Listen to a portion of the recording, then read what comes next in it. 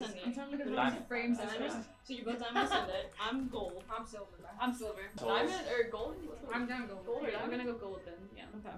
I'm silver. I can I'm see saying two. silver. I can see two okay like this. Yeah. Yeah.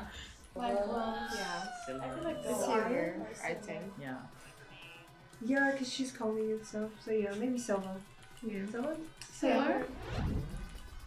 Nice. Yay! Oh, yo, stop! We are so bad, bro. Delete the footage. We go again.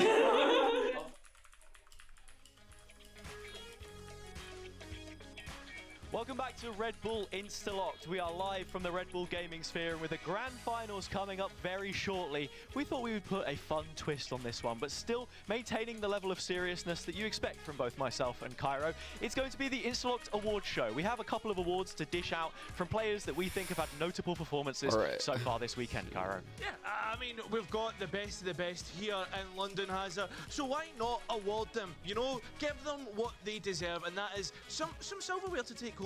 Exactly. I mean, look, it's a guarantee for at least one of the two teams that we have in the grand final. Both G2 and Shopify already booking their slot. But one player who is fairly decorated anyway, I think you could say, joint most in EMEA, in fact, will be gaining another award here. And I think it's important that we give this one out. We've seen a lot of duelists, but they're nothing without their support. If you don't have that network behind you, you can't succeed. Yeah, Hazard, it's like me with you. You know, I need you. There's no chalk without cheese. There's no, I don't know, like Celtic without Rangers, Norwich without Ipswich. I'm kind of going down on a bit of a tangent here, but we need to give some kudos to the best support that has been. I'm not on desktop. So our award for the best duelist supporter is, drumroll please,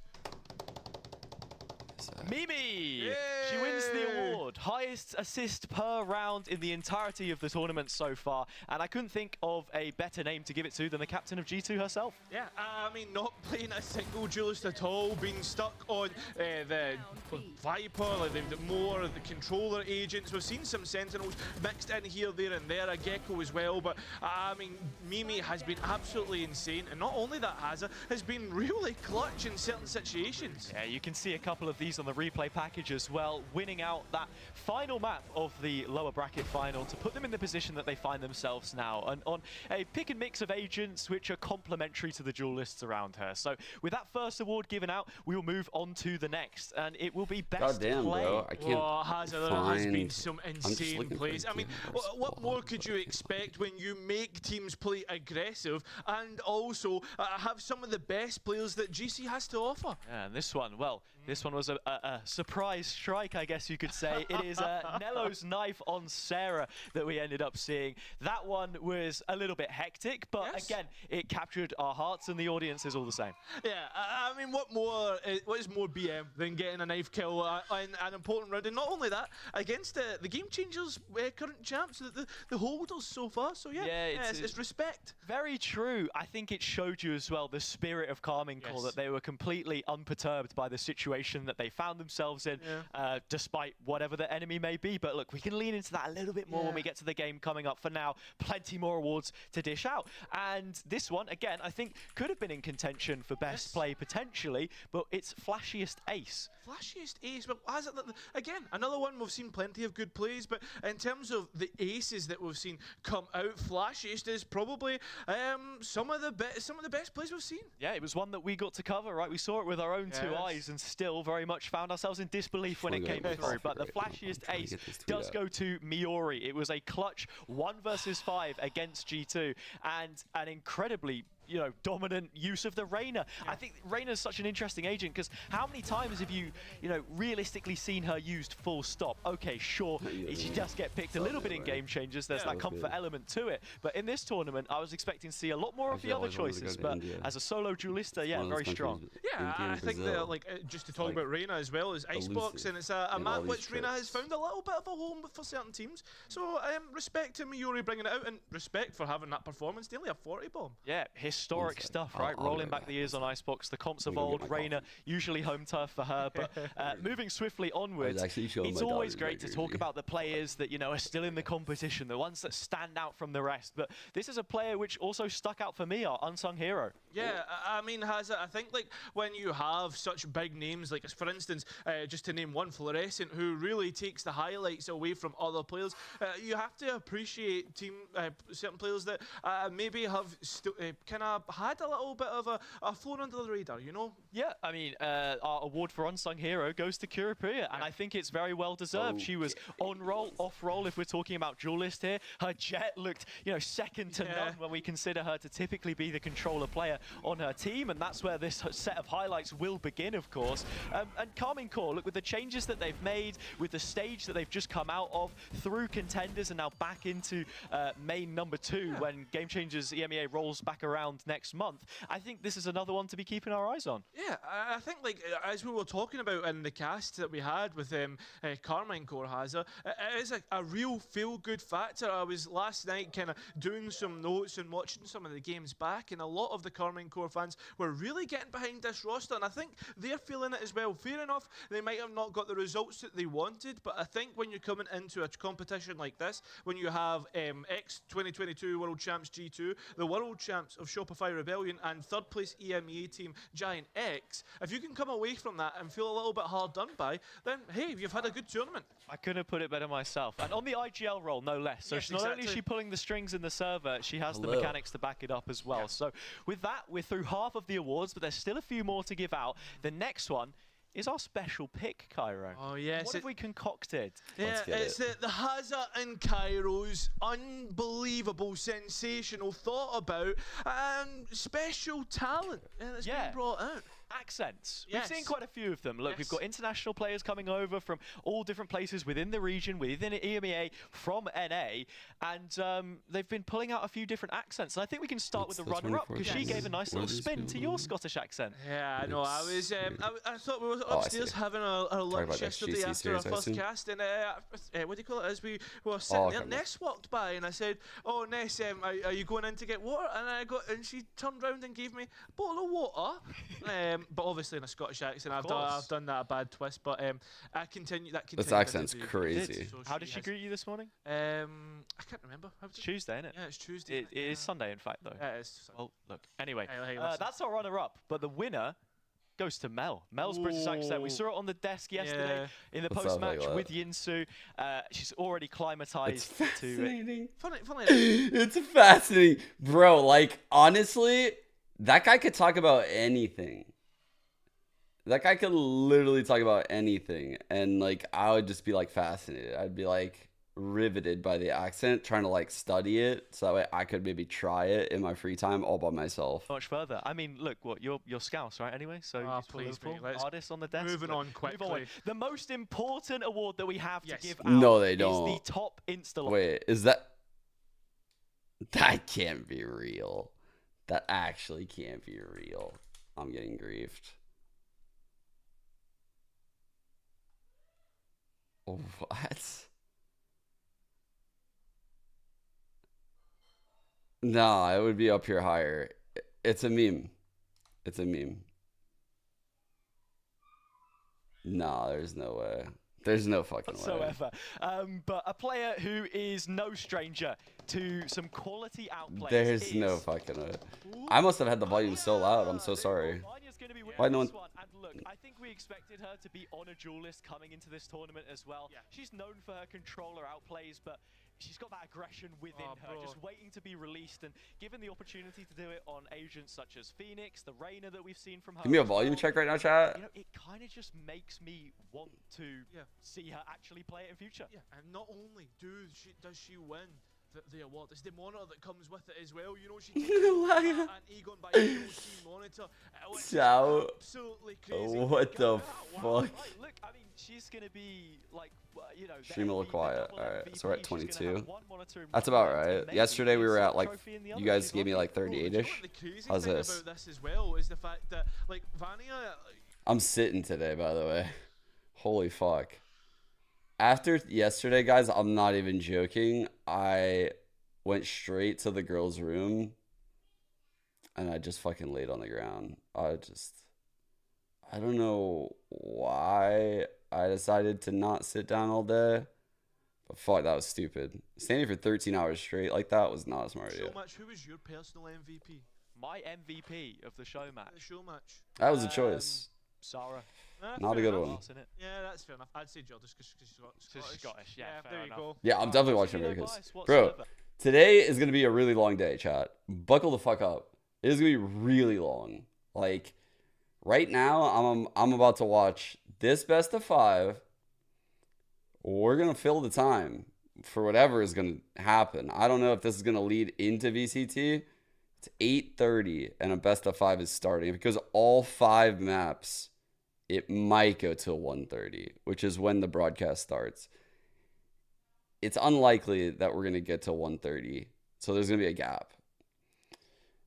We'll figure out what to do in that gap when we get there, and then VCT Americas will. The broadcast starts at 1:30. The game starts at 2.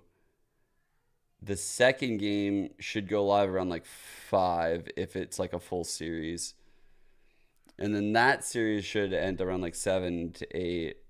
And then from 7, like right around that time, I'll be playing Premiere.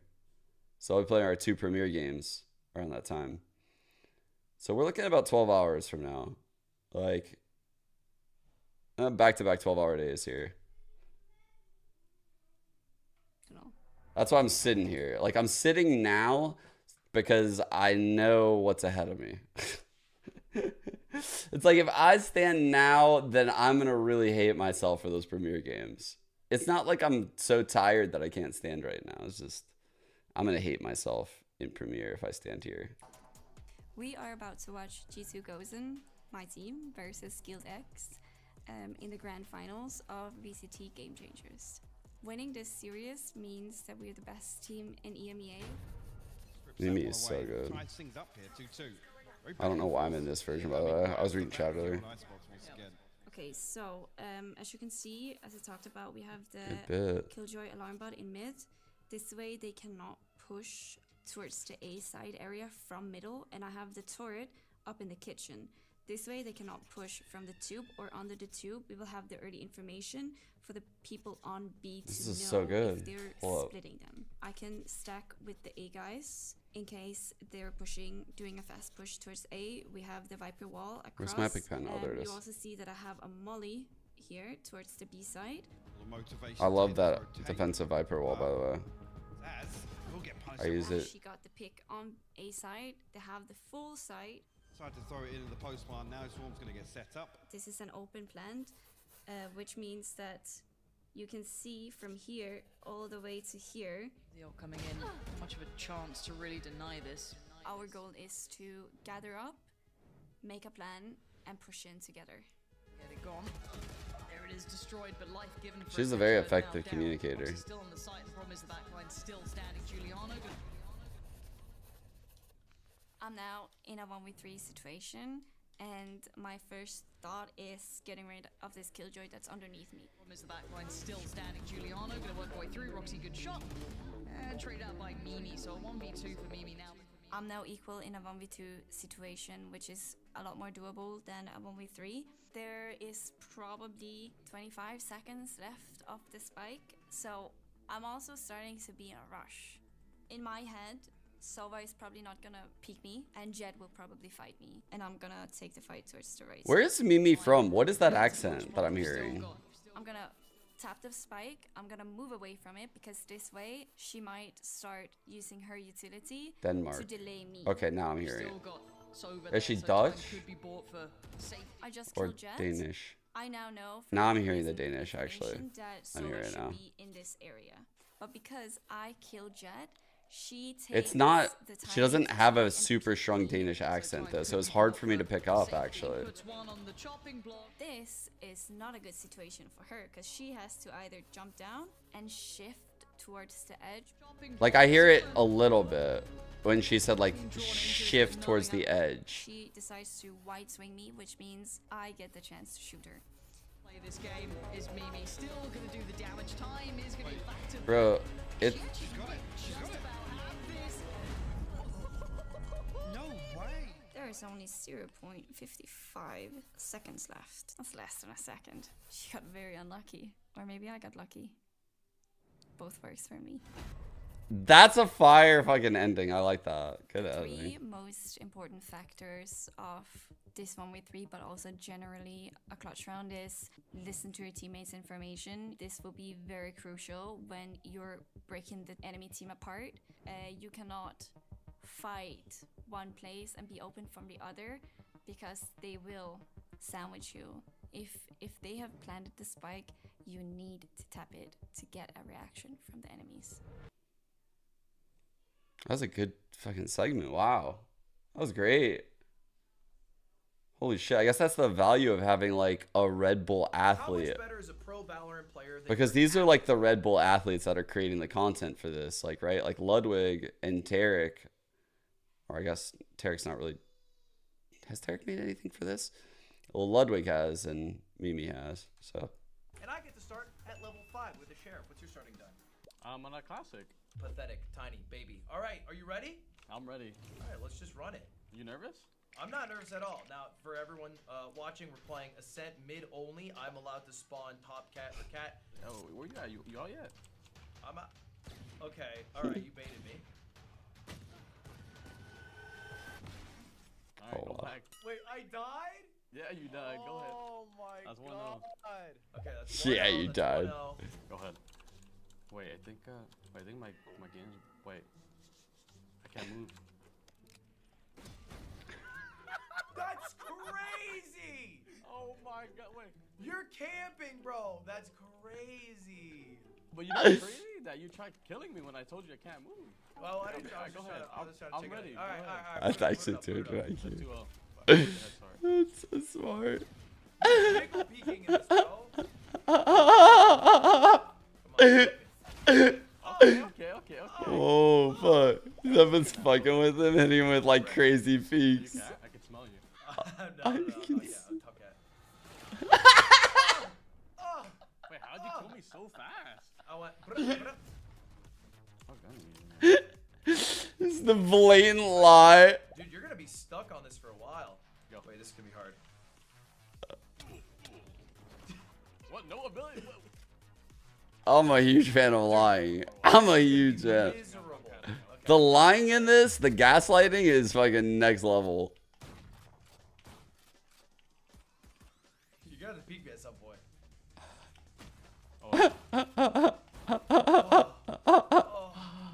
Yeah, baby. He's retiring? Almost ready. No way. Jake is retiring? Oh my god. Oh my god, you're cringe. He flanked up. Alright, go. Dude, this is impossible.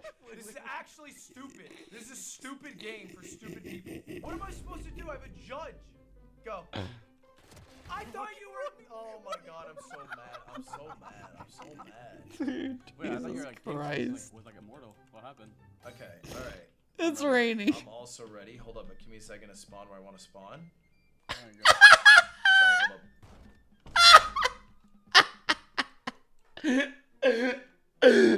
Ain't no way, bro. Ain't no way he shot and thought he was being slick. Wait, this is scary. Like hiding in a corner now.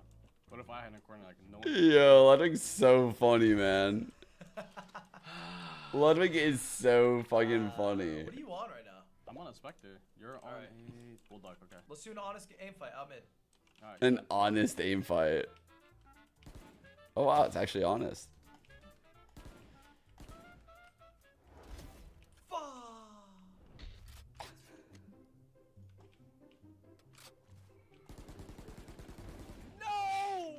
You're gonna be on this forever. Forever. It's GG. It's a wrap. That's not GG though. I'm not moving. So good luck finding me. You're never gonna find me. Spamming the fucking tiles all. There's a corner right now, mid. You're. Oh my god. Okay. You gotta, yeah, like, give me a fair fight, you know? Come on.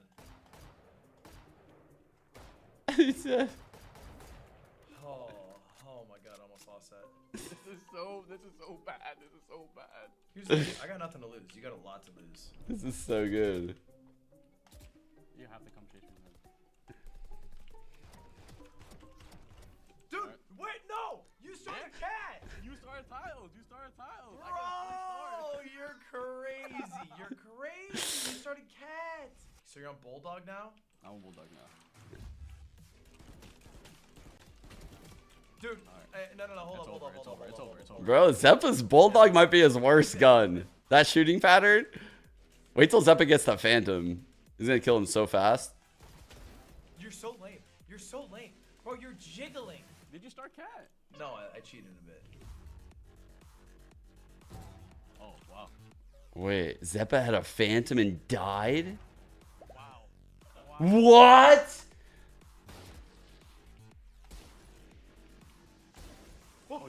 Wait, Ludwig might be the GOAT. Wait, you're on off now. Wait, I have no chance. Yo, I actually think Wait. G for you. Wait, is Ludwig the GOAT? I'm starting where I'm supposed to start. I'm like walking around and I don't see it. That's not where you're supposed to start. Oh, Bro, you're so cheap. he's cheating. He has to cheat for the win. Honestly, respect though. I'd cheat too if I were him. I ain't letting Ludwig win this shit. No shot. Oh, I knew it. I'm fucking cheating.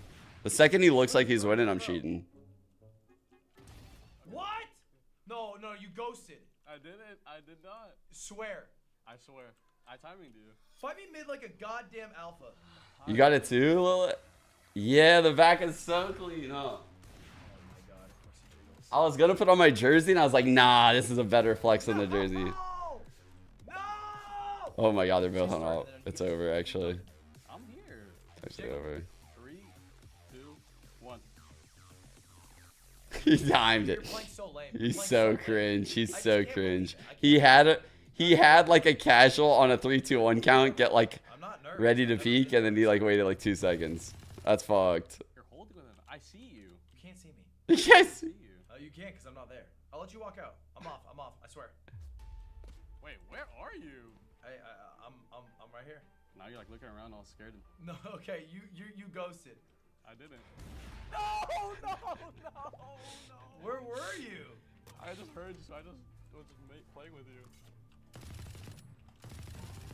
Oh wait. Yup. Wait. Yup. Wait, I think you won. Where are you? Oh, you're saying that you haven't peeked. I'm out mid. No. Wait, you're on duelist or not? At this point, Ludwig is sweating, bro. He ain't trying to lose this. Ludwig is the type of person that he's sweating right now. This is where he thrives. This is the type of gamer Ludwig is, actually. Wow. That means I have to knife kill you? All I'm saying is you're supposed to go back a gun because I knifed you. Ready? Wait, what is this? What is this? That's a knife kill, right? Wait. He cheated for the win. That's a win. What are you doing? No. That's a win. You ready? How was your knife game? Is it nice? It's actually nice. All right, knife only. Come on.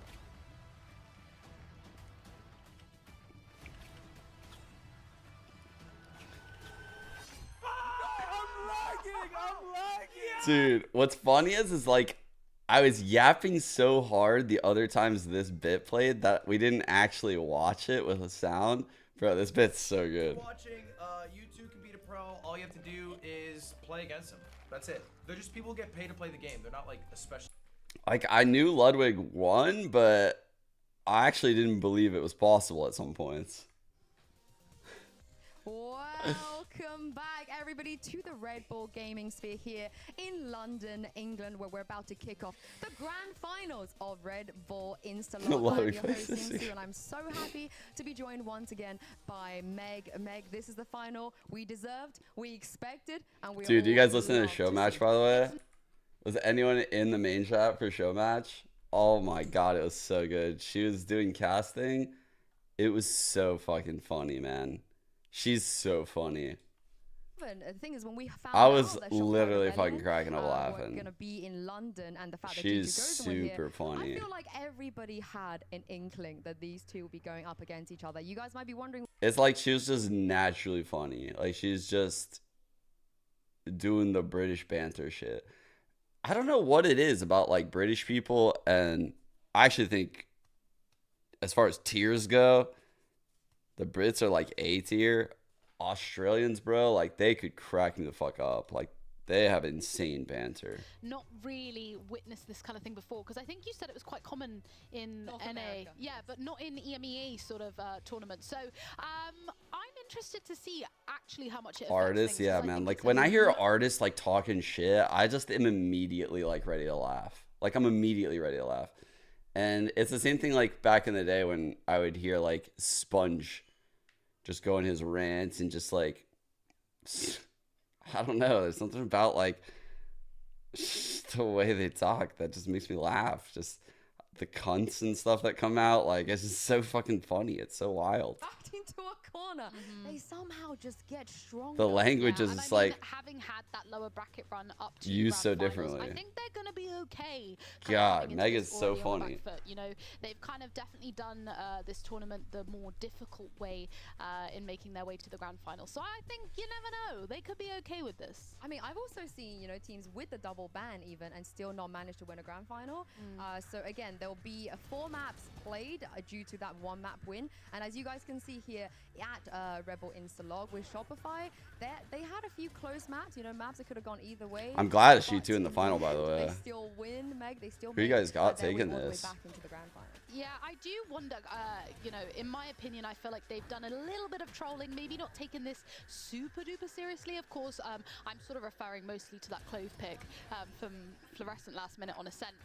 So I do wonder if they're going to now sort of take this a little bit more seriously, if we're going to see Fluorescent on that jet roll a lot more, kind of coming in with the heavy guns. Yeah, honestly, I'm going to counter that a little bit, which is something Mel said, you know. She said that coming to this tournament... Ooh, let's check out the IGLing stats was going of to the be challenged. tournament. She's never going to be able to IGL her team with 3 duelists on the server, but the fact that they It is a have to good do test for the fact that IGLs. she has to adapt First, let's check kinda this real makes quick. me feel like they are taking I it actually very, very, completely very missed this seriously. They series. want Like to I win. didn't see any of it. They've overcome a lot of Whoa. challenges, they've been tested, and they've proven so far that they're Whoa. still the best. There's still a reason why people... Yo, that was the one thing. I don't know if you guys remember. That was my one question yesterday. I was like, when I went through the G2 roster, I was like, this roster is terrifying.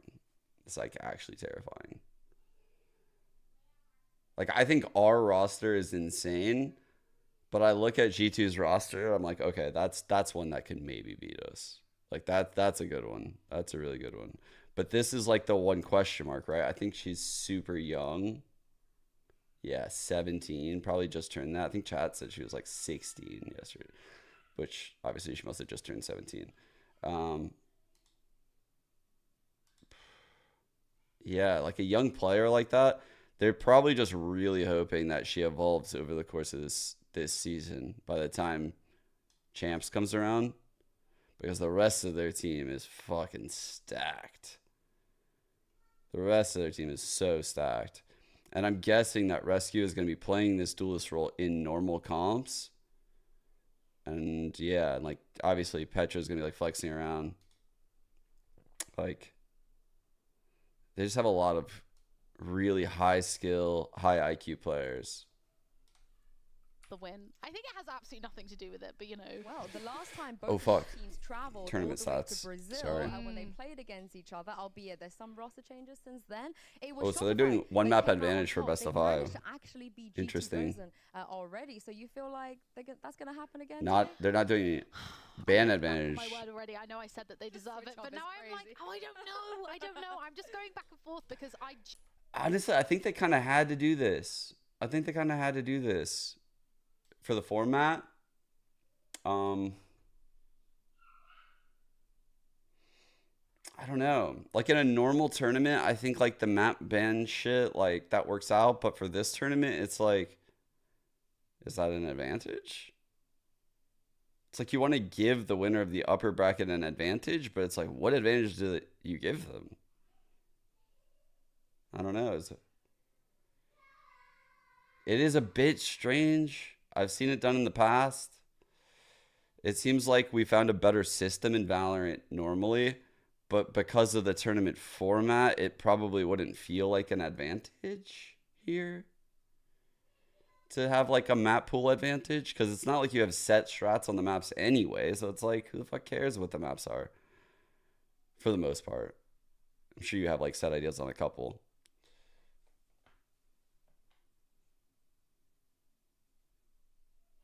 Yeah, it makes sense in the format, like with the context. I don't know. Yeah, we used to do this though, like a long time ago in Valorant. I think haven't done it in a long time though. Haven't seen it in a while. Could also be because G2 played a best of 3 before this. I don't know. Okay, back to the stats though. Vanya, dude, holy. That's over 178 rounds. Floor is right by her though. Floor top ACS, top KD. Maybe top cast. Vanya's right there with her in these stat categories. Oh yeah. That's awesome to see Noya up here, by the way, playing duelist when she normally plays Senti. You know, like she's normally that passive. Man, we look cool.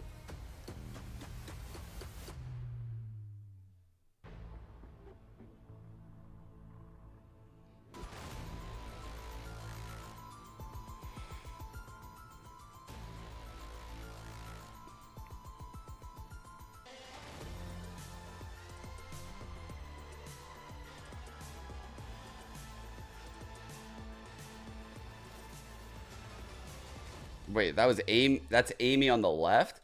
Bro, Amy has goated posture. These aren't just two of the best teams we have in this tournament, but two of the best we have in North America and EMEA. There's a lot of pressure on this regional matchup, of course, as we take a look at the map select. Bind has been an auto win awarded for Shopify Rebellion because they came through the upper bracket, which means the first map we will actually see will be Breeze. What do you make of this map, Vito? I'm really excited. I feel like both of these teams perform well on Breeze, and I'm really happy. I think Wait, so we did the veto like this, but we just win. We just don't play Bind? Is that what they said? Is that what they said? Or no? We just go to Breeze? He played. Oh, I absolutely love that map as well. And also the interesting about that's interesting. Course, like okay, that's weird. Now we're getting in like the weird area of like we did this like mock veto and we're pretending like we played the first map, but in actuality we didn't play it. We're just gonna give you that one. I think that's kind of weird. See Vanya on Breeze, or was it Icebox? We did see Vanya on Breeze, but not on the Phoenix. Yeah, that's what I mean. I thought it was the Phoenix. Also, really interesting. We haven't seen Split played once this whole weekend, so you know, I find that really interesting actually. A couple of the teams always. Yeah, it's like a second band and a map. Then yeah, that's a good point when you put it that way. It's a second band, second band and a map. Wow, that's kind of crazy. I don't think they thought that through in that manner. Definitely have to try and fight for that first half of Breeze, because of course with them selecting that map, Shopify Rebellion are typically going to start off on their stronger side, right? So I think they're really going to have to fight for those rounds in the first half of Breeze and then try their very best to take their own map picks home, because that's going to start them off then with that 1-1 and then it's so I think Breeze is a very we got a ban, they got a ban. We picked a map, they picked a map. We picked a map, they picked a map. From the it's just a normal best of 5, but we are just given a win here. Very shortly and see if there's going to be some changes, and then we just go to Breeze. At least for G2, the way that we've seen them, they've been kind of flexible. They've made a few changes here and there.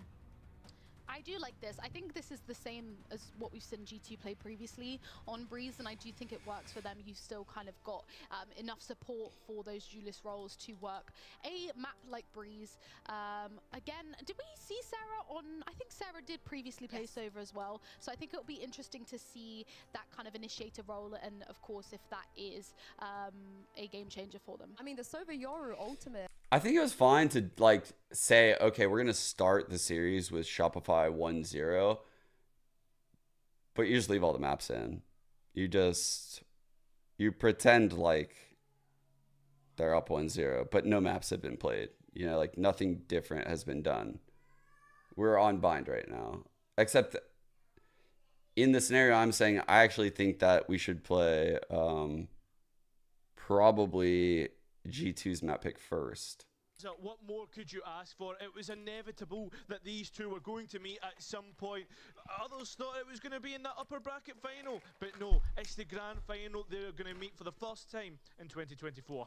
Many did, but we've saved the best till last, and it all kicks off on Breeze. Shopify Rebellion with a one-map advantage. Their cruise through the uppers was easy enough, yet G2, battered and bruised, I think make it there all they have the cam for all of mid. I like that. Bro, they're learning, I'm telling you. Instead of having a Sova, they have this Cypher Viper. So to get info in mid, they're using a cam. Like, honestly, they're cooking. They're learning. Holy fuck. It's so fun to see how this is changing. Gate crash way over here. Sova holding the main push. As explosive as some of these rounds have been, a stalemate is how it starts. Looking around the map and taking their time. Made a priority for Shopify, but they've landed on a fast contact. I'm gonna get to the rules after the pistol. Sorry, guys. Even get to see Neuer before the damage I'll let you was know hit. why you're seeing what you're Stuck seeing. in the back of sight, and sure, the Reina is close by, but the Ooh, onslaught Mimi is so continues. good. But it's the captain that holds the Oh down. no, Finally, no. they'll get traded out, but not before taking 3 scalps. 3 versus 2 situation. Rescue in hot water, bails out. Noise been so good all event. Allows the steam to cool off just a little bit, but still dishing out damage. Good for it. All event. It was just yesterday, I forgot. G2 do have the advantage here in the numbers, and they know the positions of these 2 remaining players. G2 do not want to give Alexis a free kill. Oh, wow. Alexis, oh my fuck. Oh, fuck. One more for an ace. Oh my god. Moose is watching somewhere with the reddest eyes right now. So fucking happy. Between the magical girls, Alexis and Mel, together since the start. 4 years in the making. I wonder if Moose is awake right now. Stuff like that. You cannot give them the kind of fights that you would usually win, especially when there's a Raider in play. How often can you say that's been the case? Moose and Alexis power couple. Many a time apart from actual power couple. G2 have lost the first map. That's what it has to be said in the series. That would put Shopify on a 2-map advantage. G2 have been there before though. Come from 2 maps down too. So I know there's probably a lot of people in chat. There's a pinned message up top, I believe, from Lena. The rules for this tournament are very simple. There's 4 GC teams that were invited, and obviously, you know, like, this is pretty rare to have a tournament in the middle of our circuit. I don't even remember this happening last year, but with challengers going on right now, with playoffs about to start, and BCT in the middle of the season, you know, like, not many opportunities for teams to accept an invite like this, which is why it's so cool that GC teams have this opportunity in the middle of their calendar to do this right before Split 2 starts. So they take this opportunity.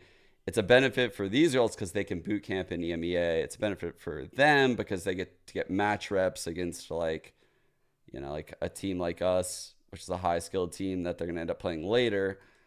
So it's like a win-win for everyone involved, and it's a win for the community because they're doing this rule set where you have to lock 3 duelists. So that's the only rule. You have to lock 3 duelists. So you can pick whichever 3 duelists you want, and you can round out your comp in whatever way you want. So you can pick 1 Senti, 1 controller, like G2, or you can do like an initiator controller like Shopify. We've even seen an extra duelist Senti.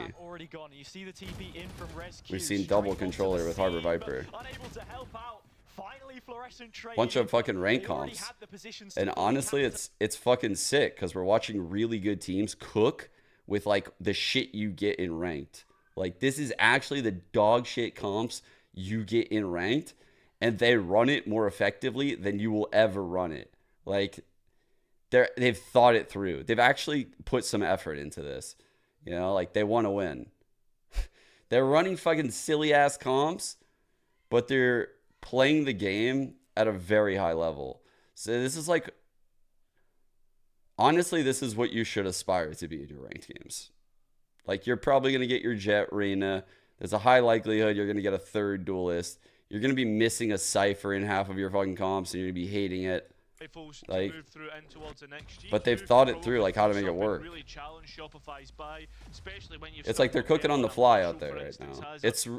It's a really cool exercise in, like, what Valorant, this is actually what like competitive ranked is. It's like problem solving on the fly with like random shit. Whereas like competitive Valorant at the pro level is like, can we perfect this fucking shit that's insane, that like they are definitely not ready for, that we have cooked up. Make it from a different region here, representing the entire of North America on their backs, but almost weightless, effortless. Shock Molly, push back aim, grabbing that Yoru ult. They're farming this. Okay. Let's see what we're cooking here. See what we're cooking. Wall up. The second we pop the Yoru ult, wall up.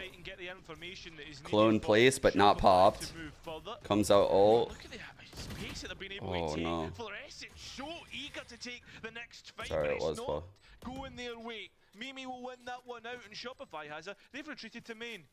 They are starting to take a little bit of that control back now towards Tube. You can see Neuer starting to fall into place. They've got snake bites to deny Good mid this. round here. That flank is well underway. Spike beginning to tick. G2 still not in the sight just yet, and they need to fight main if they want this. Yeah, they need to tap the space. Nice wall up. Man, that was really smart by G2. The wall up, face in front. Very good retake. Holy fuck. The way they walled up and face front like that was super clean. Yeah, annihilated. Yeah, G2 take that plan and rip it to shreds. Brilliant stuff from them. And Neuer had a bright idea, I should say, about causing some commotion on the flank, but the rest wasn't really there for them. The main players didn't hold up their end of the deal, and it all ends up falling through. Yeah, sometimes... I think I covered pretty much the entire scenario there for chat. I'll probably have to do that again at some point in like 30 minutes when newer people come and they're asking questions. From the previous round that we saw So from I them as well, they were apologize. struggling now first on the board. Oh, in-game time? What's happening? Already starting to move up towards the A All right, side. here's that wall. You see this a lot first. in normal comps. They actually have to orb the end though. So it's funny because it's so weird to watch with that sound. It's so weird. The next one, and it does come through. Trading out, still 3-on-3. There we go. Shopify now with the advantage for themselves. Mel spotted the first of those players. Amy, difficult situation to try and digest. First fight offered up by Fluorescent, spotted out in the open. So too will be Alexis, taken down eventually. It is, now we need something ridiculous. Yeah, it's low-key a sick rule. Would be an ace, has an inclination about That's why I'm like super excited about this tournament. You're getting to see real teams cook with triple duelist comps. This is such a rarity. No bullshit. Like, no bullshit. These teams really want to win, and they're forced to run triple duelist comps.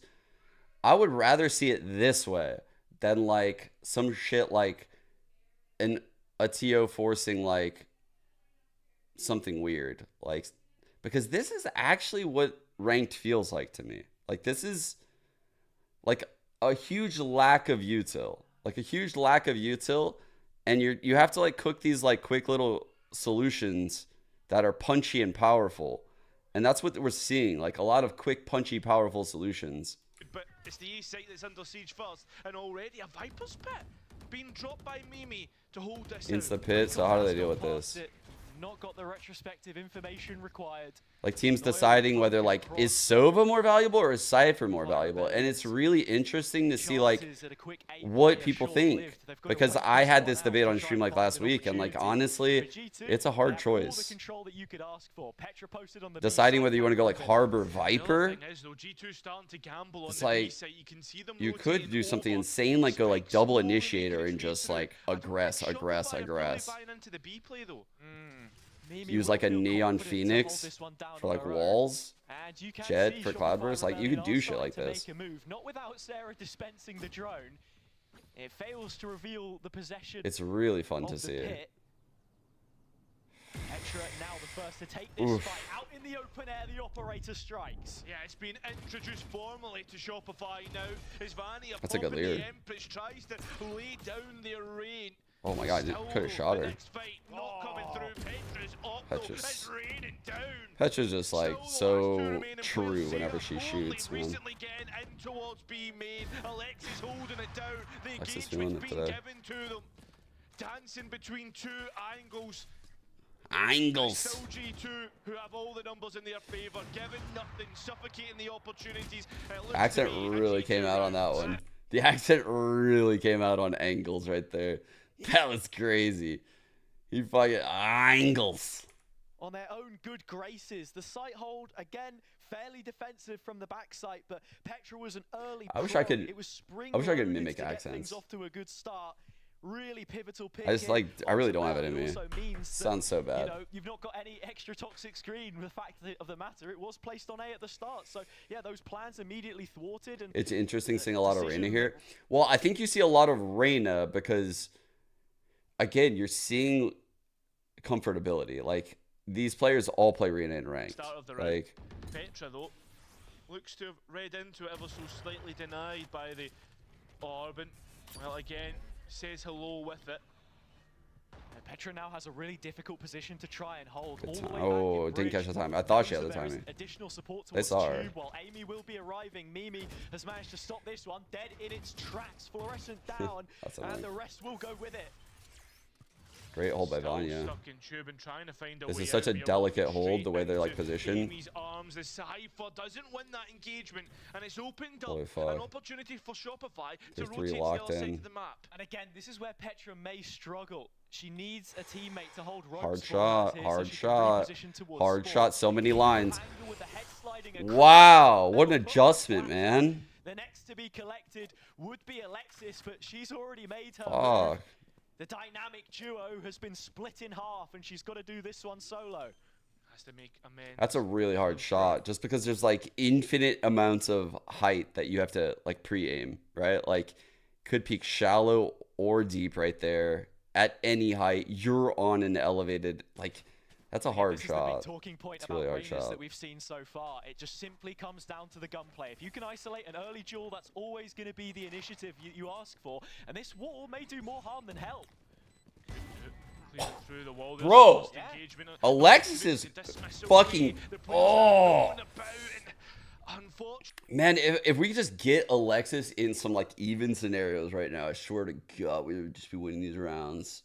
It's just, I feel like she's in unwinnable spots. She's one-tapping She had people. it down the spike on the opposite side of the pillar as well, but even then you're clutching straws. Shopify, again, struggling to make their way into the site after great play from Mimi early on. Previously, it was just the ult. This time, a couple of kills in the choke through her own orb.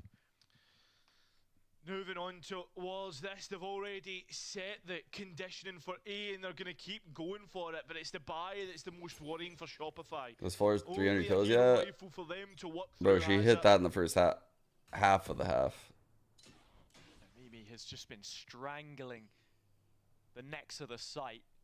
Something I go we did, by the way. Back of her utility. Number this one, time, Group B. Playing a little bit deeper and Not you can Group see B. with no early information. Omega. There's not too much idea about. I can't remember what they Shopify titled the doing group. here. They've not chosen to be proactive. Petra still posted with her Sentinel. And again, while sheriffs are in play, we have seen stranger things. Stop playing happening with in you? war. Bit of paranormal Never. activity here. Rescue straight through the A site, A main, I should say.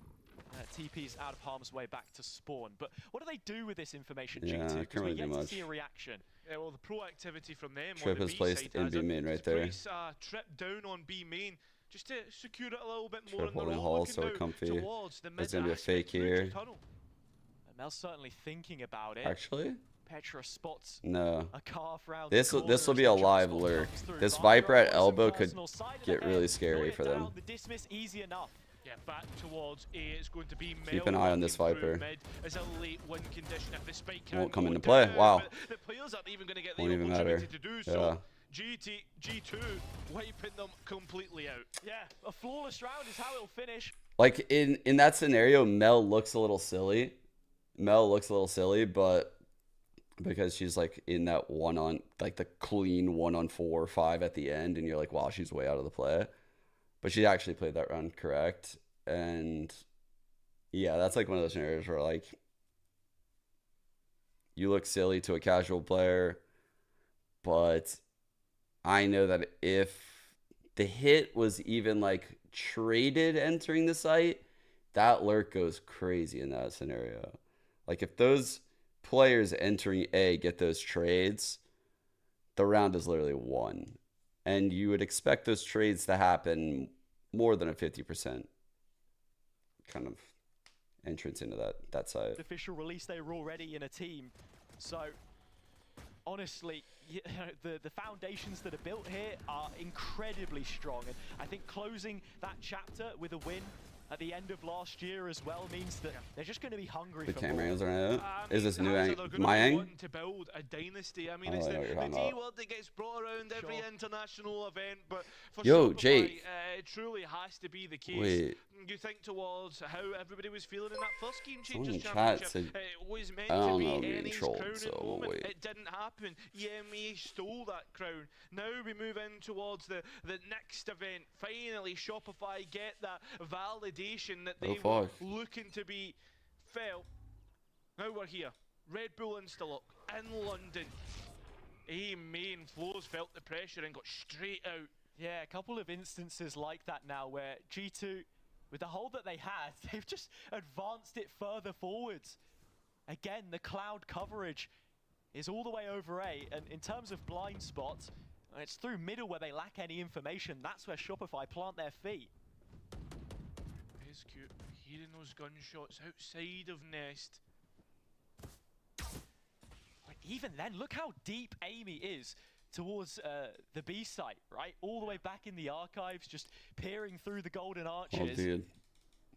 Nobody gets across, and it's Petra. I do appreciate the honest. Sorry, I was reading Jake's tweet right here. Rebels think better of it. They're back to B. Yeah. They do not want to go near Petra's up. They've already felt the hurt of that. And, well, Shopify I like just how the plays a wall little starts seed in here mid. like that. Alex is going to be that player. Imagine Spike planted for them. Although Mel's going very, very deep. Yeah, I mean, Mimi has flanked through the whole of A, but Yeah, the it's a plan's always big going to lurk. be Let's retake see. G2 Going towards mid the or B side of the map. flanking? Hunter's Fury available and in play. Flanking, no You trips, can see obviously. Sarah's moved towards backside. So in terms of its investment, you've got to lay it all on the line, and she will. Does G2 have an inclination about what lies Nice ult. in mid? Well, Amy knows that they're going to be sent back, and while the engagements ensue, it's still G2 We're on that come out two. ahead. Nice flash The B. remaining players not getting a chance to take on floor. Mimi perhaps going to play spoiler themselves. Just on the spike, knows that Varia can hold, and Mimi knows about floor now. And What? And it's Varia that's only going to win that one out and get straight on back onto the spike. The first time that they get to lock horns, it's Varnia which wins out against Fluorescent. A sticky situation again for Alexis. You felt as if she had that one gift wrapped, but I don't holding like the that. cross, the spike plant. I don't like that when their star player one-shots our star player in a clutch. I don't like that at all, actually. Fuck, that's not a good thing to see early on in this series. That's not good. Alright, let's hope that that doesn't, like, affect In anything. the back of my head, Shopify had everything that they needed to win that one out. Look at the setup here now. Sometimes when your star player gets, like, sat like that by their star player, it's like the level of aggression goes down slightly. Under a shock dart. And when that happens, there's like, Through this cage, and it's a target-rich environment. it's like everything changes slightly. But out of bullets on the second, and a double up from Sarah has Win the this. keys We're to on the two. site unlocked. Oh yeah, but look at this. This is the worst, your worst nightmare. Floor on and up, holding down angles, waiting for you to walk in, and Mel with a Viper's Pit allows Sarah safe passage onto the site. Oh, dude. Yeah, Jake, take it easy, man. What I was gonna say though is like, bro, I really do appreciate like the open and honesty with like the community, because yeah, it's hard, and I definitely struggle a lot at times in my career. No way to clear it out. It has Oh to be no! Oh my God, Shopify! You've allowed G2 in, but then Oh no! a 2 versus 1. All you need to do is trade off one another. Smalley, nice Smalley, get back in there. Just using the snake base Oh, and lovely ducking and movement. diving away. No! There goes Varia, and Wow, she read that. Mimi, the captain of G2, to upset that round and put G2 on 6. The two players, the two captains with the most accolades in their individual respective 6-0. regions, but only one was going to win that battle in the clutch department. Mimi has come up queen in those situations time and time again this tournament. And even with the pit in play, it's not enough to dissuade her from dislodging another round, which should have been the Rebels. Best supportive player in this tournament so far. Hazza steps up to the plate when needed. That's what you need from your captain. A real leader in the server. The experience, again, we talk about it so many times, but it really shone through there. The traveling squad here again across the Atlantic. They're not the established order in EMEA. It's G2's house which we sit in for now. And the scoreline is starting to reflect that. Sorry, I was just catching up on chat. I realized I hadn't checked in a while. Put to the board. But the B play made once more. They're hitting their heads against the wall, but it's from a different direction this time. Kenya's at least got one before they're traded out. It's the Euro clone. Sorry, I wasn't reading chat very much because I was reading that the Jake tweet. Down to 2v2, the players fragging out, all left, right and centre, and it's Petra's up that needs to be introduced. Neuer keeps dancing away and has finally Good double swing, good double swing. Nice. Love that calm. Love that calm. And it's easy enough for Shopify in the end. Well played by Shopify there in the 2 versus 1. They take the peak together. The only unchanged roster in this competition since last year. You look at the changes, the roster shuffle in February, everyone else. But yeah, it's very hard. Being like a pro player in Valorant or any esport is super difficult, especially hard on the mental. And I think like if the scene were what it was like, what it's like now when I was coming up as like a kid, like I was like Jake's age, like I definitely didn't have the tools to deal with this shit. Like I definitely wouldn't have had the tools mentally to deal with it. Yeah. Mimi again though, looking to steal the headlines with another aim display. Oh my god, wait, she's definitely on minimap. Bro, we're falling apart. 1 kill. Bow drawn, second on the board, Sarah gone, Mimi still alive, still hanging about and still playing in the rest of her team. I can't believe that it took so long to take her 2 out. on 3, winnable though. They have neural theft, but the bodies are pretty far. Get something back in this round. The timing is perfect. And so is the same for Fluorescent to step up. Alexis first to make her mark. Now you look at what's left on the G2 side. Gerson stripped back down to the bare bones. But Amy making sure that she gets at least one. Trade is instant by Petra's op. She cracks the whip to collect a 7th. Hazza, that was a death match in the end. Spike was all the way out in main due to Mimi's position and the way that they played it.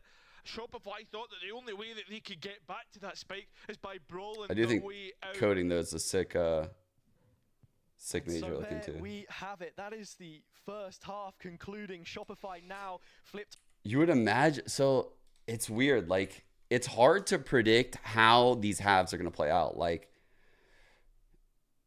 I would have guessed previously like our defense side would have been harder, but it seemed like we played it quite well, you know, like without a Cypher. I mean, normally teams get torn up on Breeze, you know, but it just doesn't play out sometimes how you think it will. To the Sao Paulo cityscape, they know what it means. Triple Halls push. Love the idea. So you can see how we cooked here. The Viper was here, holding solo, right? Just as stall. The Yoru had a gate crash over. We triple duelist pushed halls with Sova playing passive A. That's pretty sick, dude. Like, that's a good call. For the tools we got. It's not the case, not when Alexis is there to trade out. Still advantage with the defense here. Petra on an island has to be careful she doesn't get caught off guard, but Amy comes in with the support at just the right time. What is that? That nets the 3 versus 3, an equalizing kill. Yeah, look at the rest of Shopify though, Hazza. It's not through CT, it's through double doors. They are quite aggressive still here, G2. They will maintain that stalwart stance from the defense to the attack. They take the same kind of positions up, but Neuer's already found mid-sight. This is the kill right here. We need this. We need this. Amy right in the midst of it. Oh, what? We didn't clear. Between 2 different angles. Mel walks straight past. She knows about the rest. First collected, but Good the whip second back. won't go with it. Now the defuse. Time of the essence. It's going to be incredibly close, but Mel will haul them over the line. Yeah, 0.58. What more could you ask in a pistol round to close that gap? Dude. So the funny thing is, so someone asked, has Floor locked in Clove? So in our opening series, our Blood Things Sun team, we saw Floor locked him in here, right? So Floor locks in Clove. It's the first lock-in. Like, by the way, it's super fucking fast. Hold up. Maybe it'll quickly show it. Like, she's way ahead of everyone else on the lock-in. And then when they interview Mel at the end, Mel said that Floor just locked that in and forced Mel to play Duelist. So Mel had to play Jet, and they did not plan that. And Effie's was super pissed, apparently.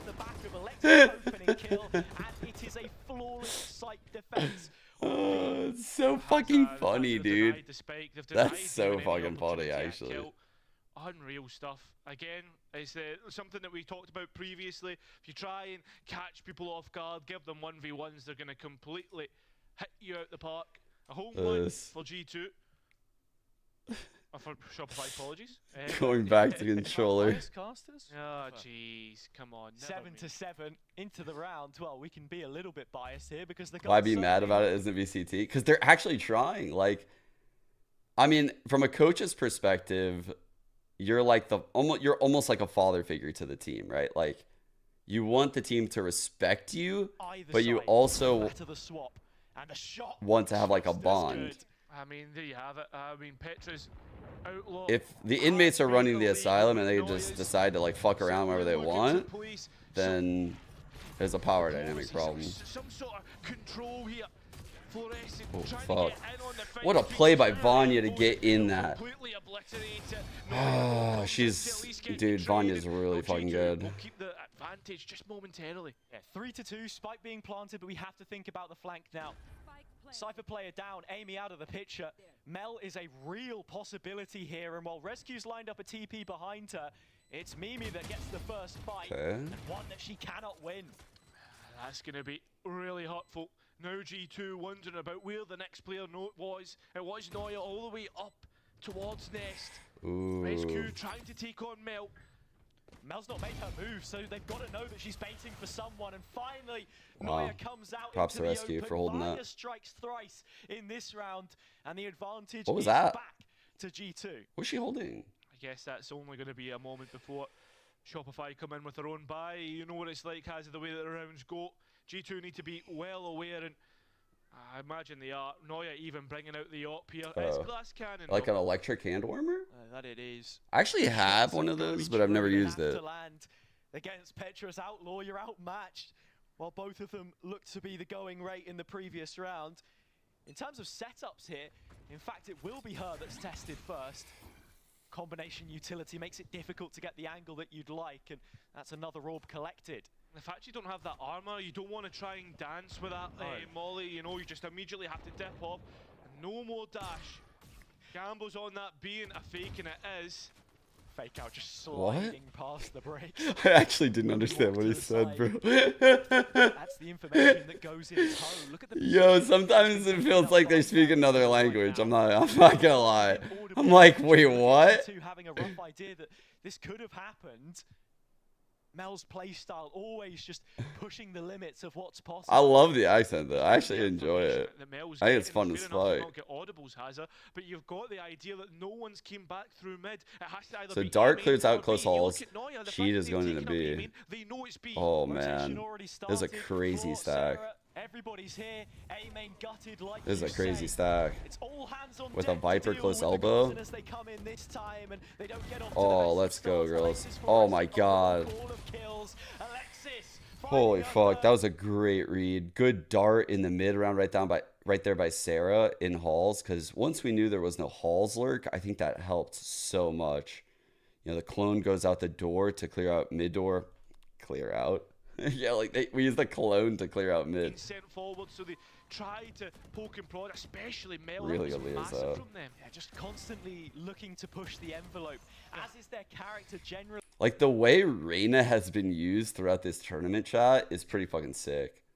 It's actually pretty sick. We've seen a lot of really this is gonna sound like a meme. This is gonna sound like such a meme.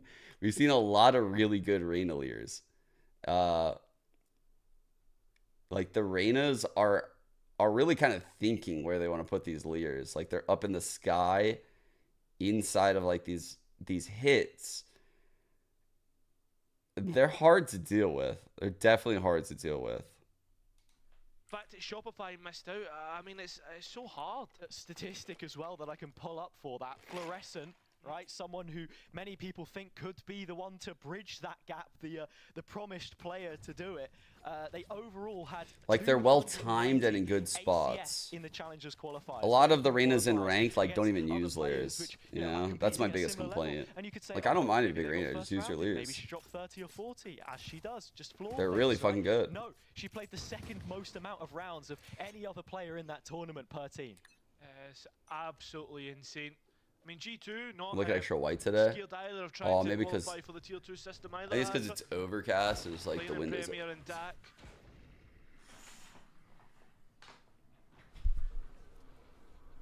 All goes quiet on this round. Maybe because the ring light's not on right now too. Both teams requiring a breather. Not putting the feelers out just yet. You do have Vanya already crept up tube, holding the cross, looking for rotations. Shopify have been eager to call them. Not too much of that just yet. And again, when we speak of proactivity on their side of things, it is a very relaxed hold and quite an individualistic one too. You have a couple players playing contact on either extremity, but Sarah is alone in this endeavor where the nest has now been breached. Amy has picked up the spike. We have neural theft, but the Cypher's nowhere near this body, so thank God. Noya tries to hold on. The dash has been popped, knows that has to try and find at least one kill on floor, hides in bricks. You gotta be fucking joking me. Out next to B main, the neural theft. Whoa! Whoa! I've got the flag! Floor, are you kidding me? Holy fuck, she's so good. She's so good. But the rest of Shopify, the last two remaining players, will have to rotate in. And the damage is done. Holy fuck, dude. That flick was crazy. Already making thundering steps through the sand. Not one of those players who was there in Sao Paulo, brought into the battle that's ongoing between some of the best. Alexis teaches her the ropes already, put down immediately, Empress available. They're stuck side. Of course they get an op because I can say that. That's the kill which ruins the 2 versus 2 because now they know all about Alexis. They reposition behind the pyramid. Yeah, dancing away, trying to. There's no trade on arena though. Dismiss. God damn, they hit all of the important shots. For G2, a thrifty and has that sight take. You can see it beginning slowly. Methodically. And it all comes through those gaps in mid. They drive a stake Feast. through the center. Feast, welcome. Welcome. I've been watching these game changers events since like the first one where I was casting with TDK, I think, and like, bro, it's fucking crazy. It's fucking crazy. GC is insane. Like, and the Stylus event just shows like how good the players are. Because this is just pure creativity and like mechanics right now. At some point, it's like how good are you at the game of Valorant? Like can you react on the fly? Like how much is your coach spoon feed to you? Let's find out real quick. Be the catalyst for a little more chaos. If you didn't already think 3 duelists. The best teams in this format are gonna be the teams that can react. The teams that understand like the fundamentals of shit like this. Like we're going to run a 1-3-1.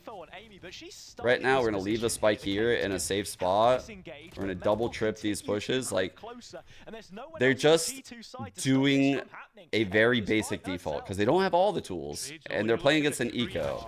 So, like, just a very good round by G2. Knowing we're on an eco, they're absorbing pushes in the safest way possible with their dog shit ass comp. And it's hard. Like you guys saw me go through it yesterday on like Valoplant when I was like cooking with random comps. And it's hard to decide like where you want to put certain agents because you run into certain problems. Like, well, what if we want to like, what if they like push like B here and certain things happen and we need to go A. And we want Sova util in this spot, but the Sova is over here. And you're like, fuck. Like, fuck, this is too risky. Like, it's way too risky to, like, set up in this way. So you got to first, like, solve, like, where you want certain pieces because there's no blueprints to follow. Like there's no teams running these comps at the pro level. So you need to figure out like where the optimal spot to like put these support players truly is, because it might not be the normal spots. Like statistically, the better spot for a Cypher on a comp like this might not be the place it is on the default comp. It's a standard which she creates from her own two shoulders. It's weird. It's super weird. Timeout from the Rebels just about expiring now. But it also gives an opportunity. Yeah, I mean, I like this format for a lot of reasons. Like, the format shows a lot. I like the mid-round UC because it feels a little bit more CS-y. It requires, like, really thinking about the rotations a lot because oftentimes, you know, like, there's not a senti or there's not true info. It feels like Counter-Strike. Like, you can run a default and push and pull rotations and not feel like you're getting fucked because the other team got some info that you're not aware of from like a drone or a cam. I mean, it could still happen, but the chances are less likely. Giant X get the better of them, but not in the repeat. No chance. It was always going to be these two in the final. G2 make their presence known in mid. There is nothing towards either side of the map, and that's where you start to get a chill down the back of your neck because you know what Shopify can do if they go on the hunt. So you can see that drone clears out mid, spots Petra. Immediately Noya's taking this line. They have a clone for Alexis over here. But after the drone, immediately, you can see Sarah has to pick up halls. We don't have a trip here. We need someone to pick up halls.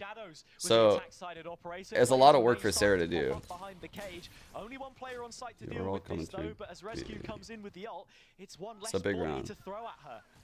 Shopify beginning to rotate and even a Hunter's Fury to dissuade G2 here. Petra already up in nest with the blades drawn. Needs to cut a hole in the defense right now, which is not showing any gaps, and Fluorescent plugs the vacuum. Mask onto the face of her own. No. Straight in through middle. Rescue getting the opening pick. This is such a big fight. Still, again, look how far the flood is. Nothing to stop the 2-on-2. Nice Mel. Oh my god. Yoru's. Left to do it. It's up against Floor though, Hazard. This is not who you want to be in a 1v1 against. Spike down. Here we go. It is an op. The flash onto the angle. Rescue first shot moves away. Youngest player in the tournament. But no stranger to a situation such as this. Coronated by the region's rulership. She now stands tall in the 1 versus 1. Man, they're really blasting Floor in these one-on-ones. Shopify have it. They rotated in. They read the game so perfectly. She's not making shots. Mimi that rescue G2 out of a bad situation. They're 1 round off of 12, off of map point. Again, it felt like Shopify, they just read the map perfectly. They had bodies on the line wherever the situation demanded it, but Rescue threats the needle to that was find great the crosshair placement, huh? round. Really good crosshair placement. Right on the doorstep. Man, Floor's so fast, and in these one-on-ones, she's just not even getting shots, guys. It's so whack. And by whack, I mean like, G2's good. Nearly a second player to make matters worse.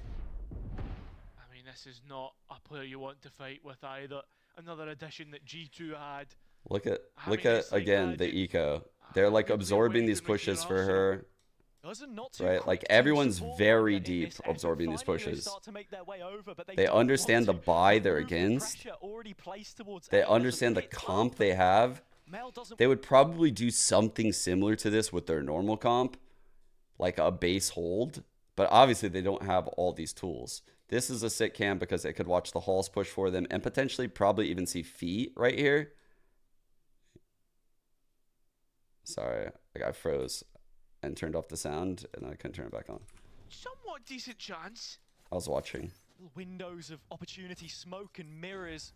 It's the side of the cage where she strikes first. Mel's on a stinger here, a ranged weapon, but I tell you what, coming in to close the distance with the pit up could be pivotal. You have to still think about Petra's position though, and how that could be a round-breaking one. Yes, it is a skull crusher for Mel. The head of the snake has been snipped straight off, and that takes them to 12. I mean, G2 would have been dying to get their opportunity. I told you guys I was scared about these girls. The World Championship, as they were knocked out of that upper bracket by Shopify. It's time for them to put Shopify to the sword in this first map being played between the two.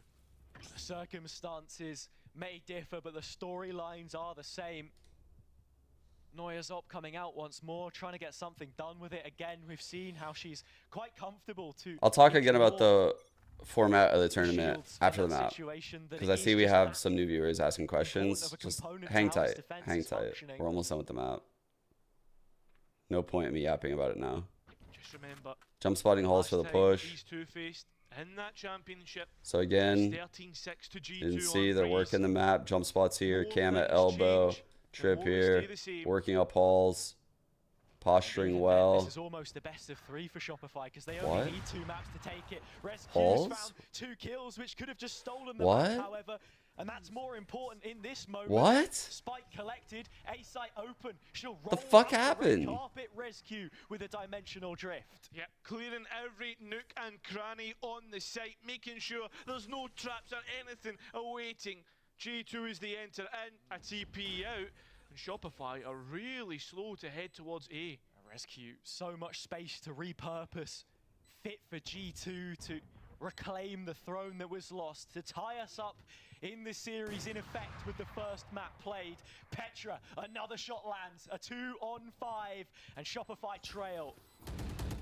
Next flash out to try and get themselves onto the angles, but it's G2 every single time, and they'll knock them out. Oh, wow, they look really good here. Like it was in the last series, it is like that in this one. It will be the first map They play look going really G2's fucking way good. on Breeze. G2 goes and stand before Shopify Rebellion Holy once fuck, more man. to close the chapter. Vanya's so good. Overseas.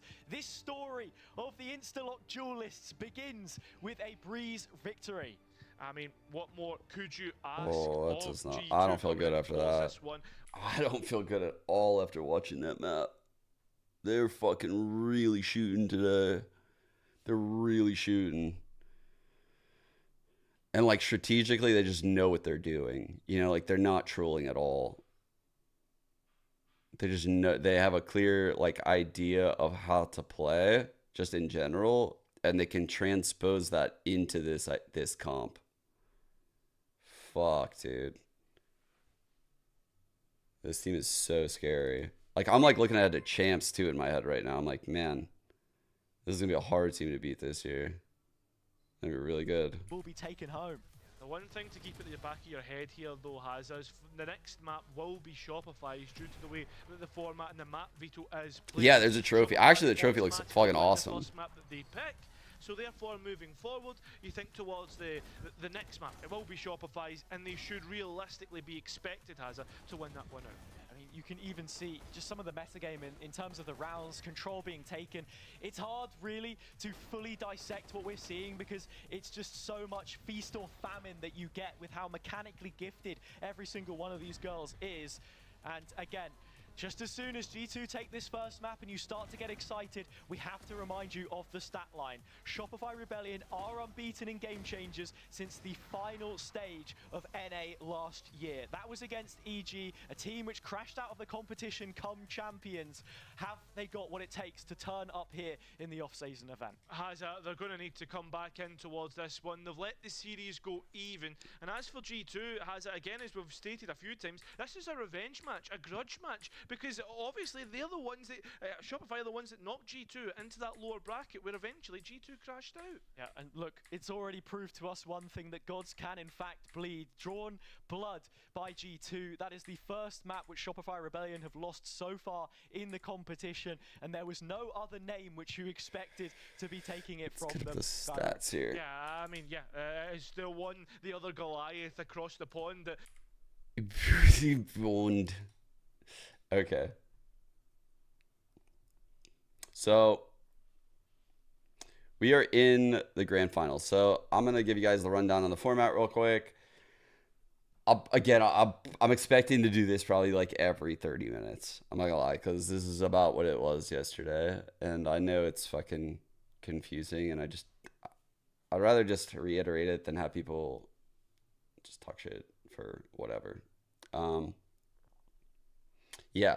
So as you can see, we're in the middle of a lot of fucking craziness of the calendar. I don't think there's like a calendar on VLR. I wish there was. But you can see, like, you know, VCT is going on right now, like everywhere. Like VCT is going on in 4 regions. You know, like you got challengers going on like everywhere as well. But there's one thing that's like not happening right now, and it's game changers. And there's a weird gap right now before game changers kicks off for the next series, which is in a couple days for the open qualifier. Do we have to play in this? I'm not sure if we have to play in this, but the way, one, it's weird that Riot even has like an off tournament in the middle of the circuit like this. Props for Riot for allowing this. Like, so please do not bitch about this. That's the first thing that I want to say is, like, don't bitch about this, please. Like, let us have this again in the future. Like, don't complain about it. Like, if you want to complain about specific parts about it, complain about specific parts about it, but don't complain about the tournament itself. Like, I just feel like it's so cool that Riot allowed this to happen, because I don't think it happened last year. And they don't have to allow this to happen. And it's a really cool way to get viewership from the competitive scene in a different way. Like, there's so many positives to this. I know as someone that they gave, they gave me that off-season event, right? Like, this thing, like, and it was very hard to get like the VCT teams. Like, I had several of them, and you know, like, teams just don't want to show their shit. Like, they don't want to play. There's like these top VCT and challenger teams, like, they feel like if they lose, their team might implode. Like, the community will roast them. There's nothing to gain from playing. If they win, it's like light praise, you know? And because of that, I think the off-season events it's hard to land those top teams. It's very hard. So to even get something like this, to get top GC teams, is a minor miracle in my eyes. And the format they did isn't like, we're not watching like watered down GC. You know, that's what I feel like this would be in a normal format. It would be watered down GC. They wouldn't run their actual strats in the middle of their circuit, because they would be afraid they would go back home and then get fucked because they showed everything at this pointless ass tournament. So they do like a triple duelist tournament where they require the teams to lock in 3 duelists. So that's the rule here. The rule is that these 4 teams have to lock in 3 duelists every single map. Anyone can lock them in. It doesn't have to be a certain 3 people. You can pick whatever 3 duelists you want, and you can round out your team however you want. You can pick an initiator and a controller, or you could pick a sentinel and a controller. Or if you're crazy, you can do like this shit up here and do like Harbor Viper. Like, this is fucking crazy. I actually think this is a good idea. Harbor Viper. Teams have run like Gecko and shit for like plants. This is pretty common when you see Ascent, the Omen Cypher.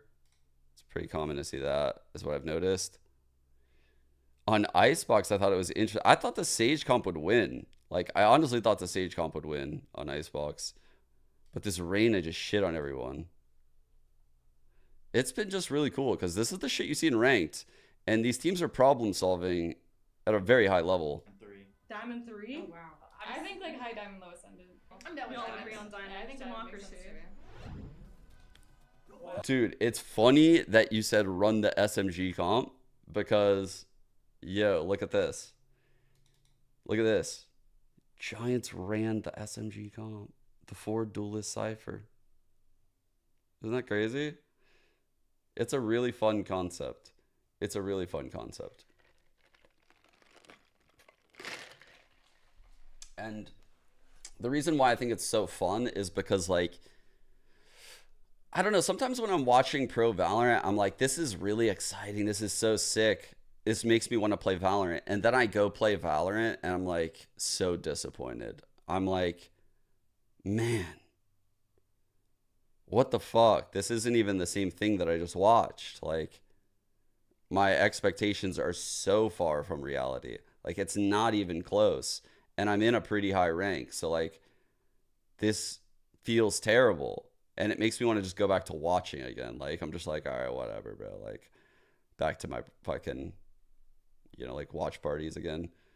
But when I watch this style, it's like, oh, that's how I should call when I have these fucking shit-ass comps. Like, oh, that's a good idea. That's a good way to think about it. Like, you know, maybe I shouldn't be so doom and gloom.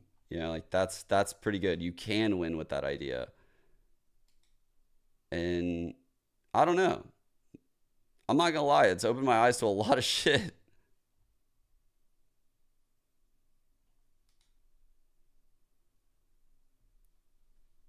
For comps is already Crosshair placement is a bit the way they move their mouse. That's why Premiere is so fun. Yeah, true. Not great. 5 bullets doesn't reload. Okay, now does No, this is some plat. I'm telling you already. Trust me. Plat? Speaking of Premiere, Plat sounds convincing to me. Plat. Let's say plat. Plat? Yeah, plat. The backseating as well. Yeah. me and Coach Joe, dude. I'm trying to look at the frames. So you both diamond? Tell me I won't. I'm gold. I'm silver. I'm silver. Diamond or gold? I'm gonna go gold. I'm gonna go gold. Yeah, okay. Thanks, silver. I'm saying silver. I can say T-Go beta, I guess. Yeah. Like, well, yeah. I feel like It's silver, here. I think. Yeah. Yeah, because she's calling it so. So yeah, maybe silver. Yeah. Silver? Silver? Yeah, custom servers are sick. Yay! Oh, Yo. no, stop! Bro, we are so bad, bro. Delete the footage, we go again.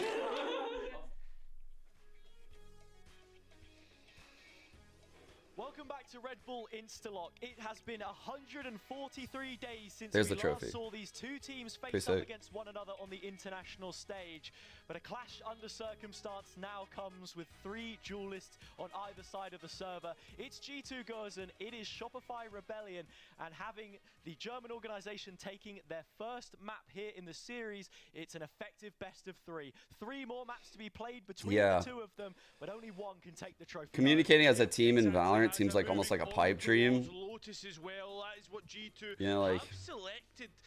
It's gonna be it's just not something I expect. I mean, you think towards, Listening is something that happens more often than not. So it's hard to parse this in your head, right? Because it's just, you have to dive into the frustration and be able to parse out, like, well, what is frustrating me, right? I have these teammates in ranked that are frustrating me. Like, oftentimes players can't even get past that. Like, I'm frustrated. My teammates suck. That's like the high level, like, why I'm frustrated and ranked kind of thing. But if you actually, like, dive into that, like, a step deeper, like, well, why are you frustrated? And oftentimes it's, you know, like, well, they have no mics, they're not communicating. And what's not said is, you know, like, oftentimes it's not like they just don't listen. Like, I'm not saying it doesn't happen, because it does. I've definitely had players on my team that don't listen, like, almost on purpose and just, like, run it down. That shit sucks. It's no fun at all. I don't know why people do that. But the percentage of people that don't come and do listen, I think, are pretty high. Like, most of the time, in my experience, if someone doesn't communicate, I typically give them the benefit of the doubt in my head. I like to think about, like, reasons why they're not communicating. That's the first thing I do to, like, not get upset. I'm like, okay, they're not communicating. What does that mean? You know, like, that could mean, like, they don't have a mic. That could mean that, you know, they are socially anxious for one of several reasons. You know, like I'm a socially anxious person, so I can totally relate. Or it could just be like some limiting factor. Like, what if their fucking computer is like right outside of their parents' bedroom and their parents are sleeping and it's like a kid?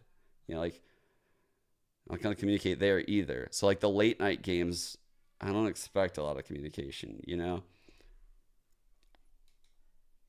But they listen. Like, honestly, like those players listen. And I used to get very upset because I'm like, bro, why the fuck is this person listening like this? But they can't talk. And if someone can listen to me and I can tell them the things that I've seen in this tournament, then I can win. But before I couldn't tell them this stuff. I didn't know what to tell them. I would just get frustrated at them, to be honest. So I feel a little bit more optimistic about it all. That's how I feel watching this tournament. I feel optimistic about ranked. That's a dangerous pill that I'm fucking willing to swallow right here. Our preparation for the event has, and you look through the agents that Flora has been playing recently, I think they've almost got an official on every single one available on the agent roster. Yeah, I mean, you look at all of the agents full stop, and in terms so of both of them went with Omen Fade. Really lean towards that side of things One goes Neon. That has certainly been on an upward Neon Reyna versus Phoenix Jet. Second map. I think I like this one. Series, the third in effect when you look at the scoreline, finding itself tied. There will be 3 more at a maximum, a decider potentially on the way. But G2 goes, and having won the first on Breeze, now with a chance to snatch the advantage for themselves. Rebellion on the back foot. The defense is where they begin. Wait for the aggression. You obviously aren't going to be able to take A if like this is coming at you. Like C's nade, stuns. So they have to like feel this shit out. They spot a jump spotter, so they know this is a weak site, most likely. They open the door, which is, assume this is happening. They have no trips, so they also have to be aware of this now. Surely someone's about to turn. Should be turned. Oh wait, the spike. No one's gonna be holding the flank, guys. Mel with the shorty in the smoke, but swiftly dealt with. A swift turn of the head and shot right in the back of it. What? Was that a burst? Spike is down and time's beginning to tick away. Fights in isolation as well. No situations really where it's felt like Shopify have had a chance to set something up for themselves, but 2 players through tree could be exactly that. But they're not even going to get through the door. There's a reveal on towards Amy, but they were already known about. We have no time though. Before clinging on towards someone as they go in towards the depths. One more player left, and at this point you're already starting to think it is a G2 round, and Rescue will... Someone mentioned it earlier. I'm not gonna lie. Like, if I played this, I would copy PRX's split comp. I would just copy everything they do. I would copy their setups. Like, they already kind of wrote a book on 3 duelists for split. They might be like one of the only teams recently that have done it at the pro level. I can't think of another team at the pro level that have done it recently. Upon arrival. Has anyone else done it? Shopify need to start playing this 105. I mean, with the triple okay, Alex. Really hold on to. I mean, fair enough. You have probably 2 of the most stall-heavy agents that are duelists, the Neon and the Talented last year. Holy shit! Did they win? I mean, you still have to take the fight to your opponents, I'd say. Early reveal is taken by the defenders, and the reaction off the back of this isn't anything too... They got their dude, yeah. You would have seen it was Sarah that threw it, so she's now made her way over to help the rest of the team. Already G2 goes and closing so much space towards the site itself. And they go. Alexis already taking note of the players walking in, but that's all it's going to be. Arrest the Shopify out towards heaven as the spike goes down. You're still favouring G2 with all the weaponry and all the time in the world to set up. You've got Amy deep on rubble, just waiting. And that's what Shopify have to do before they can get into sight. Fluorescent's chance to step up to the plate. Sheriff in Wait. hand, but teammates. Wait, I'm just realizing we put Flora on Neon? What? Are we trolling? Wait. When was the last time Flora played Neon? as a little avatar for the G2 team. I don't think we saw that yesterday. I don't know what the obsession is. I mean, she's in Valorant. I mean, that loud team. That yeah, she definitely put herself on Neon. In the same year that G2 won theirs. Like, Floors Neon's good. Don't get me wrong. Floors Neon's good. I don't want to get confused here. It's just like when it comes to like impact in a duelist game like this, like the duelist that I think that can take over isn't going to be Neon. Especially for G2 as they look towards the C side of the map. It's not that I don't think Neon's util is impactful or she can't be impactful or she's not a great duelist. It's like a team duelist. To try and set a layer out, but the player being taken. Spike finally getting into position, but not before G2 are at a significant advantage. Prowlers for both teams, quick off the mark. They highlight positions, and Fluorescent knows about Petra, but only has a point of health to play with. Needs to take the timing perfect. Instead, pretty fortunate. They gift it to her with open arms. She goes down. Calls them back to the conversation here, 4-on-3. It's a splash in the pond, though, has in terms of what G2 have to work with. Big flash Vanya, back on the angle, calling for support and getting it. Mimi combines the collateral with the Sheriff through the smoke, and just like that, G2 goes and have their third round on the board. The bonus is converted. I mean, has Shopify, they just did not have any idea. You can see the amount of utility being sent forward. Sarah trying to find a position to sit in comfortably and just cannot do it. G2 swamped that side. Yeah, we didn't run this last time. Why didn't we? Bro, this is what we ran last time. Situation now as it's continuing to pan out, more Sheriffs for Shopify. 3 players of G2 have yet to die. Has it? I know it's only 3 rounds, but it's a significant stat. And in terms of stats, 4 players are towards the A side. And this is a big I don't know. I just think like Raze and Jet and Raze, Jet, and Reyna have potential to like take over a game like completely. Actions speak louder than words. The captain Neon can put her fingerprints like all over the game. Like Neon can have like her fingerprints like all over the game, right? And what I mean by that is like, imagine you like one way this and your Neon is like controlling A at the start. So Neon double stuns. Your Neon's like running back. Your Neon could probably be at Mound if your Mound players like just washed util. Like, or if you have like the Omen right here, blind this, break the door for the Neon runs through and is like at C. Like, a few steps further, C is where they finish off. You're just like all over the place, and your stuns are very annoying. Useful for them here now into the retake. G2 have so much time though, has it? They're even prioritizing orbs towards Vania, for instance. Shopify are. They're just really good at working the map right now. That could be the upset. This is what I thought would happen last time we played Lotus.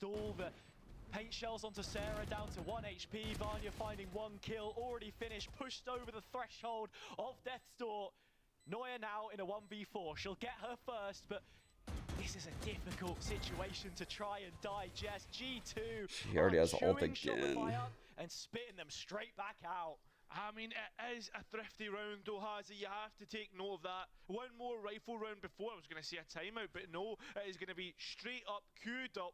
Introduction of the coach. And this is about as early as it can get for Effis to be involved, but you can already see he's starting to make his statements in the server. Everyone on the Shopify Rebellion side silent, hyper-fixated on the timeout screen, just waiting to hear what exactly it is they need to do to turn this one around. Mimi, again, just such a vocal player in these positions as well. It's not too often that you see Timo changing up what the game plan looks like. She's very happy to play it on the... This is very difficult because right now we're in the trap of like Lotus, right? We're just in the trap of Lotus defensive side. It's like... It's already so difficult. It's already so difficult. But without a Killjoy to like really like, you know, anchor one of the sites with the Viper, the second that they see someone like jump spotting something like this, bro, and they just know there's no Senti util like in the backlines, you basically know that this is for info to allow like 3 people to rotate because there's just not enough util. Like, I mean, this is something that could... I guess it would be a Reyna instead of a Jet. Wherever the Reyna is. But, you know, like, there's so many chokes to hold on a 3-site map. They're hitting the doors. They're getting mound control. Ooh. So, right now, Petra spots 2 a day. Potentially even the 3rd now that the Reyna leered. So 3 people out of 5 with no Killjoy util to anchor this site. Like, and they're just going to send a Phoenix ult in. There's no way we can contest this. It is so difficult. So it's like you have to fake this aggression, but really be over here. But you have to sell it so much that Petra, who's peeking that line, communicates to her team that it's the correct play to go see. And that's the tricky part here.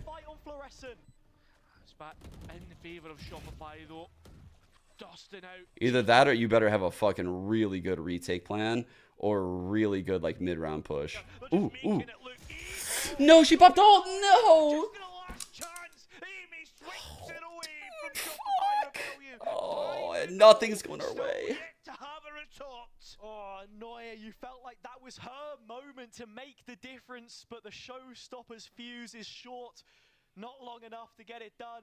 And just like that, it is a 5th successive round that G2 will claim for themselves. So many isolated engagements, not able to get it as clean as they would have liked their shot. Mentioned it yesterday, but it's my first time ever watching Amy. I didn't know who she was really. First time watching Rescue as well, but I think Amy's been super good this tournament.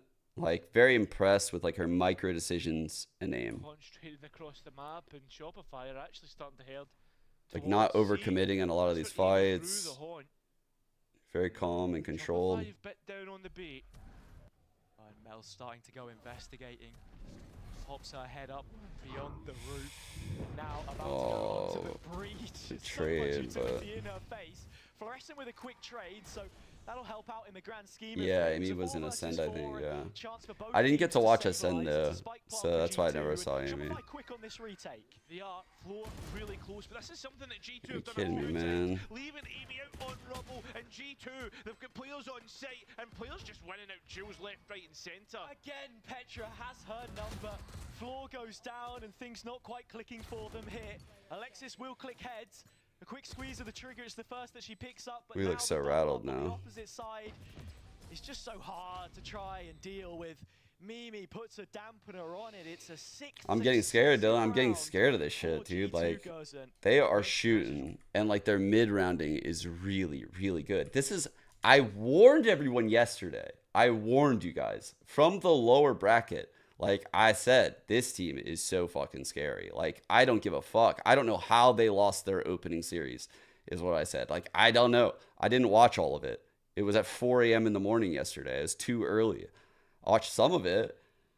Holy shit. How did they lose? Like, I don't understand how that other team beat them. Prolonged the opportunity to see the two go against each other, but now we've reached a melting point. 3 off the mound. They must have been like so not ready to play. Oh. That's what I mean with the neon shot. That's what I mean. See what I mean? If that's a jet, the jet dashes away. If that's a raise, the raise satchels away. If that's a neon, the neon tries to run and dies. So, you know, it's just... If it's a Reyna, the Reyna throws a Leer up in the sky, tries to fight, and then dismiss out. You know, like the one out of the pack that dies is the neon. Partnership again, not quite reaping the benefit. Alexis slow to respond off the back of her teammate. Didn't want to chance it. They fancy themselves in this 2-on-4. Definitely gonna be attack sided, but fucking hell, this is hard. Needs to get maximum value. Alexis has a haunt, so can start to confirm some of these positioning. Neuer will herself. The paint shot gets nothing. Just using to clear out. Alexis though, gifted a free kill. Only 5 bullets to Bro! Well, won't even get to shoot one. It's Neuer already perhaps thinking about saving this rifle. They're not missing right now. They are literally not missing right now. Even a headshot isn't good enough for Shopify, for Neuer to get that kill. Safety policy. We need to wake up. Look, we look dead out there. We look dead out there. I don't like it. Neuer known about. Oh, for vibes pulling are the pin gone, dude. Vibes are at the gone. flag. And as I say, G2 get off to an explosive start on the second map. They are yet to drop. One thing I will say, the girls are really hard about getting the vibes back. In the tournament, right? That was what the narrative was in the best of threes, and coming into Sometimes, this situation, sometimes it looks pretty bleak out there. Shopify, the only map that they have is in effect through the fact that they came into uppers, and with that comes a severe lack of momentum. Yeah. Pressure really being put on the American roster. G2 would then move on towards series point. The investigation, proactivity of Shopify doesn't net any profitability. Alexis will take up the corner. Formally can find her teammate Sarah. Okay, let's look this. Oh my god, floor. Okay, 2-on-2. We need this so bad. Come on. I don't know how we're gonna win this, but we need it. What a swing. Holy fuck. Isolated instances where Neuer is thriving, but Mimi with this information can set herself up for another round winning clutch. Yeah, the captain of G2 did it on Breeze, but when we look here onto One-way spawn. They're just starting the spawn corner and seeing that. They're gonna hook a left. They're coming right into her. She made this happen. Ooh, it attached to her. So now they just go right past the one-way. Good play right there. Immediately take past the one-way. Don't go into her plan. Fuck that. Good blind. Fake like the TP up, so that way maybe they hear the landing noise. What a peek. Holy fuck. Great awareness by Mel. Holy shit. Jesus Christ, man. We need that so bad. Thrifty, so even though one alive, we're okay with it because we were saving that round anyway. If that was a bye, I'd be like, bro, our bye is so bad this round. For the American roster into this grand final, they haven't we need this round too. Just yet, but it's moments like that which can make all Look at our money. We need to string some together here. A lease of life, a new lease of life, apologies. They're gonna realize really, really quickly that this A site is a solo fade. They're gonna realize so quick. The fade's gonna throw a piece of util, it's gonna get broken right away, and they're gonna be out. Of another sensational performance.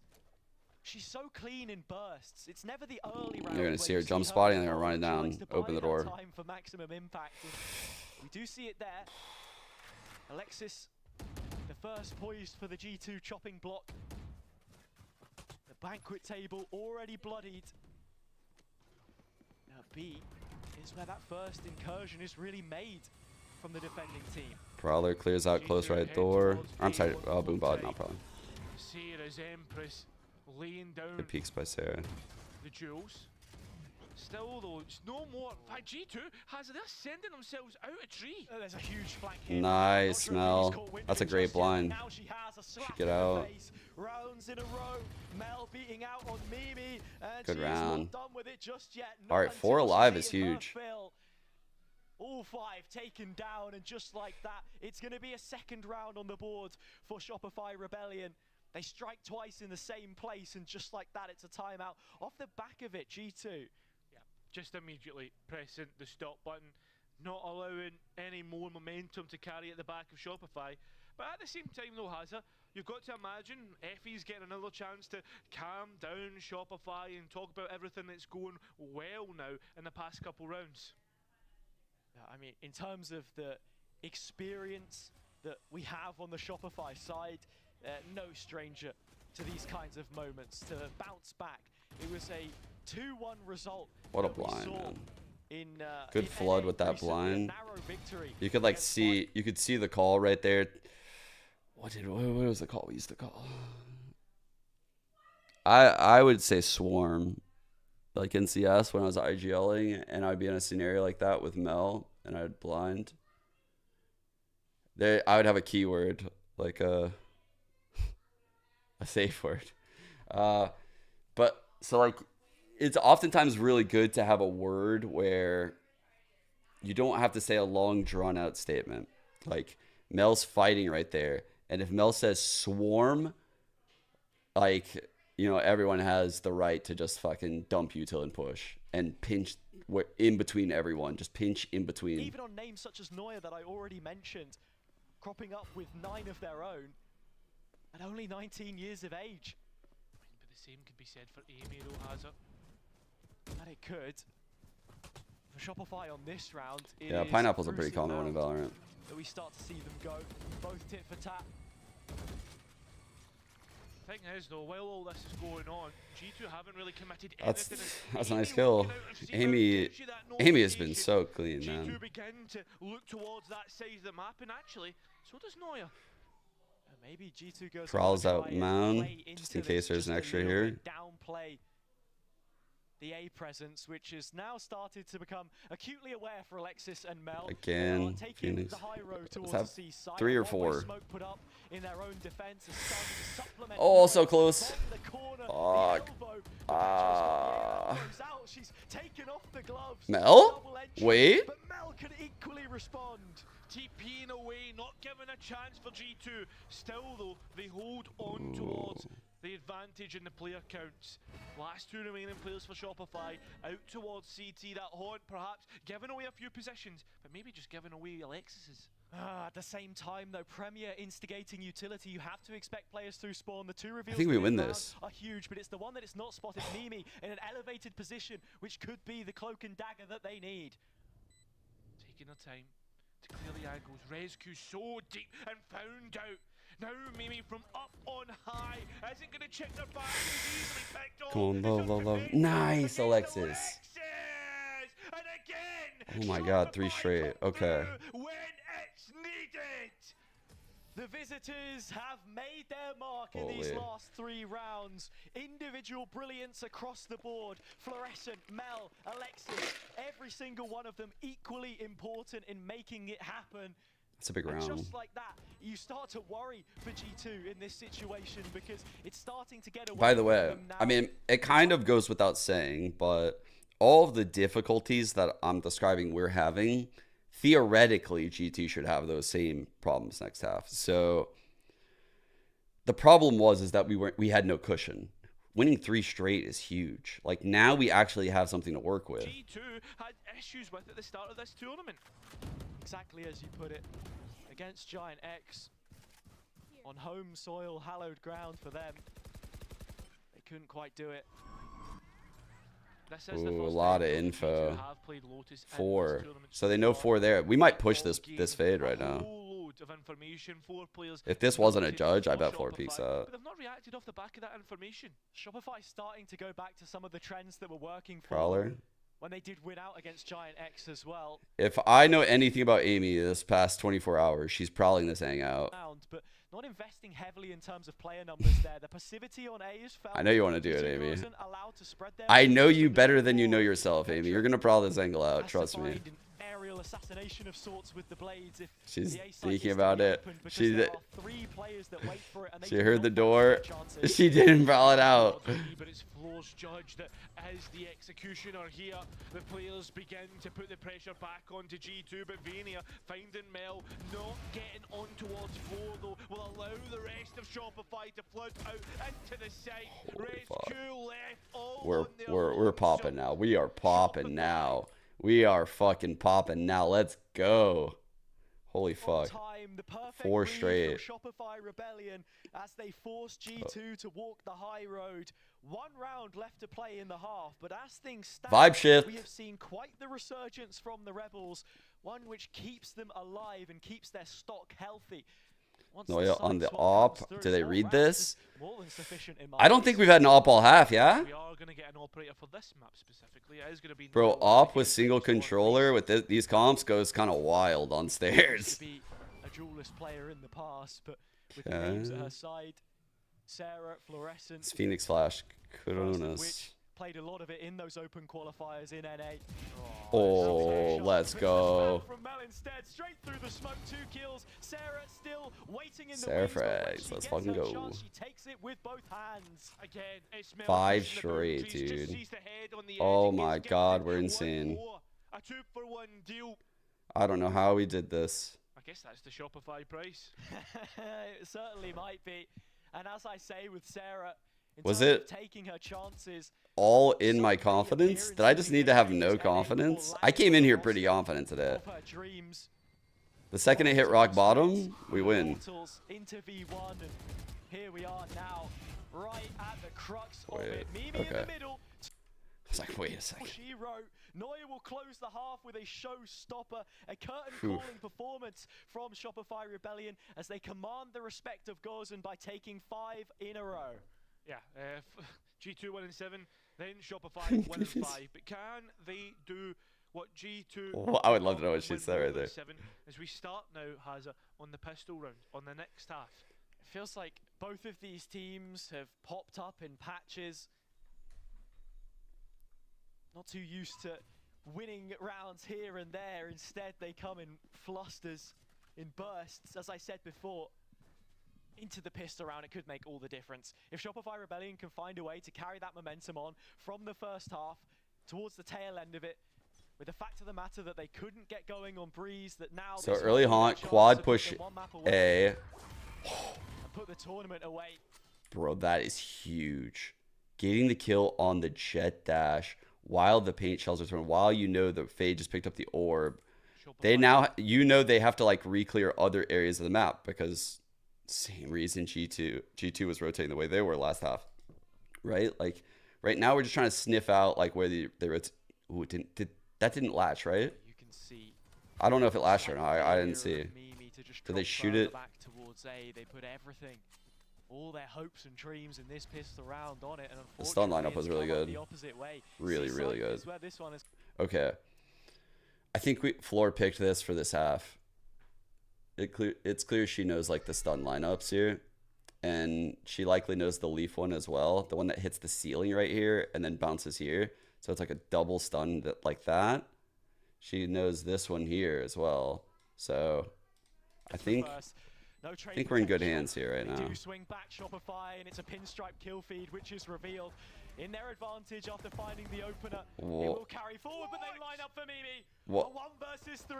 Controller in the clutch. Now around the side, and as she gets the fight first, she will just about win it by the skin of her very teeth. Shopify Rebellion carry on as they bookend the half. Hazza, do you know what's funny about that? That is now 3 clutches where it's Mimi versus Mel, and Nell is now up 2-1 against the opposite number. I mean, she was so low. So theatrical. Oh my god. Oh wow, that was so close.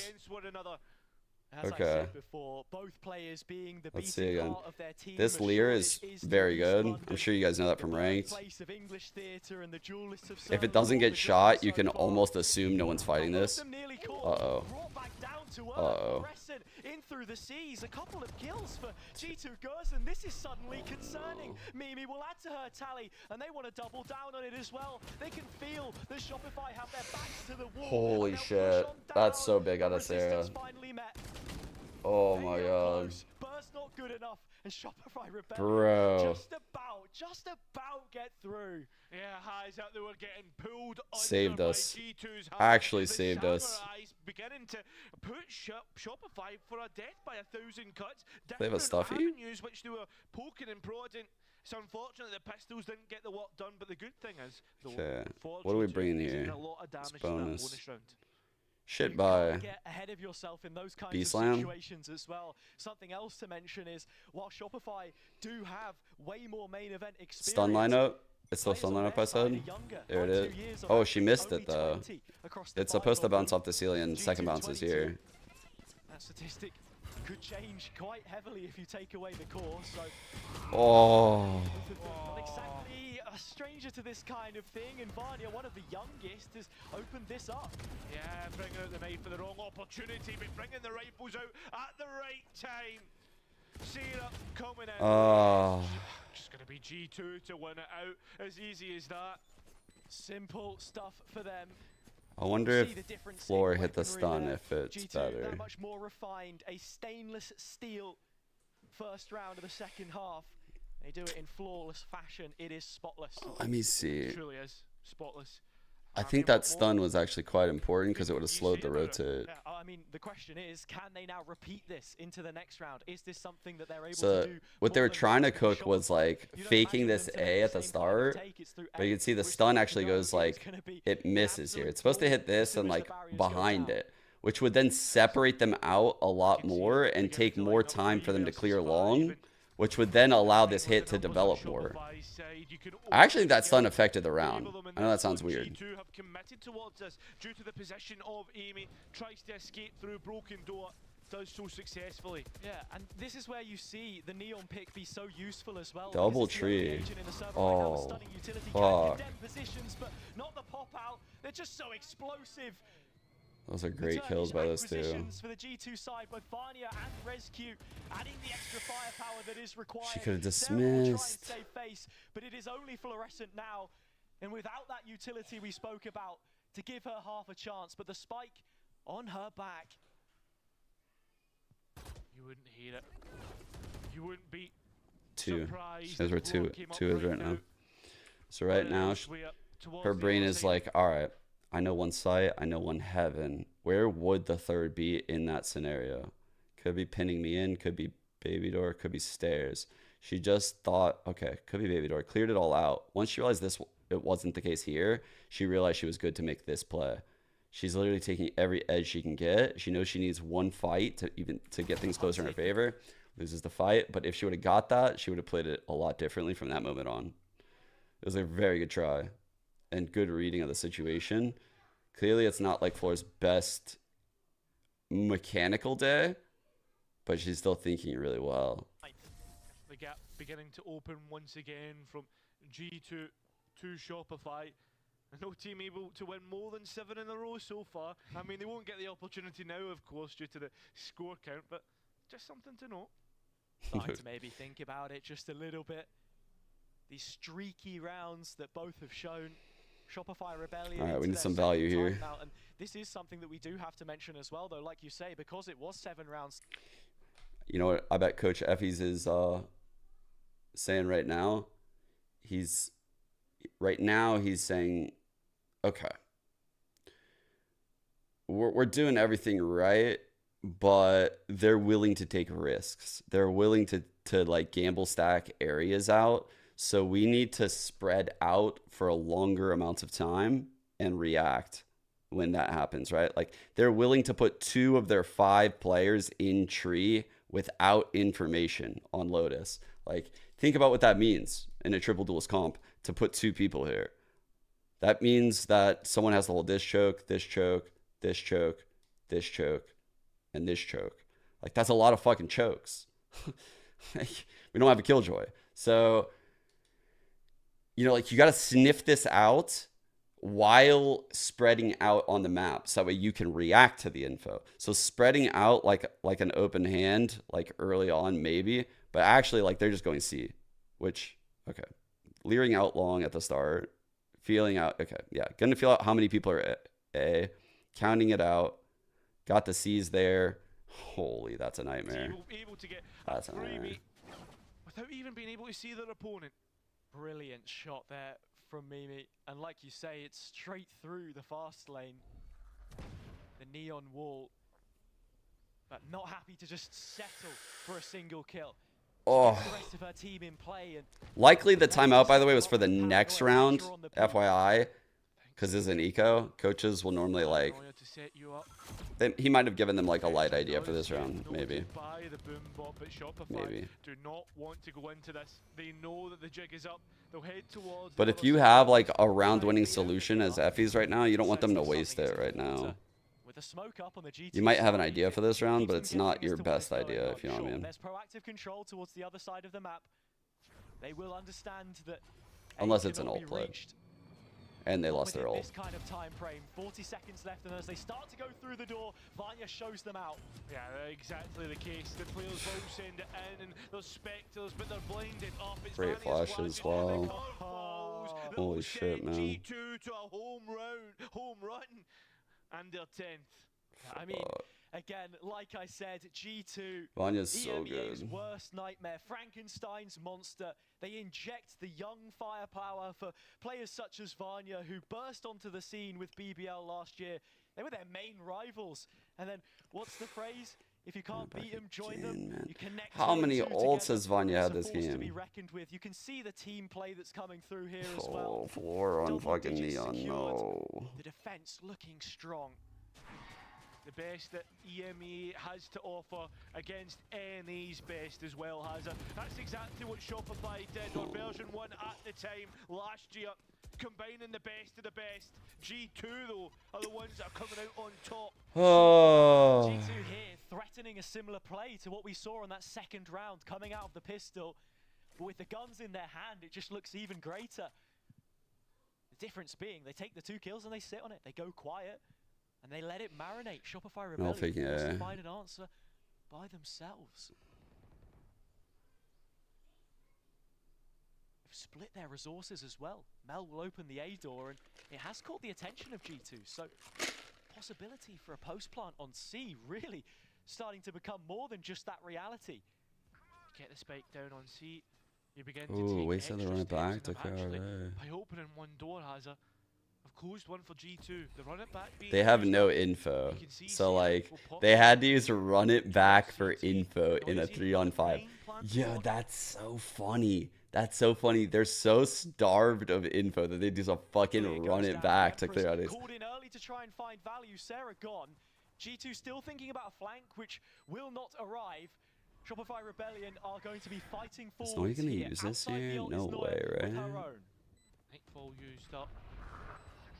I mean, that showstopper could I mean, bro, like honestly, Noya could win this round with these satchels and showstopper. Like satcheling the diffuser off. Please kill this. Yes, yes, yes, yes, yes, yes. No, Noya. Oh, dude. That was like the formula. The formula was Mel getting that kill to kick things off. And then drawing the attention and getting like 2 of them to push her. So one of them would then have to stick the spike. And it's a 1-on-1 for Noya. It could have happened. Could have happened. Here, reaching the last grains of sand at the bottom of the hourglass there. G2 give it a quick shake up themselves and get it done. Sarah wanted to be the difference maker by going on the aggressive and getting something for them. It's how you want to try and play it.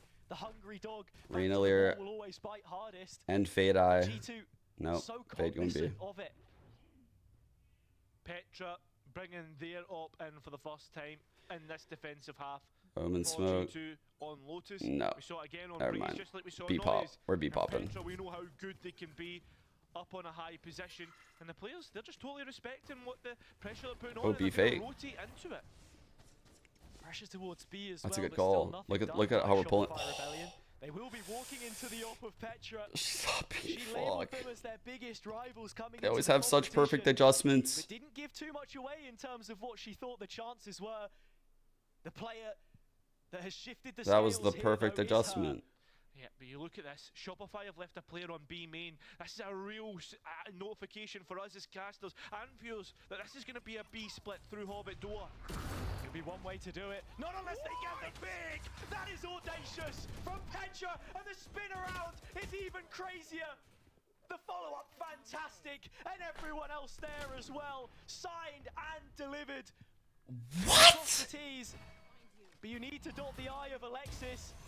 It does reveal the position of Mimi, but she is unperturbed by the situation. Bro. G2 take it to 12. No. Like, they're perfect. They're literally perfect right now. They're fucking perfect. Absolutely no right. That's an insane. What? I mean, what can you ask? The ultimate's being expended by Shopify.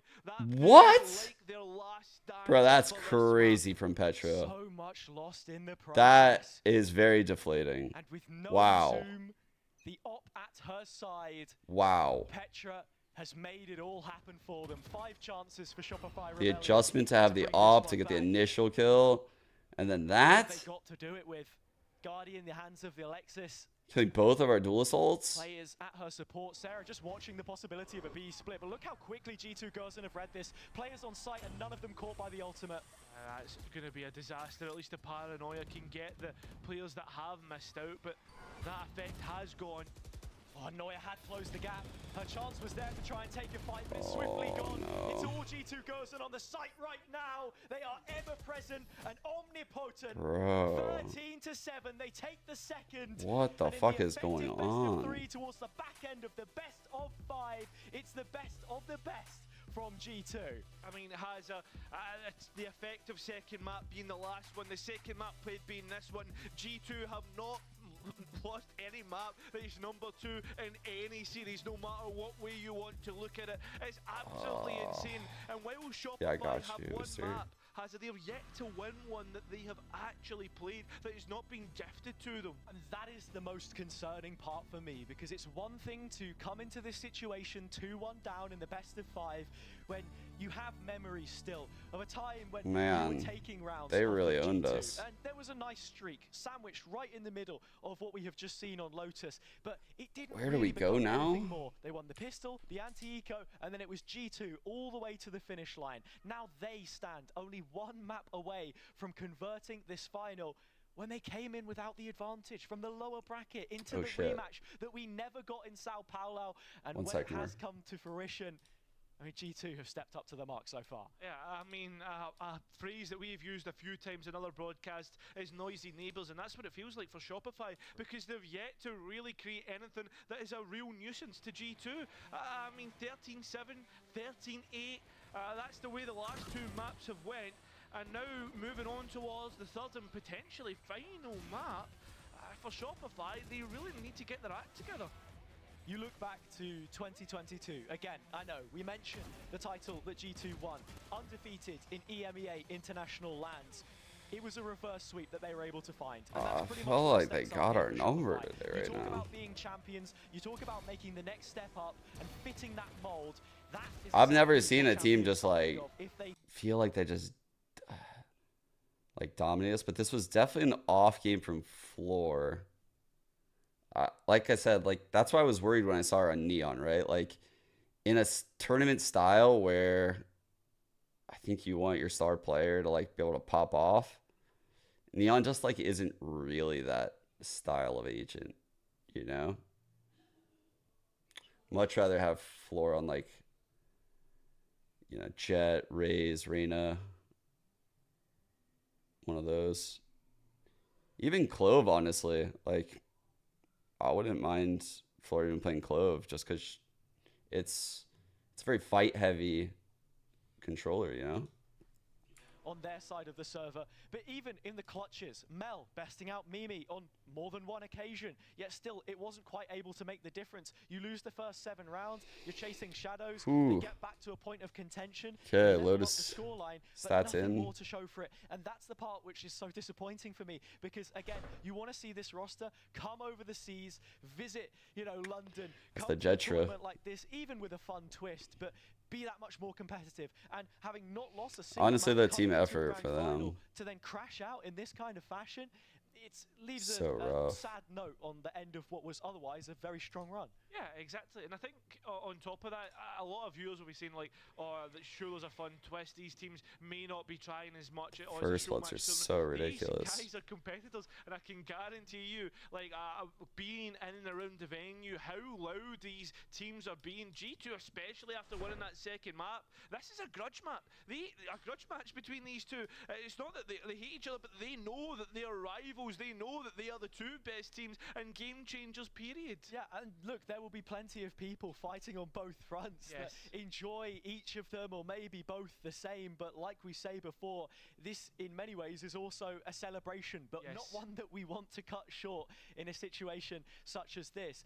Both of them put through their paces, and coming into this one from very different situations as well. G2, the run through the lowers, it wasn't easy, and the same for Shopify. They had to adapt. They didn't exactly hit the water swimming against some teams that they've never played before. Giant XKC, just shoot them in the causing heads. them problems. I think that's fair to say. The 500. You think they're overcooking it right now? That next step up in the game, which is going to be counting for all. Maybe so. Maybe they overcooked that one. The Lock trophy. We have the potential for one of these teams to be lifting that after the break if things don't change. The Phoenix really worked out well. The curveballs on some of those rounds were ridiculous. So many ults, dude. How many Phoenix ults did we just see? That was ridiculous. Yeah. I mean, I see why they ran her there. Like, they're probably like, all right, we need some like form of secondary controller util.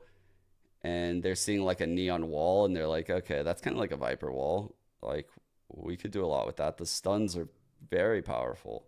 Like, she has a very util heavy kit, right? Like, and in a comp where you don't really have a lot of util, it's very enticing to put that in.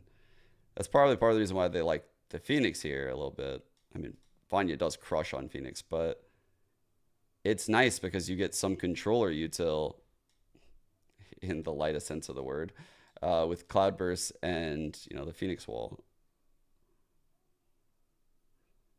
They actually have like a little bit more than us in that regard.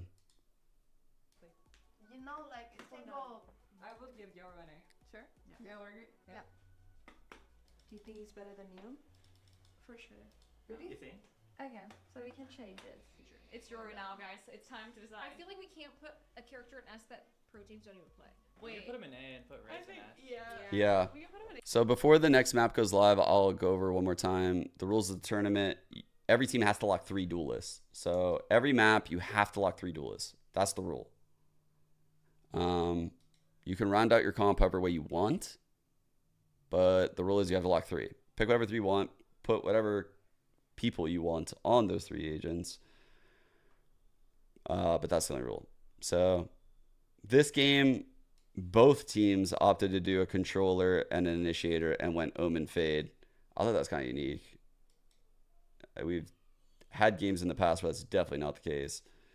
Here we have an Icebox game where, you know, they went Killjoy Viper, whereas honestly the first time they didn't even do this. So the first time G2 played Icebox, they had a totally different idea as to like what would be good.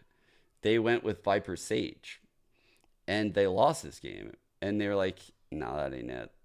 That ain't it. You know, like, that's not the one. So they actually switched it and they went to this comp instead. I thought that's pretty cool. Because honestly, like, you don't know. You don't fully know, like, how it's all going to play out. Like, it might be better with certain things. We had teams like this one right here with Harbor Viper with their 2. People picking, like, Gecko Brim right there. K-Corp. Breeze has been kind of bedged because most of the teams went with the Sova, although G2 just went with Cypher, so.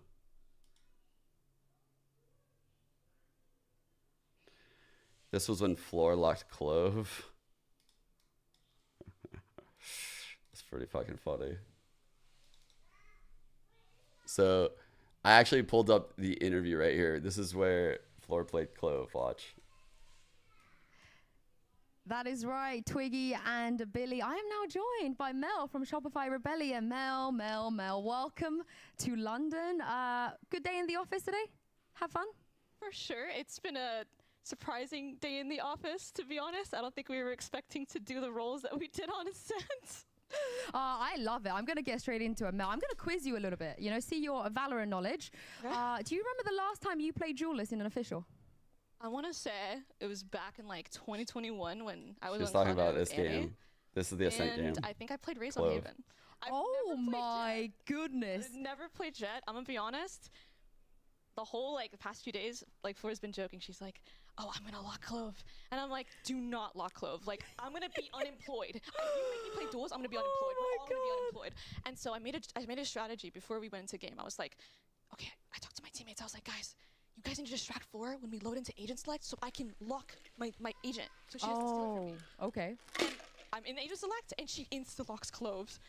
I was like, okay, and so I was like, okay, I'll play Jet, because if I can't, I'd rather play Jet over Reyna so I can just, like, dash in and just make space. That's I could so do 0 and funny. 24. You know, I'm not Which gonna you do didn't. 4, but Which I'll you go in and didn't. make space. Uh-huh. But it was actually very unexpected. I'm going to say, first of all, great memory. You're spot on. It was 2021. That's crazy. Yeah, February. Isn't that crazy? That's such a funny fucking story. It's like in this tournament, they're playing, and then Effie's got pissed. Effie's was like, bro, that's not cool. What are you gonna do though? It's like a star player. She can do whatever the fuck she wants. Away from it, because this way she might start using her utility to delay me. Mel did frag out on Jet, yeah. So time could be bought for safe. I just killed Jet. I now know from my previous information that Sova should be in this area. But because I killed Jet, she takes the timing to try and peek me. So time could be bought for safety. Fuck, give me 1 sec. I'll be right back, chat. This is not a good situation for her because Might she stand has for to this. either jump down and shift towards the edge. Shopping block, Cinnamon being drawn into this but knowing how to play. She decides to wide swing me, which means I get the chance to shoot her. Play this game is Mimi still going to do the damage. Time is going to be a factor, but she actually got it. She's got it. about have this. No way. There is only 0.55 seconds left. That's less than a second. She got very unlucky. Or maybe I got lucky. Both works for me. The 3 most important factors of this 1v3, but also generally a clutch round, is listen to your teammates' information. This will be very crucial when you're breaking the enemy team apart. You cannot fight one place and be open from the other because they will sandwich you. If they have planted the spike, you need to tap it to get a reaction from the enemies.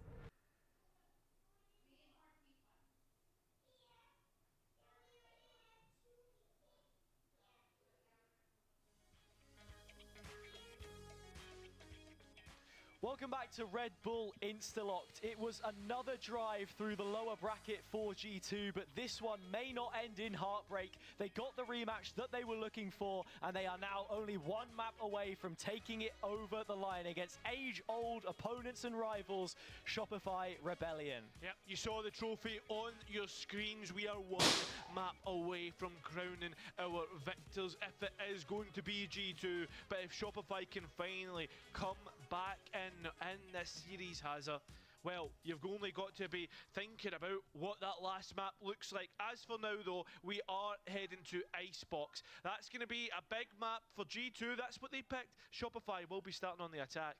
It's moments like this which make champions. As we said before, for Shopify, their sovereignty starts to be doubted a little bit more if G2 can take a tournament such as this. Sure, perhaps it doesn't sit within the mainstay of the Game Changers circuit.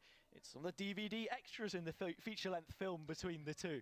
But certainly, a win is a win, and against an opponent such as this, they don't come for free. Yeah, we've got to be thinking about the agent select coming up as well. And we've seen G2 a few times being playing on Icebox, and their implementation of the duelist, the Phoenix for instance, which we saw in the last map from Vania. I mean, Hazza, the way that they're building up the run it back, prioritising that ultimate, that is a core piece of a game plan for G2 and how they view their best plan to win out the map. And as we come back from the break as well, you'll see all of the players back in their seats. But something to mention, G2, Shopify, both of them got up, had a chance to walk around the lobby as well. Shopify went all the way out of the venue. For those who don't know, the gaming sphere is below ground, but they went up for fresh air to think about it. You could still hear their voices echoing down the stairs, through the halls. Moments like that, again, as I say, where you need to recollect yourself, where you need that professionalism about you. All hands on deck now to recover the situation, but you can see still smiles on their faces. Yeah, I mean, the core of their 5 friends who compete at the highest level has, and that's the thing though, they always have a good time. Like, for instance, yesterday when Giant X won their, or was playing the SMG comp, all 5 of them stood up and clapped them, you know what I mean? So... Yes, that Mel saying 3-0, 3-1. I'm not really too sure. If you look at the scoreline now, though, G2 already have 2 maps, so that's not a possibility. I have to see what exactly it is that she can pull out of that hat here. Throwing up numbers as well, something interesting about Mel. The tweet that she posted after the Game Changers Championship last year, she ate 4 bananas during the grand finals. At least that's what she said. There were 5 peels on the desk. So the question is, where did it go? What do you mean, where the 5th banana went? Yeah, the 5th banana. I don't think she even knew. She said, you know, after the 4th map, I was sweating. The potassium, you know, it's good for your mind. It helps you make those decisions. But Yeah, I wonder how many bananas has she eaten today? Maybe that's the problem. I don't know, but I've eaten a fair few. I'll be honest. I have too.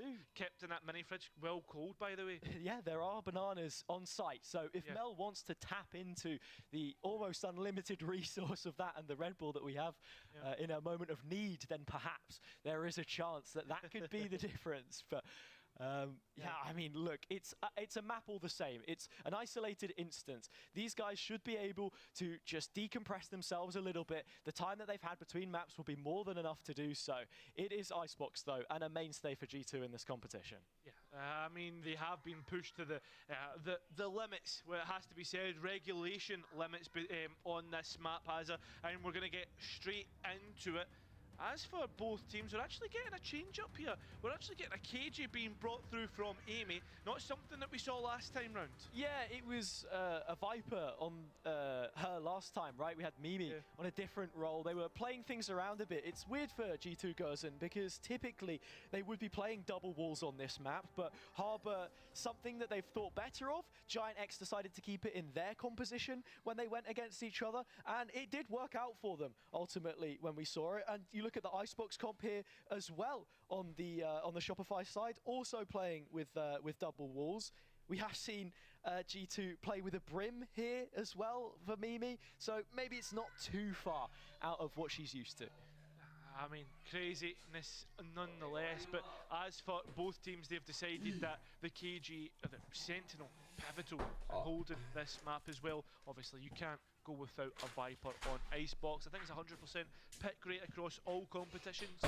It is on this map, right? Yes. You know, Just for, in time. Let's fucking go. That we end up All right, seeing. let's There win are this map. some Let's win this fucking that map. we won't name that decide to go without it, but typically the statistics tend It's a to best say of 5. we're not winning Current that. score So G2 2-1. We were given a one map advantage, so we have yet to win a map. As we come into It's what kind of could rough. be the final map, all eyes on the prize for G2 Gerson.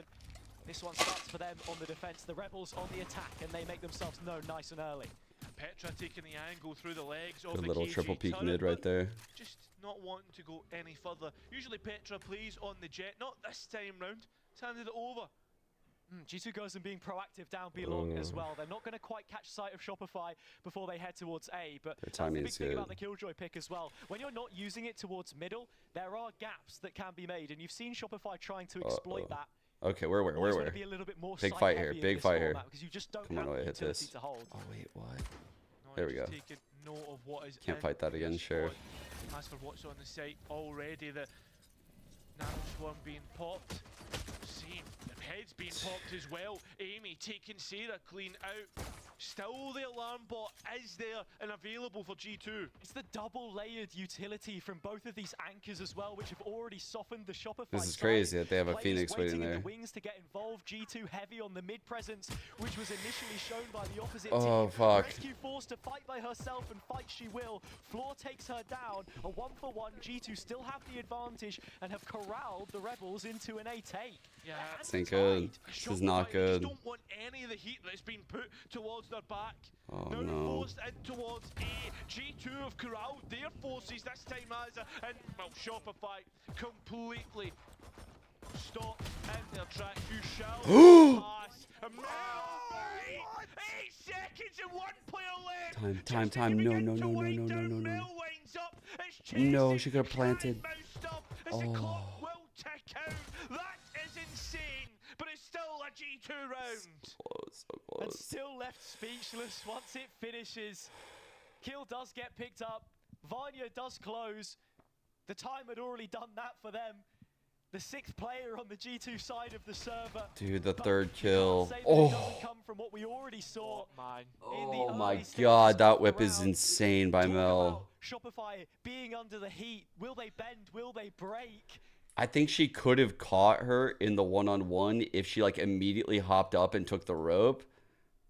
I see she thought she could catch her, but it's just so hard because the corners are so close on Talk Icebox. about needing a moment between maps. They'll barely get a second here. Sarah straight at it. Man, that was Swinging close. in from the zip lines as well. They can get the spike down here, and honestly, for a second round, that's the objective Oh secured. fuck, Now that was they're so gonna be exciting. I hungry thought she had that for a any other second. scraps that are given. Yeah, the players are still 5-5 a retake. bit more further back. And that's the 5v4, thing, I'm sorry. What do they have? Is there Molly's been bought up? Because Shopify could have a really good post plan here. Yeah, the plant is open and they do have Sheriff, so it can get dangerous. And Alexis Good piece right there by already Mimi. the board or gets the first. They are playing from behind the wall now, though. They are. That's Oh, we need that. close and personal. The Get this. Spectre High low, high low. taking the head clean off, but it's on the spike you need to deny. Okay. It's up to Noya now, and the head's collected. 1 HP. Second ball getting the No, chance, dude. slow, but God damn it. 6 foot under. Fuck. It won't be They the won so many answer clutches. converted, but not without losing so much for G2. Petra down but not out, and G2 carry on to find another round. The cost of that is, though, they've conceded a spike plant. Shopify are going to get all of the purchases that they could possibly dream of in a third round such as this, and whereas G2 were able to snowball things New forward, people in chat. Teams are required to pick 3 duelists. Pick any 3 duelists you want. Round out the comp however you want. Both teams decided to round out their comp with a Viper Killjoy. They didn't have to. Under tube and towards the B site. That will give B main though to G2. They didn't have to pick these particular duelists see what either. the game plan is of Shopify Rebellion here as well, creating that mid pressure. It looks Sure, like we there's a just turret copied on their watch, comp, but look. It's not going to catch anything until they've already reached tube, and then you've got to think about how Good isolated lurk. some of these players are in sight. Mel tucked in the corner, probably wants the fight on Res Q, elevated angle, but I don't think either player really expects to walk into each other just yet. Mel should have the jump, and she did. For She a read moment. it. She was reading this Res Q peak. can't finish her dinner though. She knew that when she saw that, the yellow peak was going to happen. And if you saw her in that look, she kept looking at the yellow peak. HP, they do not want to give up the Viper because that would mean the wall is down permanently for this round. Vanya has so Well much played. utility Well to played, stop them in girls. their tracks, but it's fluorescent from up high with an aerial assassination. Sarah in close proximity, another kill picked up for her. 5 on 2. G2 goes and didn't have the guns to come into this one, and now with what they've got left, have to try and find something extra. Always All rooting this for round's what SR. Shopify are looking for, not one to give anything else away. It's about the next round that they'll probably be looking for, especially with 5 on board. And there is a tag from Petra. Amy Okay. unable to recover a rifle or So anything yeah, of the sort. just Sits in Snowman, off angle held, ready for Quick. the players that start to move in. Kill onto Sarah. Okay, so again, just 4-team tournament, GC teams, actual fucking teams running real strats with triple duelist comps. This shit is fire. It's kind of like what you see in ranked. It's like the rules of real Valorant in ranked. Like we're in prison rules, but they're cooking. They're cooking in prison right now. Like they're using whatever they got. Like fucking throw a fucking cigarette in there. That they will need I don't to know. build What do they into, fucking because cook with it in is the prison? series which ultimately evades Bro, actually, someone said they made some kind of like chips or some shit, like in prison. And someone, I remember this was years back. Someone had me like try some shit. Vanya will be It was actually pretty good. It was wild. Again, that same game plan coming through. I mean, the Killjoy turret, an extension of body and mind almost. And G2 making another extension on A. How many times did they do this against Giant X where they put players up close? It was Petra on the jet before. Rescue, the typical. There's some really weird shit. I don't is remember what it here was. And still yet to use that utility. So from Nest can It was like a very odd really cause an issue or two. collection Now of Mel's flavors starting that to ended work up being through the really middle good. of the map. Amy with a very deep turret does spot it out. Oh, Mel wasn't ready for that Oh, peak, really. spotted Mel out. No more Viper for this round. No more Mollies. No more Wall. No more Alexis. Rescue pushed into an awkward position. Fair enough, Spike will be failed, but already the damage Good Molly. has been done. Yes. Into the jaws Wait, of our opponent. it didn't get it. Trade. Oh, Shopify fuck. Still favored on this side of the map because the rotation hasn't come through just yet. The Shot. wall can cause an issue to That was a banger. Dissuade, but Sarah still picking up the kills with Noya at her side. The Killjoy mirror matchup shattered, all on Petra to be the difference maker, and she will. Goes and in this house they bring it down. Dude. And we've already Petra is so insane. I mean, she might have not won the round yesterday, but she'll win the round today. That is absolutely brilliant. Oh, that's fucking backbreaking. That round is very, very painful. The round after the bonus like that. Okay, good thing our bonus was legit. We have a decent buy. It's not the best, but it's something. If we lose this round, we are fucking cooked. Players on the G2 side and the effect that they've had. It was Mimi last time which really stepped up when they played against each other No worries. Wait, what happened? in the Oh, upper attack. bracket Never in mind. 2022. From that core that we're thinking about, they did lose, of course, in the upper final last time though, and you didn't see those same kind of performances. But here, a whole lot different. G2 getting absolutely everything going their way. And God, Petra has on Hazard. actually slaughtered us today. Like, what is this? And Shopify's minds, Hazard. You've got to start to build the bricks, or at least not. What allow a the transfer, bricks to build dude. up. You think towards the last map and the opportunities that they had there. Now here, that should have been a Shopify round. Another tone setter on a round like that. Shopify Rebellion. I'll talk about this for a That's second. towards B, but the rotation is just so swift by G2. The full Gozen clan is prepared for this one. The lockdown will confirm it. It's heavily telegraphed, leaving. and G2 are ready to pick up the phone. They have Nanos to sell at default plan. Wants to do it happen in the last round, and it was Amy that came out from, just steps away from the angle and takes Mel out again. Massive stuff from the 19-year-old up against such an experienced Wow, player. man. Talk about young players as I feel like Sarah's dying in the front lines a bit much right here. advantage towards G2. Such a huge kill from Amy in middle. Holds things Damn, down. You can't beat bro. her twice. Perfect and counter Vania flash. Getting the better.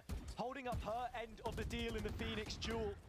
We're This is seeing still these winnable. mirror matchups right now. G2 on the front foot. The flank is where this one could conclude. Nice shot, Noya. Players don't want to overcommit because Rescue is there, actuating, collecting the last couple, Good flank by them. and forcing a fourth for G2. I mean, what more can be said? Mel's tried the same thing twice and fell to the same player holding the same angle. You can't fool G2 twice. Shame on you, Shopify Rebellion. Shame on you indeed. God, now we're eco. Still. Vanya, even though she just used ult, already at 2.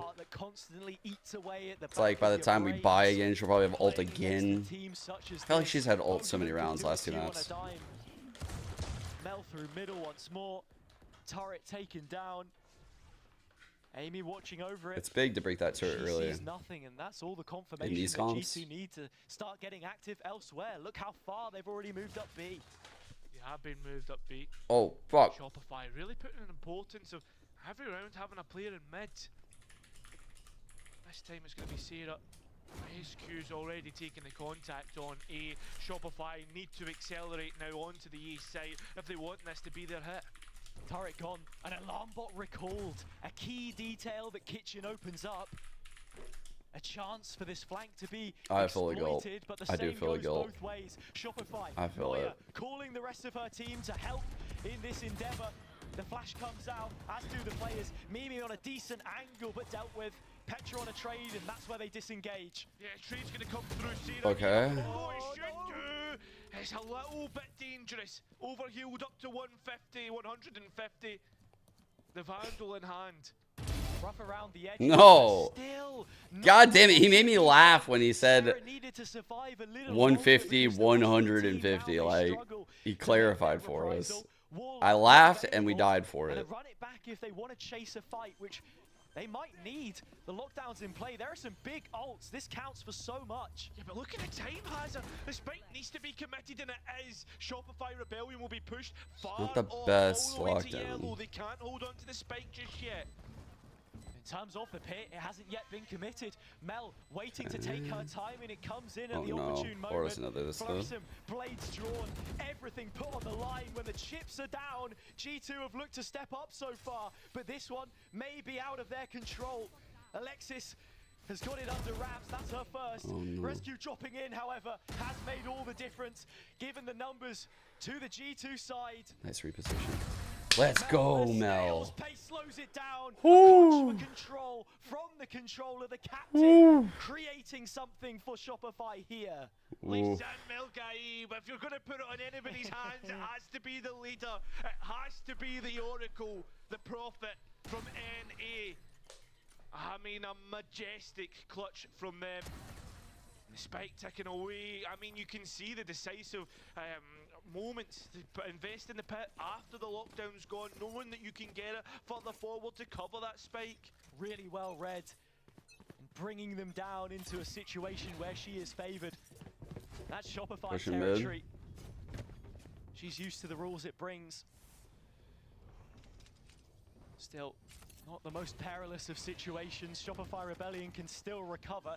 G2, a lot more prerogative put on mid this time around, and Amy forced to give up her sight and wait for the rest of the team for the take back.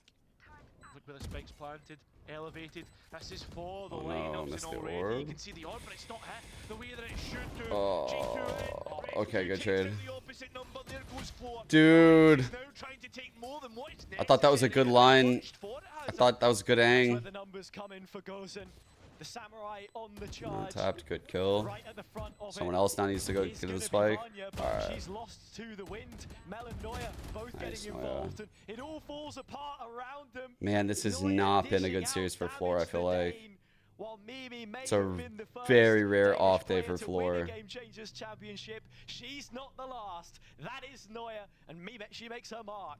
Yeah, I mean, the Danish duel will not finish here, has it? Still plenty of more rounds, 4-3.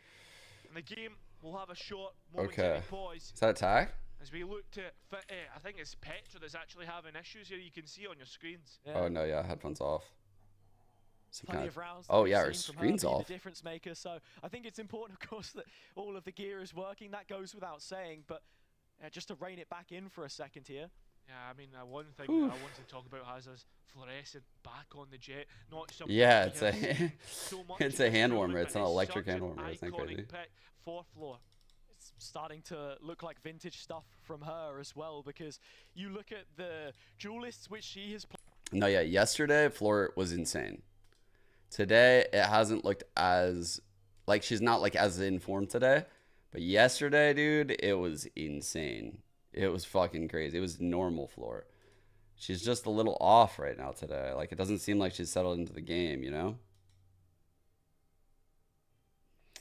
Could just be the agents, too. Like, you know, Yoru's not a very, like, frag-heavy, like, pop-off duelist. Neon amongst these duelists, same. So, this is, like, her first real chance to enter the series. But, honestly, the confidence might be a little bit off at this point, you know? At this point in the series, like, she needs to settle in. Like, this is the point where, like, I feel like Floor, if she settles into the game right now, can carry us over the line. What else is that you would want Floor on? I mean, made their name on it, you could argue, especially, I mean, back when Haven was in the map pool, man, the crazy knife plays you would see on there. Yeah, I mean, man, just any time you start a sentence with back when Haven was in the map pool, I start to get this bubbly, warm feeling inside. So, Riot, if you're listening, make the right move. Please. You know, bring us home. Yeah, bring us home. But that kind of talk, I'm definitely not gonna allow in the chat. Definitely not gonna allow that shit in the chat. So.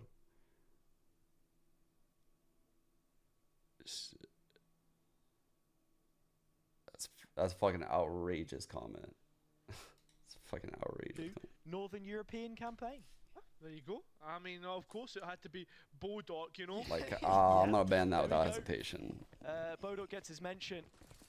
And hey, look, as a substitute player, I don't read chat often, but if I look over there and I see that shit, I'm banning you. And it's good that we're starting to see a little bit more of that now. And I'm not unbanning you. Everything aside, there are 9 other players in the server and rounds to be played. No, okay, back to the game. G2 with notice how this Viper wall starts off of the barrier slightly, and it's because of this lurk lane, right? Every pro Viper is doing this wall. It connects here, it hits top site, and it gives you the lane to lurk in to get to this box. And we're literally seeing how the lurk operates right now. Like, this is why this lurk lane is sick. I love how I'm pointing it out, and it's actually having impact right now as I'm pointing it out. Oh! No! Rescue quicker off the mark this time. And Alexis through middle. It's a pivot on the play. Yeah, but look at them Shopify, they're trying to invest the site, but it's not to be advised, considering what G2 are able to do. All on Sarah. Oh my God. What can she do here? Opening Flipping up a it. big gap. Nailing in. We have run it back, but in 2-on-2, that's fucking. Map has flipped. G2 goes Oh and my access God. to everything else that they would want out of the A rotation. Alexis confirms that. And stuck underneath the tube. It feels like the boy who lived under the stairs. How are you going to get out? It is a hopeless situation. Well, like the boy that lived under the stairs, there needs to be some spells. What are we yapping about right now? Are you yapping about Harry Potter? You are running into Shopify Rebellion. Oh, I love that. This one The doesn't confidence in that double face. Holy. To a level scoreline. I mean, has something that I just wanted to know. It's been so uncharacteristic of Mel to give away these first engagements to G2. Wait, the side eye that the admin just gave us, just like. A little bit scrappy. Shopify will come out on top, but still one to keep a note on. If the Viper keeps going down on the attack, that one that's going to stop the angles being diced up when you're facing G2. Noya getting close to a lockdown of her own. Amy slowly building towards it. Shopify Rebellion now feeling a Oh, that's sick. That's what the Viper wall normally is. They have a Phoenix though. Oh my God, how are they not blind? It looks like a good idea. What the fuck? Not allowing Shopify the chance to come back into this one, but at the same time, Mimi is trying to introduce themselves on the flank. While the lockdown ticks away, Mimi gets closer and closer to this A site. At the same time, though, Come on, the floor. lockdown means that Shopify Come on, floor. Rebellion are expecting We need floor to have a players round here. Come on, floor. those backlines a little bit more, right? There's only so far that you can possibly get, and she's been halted in her tracks. There's a turret watching the flank. Floor stand up, fighting screens top side, taking jiggles. Before this has any relevance in what's going on, but finally she becomes pertinent, and with the Killjoy gone, the floodgates are open. Yeah, you're going to start to panic on the site, but Shopify Rebellion, they will not. And a 2 versus 1, of course it has to be Mel. It has to be the captain, the leader. This needs to be legendary with only 25 points of HP, using the second molly up the delay, not going to be working in their favour. The spike being half, the rescue just holds on towards rafters. Well read and well won. Unbelievable stuff from G2 in the 1v2. 26 points of health between the two of them. And it's Mimi, which eats up most of hers to get on towards the game is still spike super to really close. Increase the threat levels there, and Rescue will finish off the job. So, you know, it felt like maybe the spawn side of the retake hadn't held up their end of the bargain, but I swear, if we could just get floor activated, we'll win this game. That's like, we can win without her. I swear we could win without her. That was something that was used to hold But man, I would feel way better if I see her have a pop-off round right here. What an insane movement that was. Did it hit? Leg? The first 3 that want the fight. It's Rescue with the operator that lands the first blow, and that's more than enough. They are happy to disengage, to fall back to a deeper sight hold. Nice shot, Sarah. No, Vanya's got walkabouts. Nice whip. Punished for her curiosity. Oh, but look at Alexis and Sarah trying to take more space. Mimi is going to come in at the right time with a swivel round. Petra collects. Almost guaranteed an advantage, but they'll be guaranteed even on the next half. Oh, that's a round which, again, just makes you scratch your head just a little bit. Yeah, it's Amy from Ascend, yeah. G2, they get the early pick. It looks really good. They drop back to the site. Vanya goes by herself. Shopify carry on moving forward. Wasn't expecting it, but straight through the setup, they get eaten alive. And with G2 having already found 6 rounds, up against a mixed buy here, you've got to be favoring Triple duel is pushed A into the Killjoy. Of course. But at the same time, though, we know the quality that both teams have, and at any moment, Already rotating off. anything could be snatched away. Alright, Blade Storm on floor. Ways to get floor online.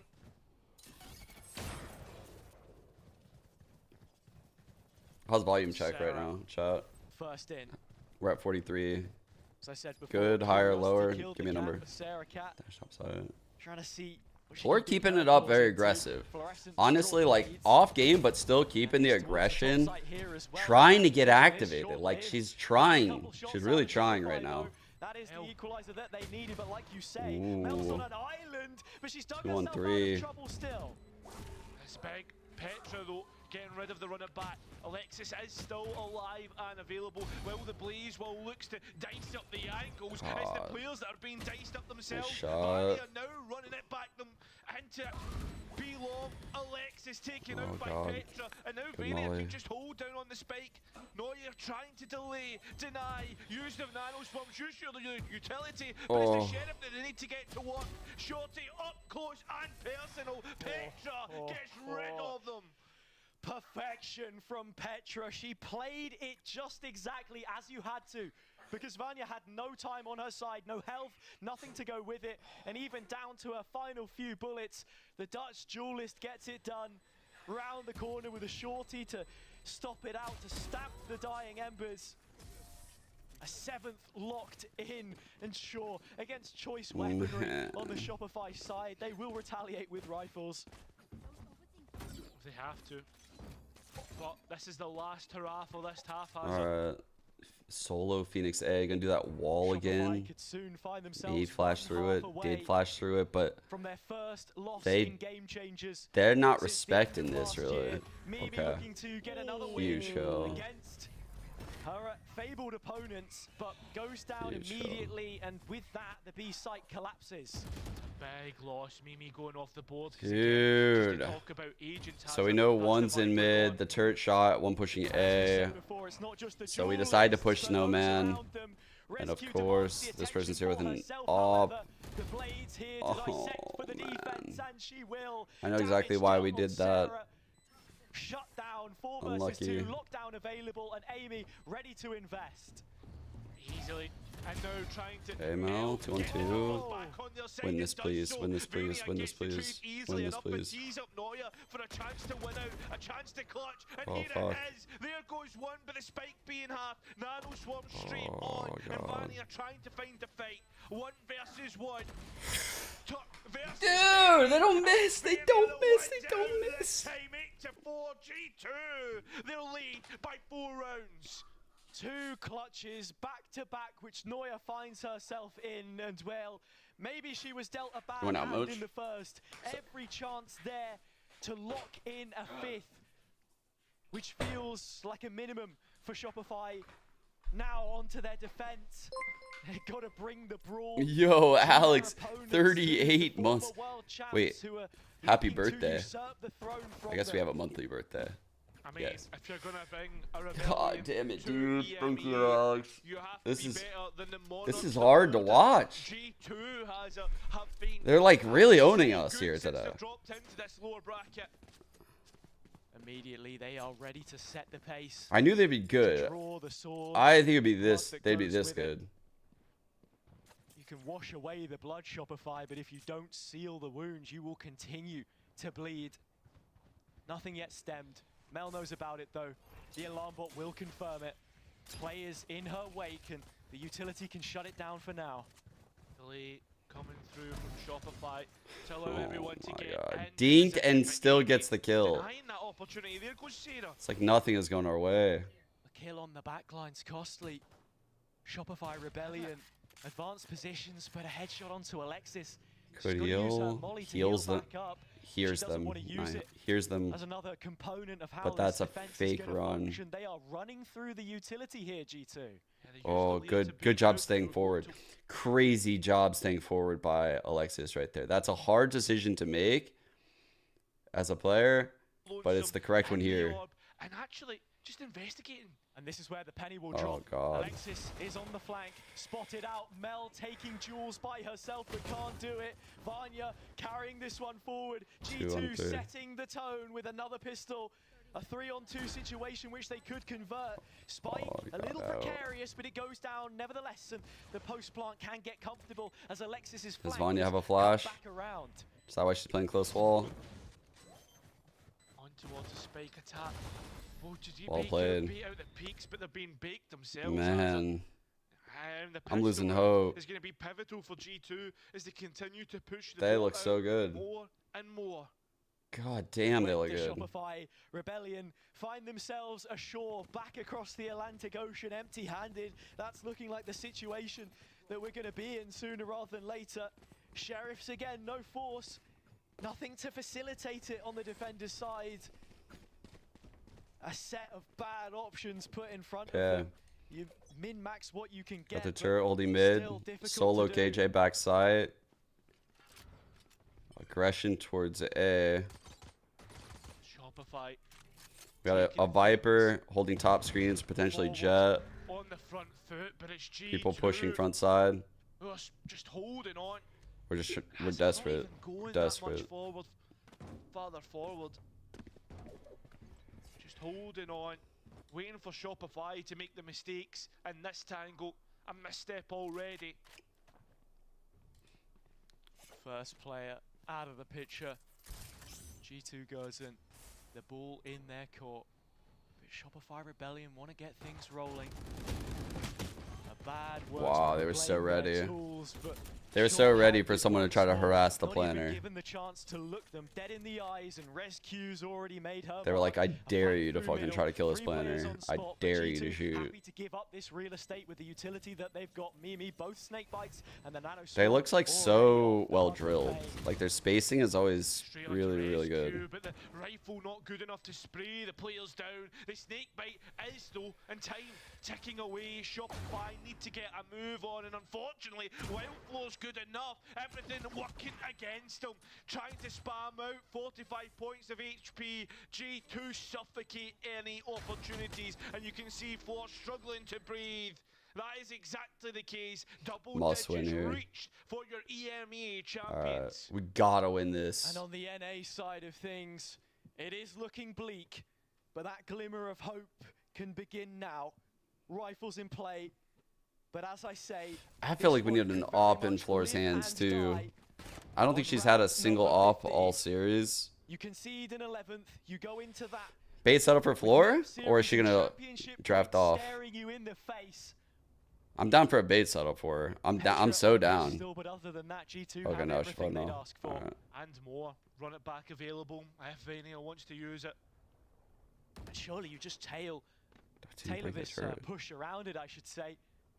She will be pathing through belt, so slightly different than the usual. And there are players to fight her, but Petra goes first. Huh? She's ahead in the queue. Dude, get me the fuck out. What? Petra, again, will not stop. That's 2 kills for her on the opener. And she's got the weakest gun of the lot. Oh, and Rescue's even jumping in. It's the Stinger to help out. The players of Shopify are trying to brawl their way back into this round, but it's up to Mel, and she doesn't have a chance. I don't know. We are getting closer and I don't know. closer I don't know what to map say. and series points. Like they're getting all of these like very, very important kills. Petra in particular has had so much impact. Same with Vanya. Like Vanya's not at the top of the scoreboard, but it feels like every time I watch her, she's like really just digging the knife in her back. Like really getting a super important kill whenever they show Vanya. As G2 have carried on where they left off from map to map, we've seen nothing from Shopify. Push 2. Just the one that they got from the uppers. Only one singular player here for Shopify on the A side of the map. It's Neuer. There is reinforcements coming. They're gambling on this A side. Good gamble. Petra on the prowl. From belt, she beckons the rest of her squad. But G2, not over-eager in a round such as this. They know the stakes. We need these fucking knives to go crazy. No purchase. And We fluorescent. really need these knives to go crazy. No bigger raid boss to try and go up against, but already they're making inroads to the site, and a lot of ground has been covered. Finally, the fight is there, and Fluorescent is down. Yeah. Man, I have never seen Forza taken out of the game. 4v4, the numbers remain even. A jump Holy out fuck. Petra. Well, the curveballs hit, so does all of G2's shots. The spike still yet to go down, but Mel's walking into a wasteland. All the teammates' bodies lie on the floor, and they're left to recover this round. It has to go up against 2, and Amy's already going to cut them down. Oh man, you look at the parallels on either side of the server. A player such as Amy, she's done her time, and now on the big stage, starting to shine against international players alike. A kill which puts them one away from claiming the Red Bull Instalock trophy. A full buy on both sides. Sure, there are a couple of gaps for Shopify Rebellion, but that seems to be the case today. Nothing has gone their way. It's all G2. G2 look so fucking good this year. I told you guys yesterday from that first game I saw them. This team is super fucking good. They are not to be overlooked this year. On towards yellow. I don't know how they lost. Information claimed. Lots of footsteps heard making the rotation over. That's the craziest thing. Is how did they lose? Is this a fight that she has the confidence to take? She does. Missed shots. Players peeking in. A brilliant double up from G2. They really have us flustered. Will that happen? Shopify begin to re-clear B long, just in case there's a lurker being left to tee up on towards the B side. It's not the case, which will leave Shopify really late towards the A side of the map. Yeah, it's just an off day for sure for Floor. Like, that's what sucks. Yesterday was so different. Plenty of utility in the face for this 4 versus 4. It favors Nice, G2 Noya. nonetheless. Not until Noya has made her mark. Still doable, still doable. 12-4. We believe, we believe. The spike not planted. It's getting really claustrophobic. Flank from Mel. Not even allowed to get the spike down. You see Shopify have an answer at every avenue. Nice wall as well from Alexis. Cuts things up. Doesn't let anyone make the cross. G2 on the back foot. And Petra must pop her head out the pit if they want to try and collect something for themselves. Still not the safety to punch in the digits, and finally it should hit the ground, but not without damage dealt. It's big damage as well. There is a chance to heal up, but it's not until there's an engagement to be taken and won. Maybe around the box. Fully healthy, Wow. but taken down in the pit goes with Great it. kill by Petra Alexis. low and removed from the situation. 8 opportunities become 7. Alright, we have for run it Shopify. back. They We are just got the not pit out of on this Mel. one just yet. Yeah, you've got to remember, there are the qualities that is there for the Shopify Rebellion roster. So many titles, so many accolades, and so much quality being held. Fair enough, they've been mostly at the back foot for this map and well, maps previous. But at any moment in time they can flick a switch. This is probably the best time to do it for them in terms of how the general map is being played out. We're right in the middle of the current. How is this tournament structured? So we had 4 like top GC teams. Like these are the 2 GC teams. Actually, no, wait, G2 wasn't a championship last year. It was Liquid, right? But G2 looks incredible.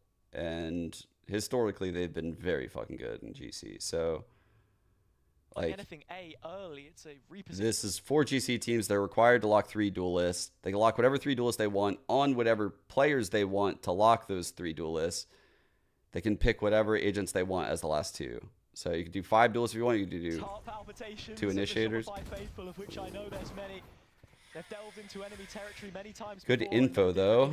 Reactive pit, but it's not a good pit. Wherever they go.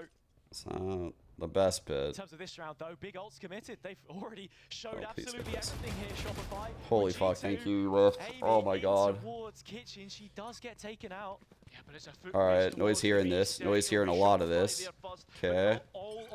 We got the rotate coming in from Alexis because of that. Okay.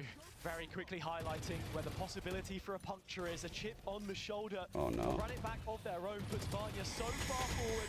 Flash onto Sarah. Death's door, but not quite done. Oh my god, Noya's having a fucking round right now. Quickly traded out. Advantage still stays within Shopify. So low though. 4 on 3. Needs to go down as time ticks away. 20 seconds. Not low with the lockdown.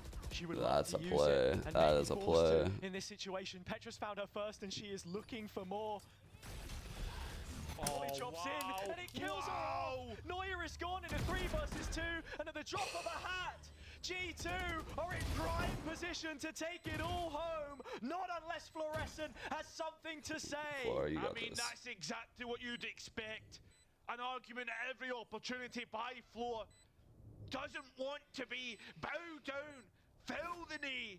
2 players from G2 are out on long. Great double swing on top. Wow. They deserve it. They deserve it. Man. the rebellion from Holy NA. shit. Shopify had their chance to sit on the throne, but it may be short-lived. G2 come back in the They were rematch, impressive which here. they never received, to win the series straight out, a whitewash, 3 maps in a row. New G2 looking And crazy. even the star player at the end not able to do enough in the clutch. The silverware is theirs, and on EMEA home turf, it is I didn't expect this defended once shit. more. They really did earn it. G2 and every Game Changers tournament that they have played, split one, and now Instalock, they have won. Yeah, dude. I would say quality is like an understatement. Their year looks like it already. Retro had a really good day. In 2024. Shopify will take this as a knock on the chin. They won't be dissuaded by what we have seen in the People are duelist saying it was matchup. 3-0 because our map was given to us from coming through upper bracket.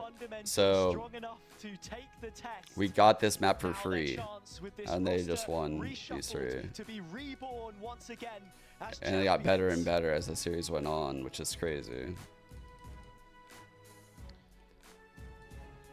Very impressive. Like, honestly, I can't say anything other than like very impressive. Like, I know it's like an off tournament, they're running 3 duelists, but like the skill across the board on G2 looks very high. Their ability to problem solve, very high. Their players using util first instead of aiming pretty frequently. Like, it's a very scary team when I watch them. I know this isn't the format of normal Valorant, but you can infer a lot of the qualities from this. Oh, that's cool. That is sick. That's a cool trophy lift. The fake snow.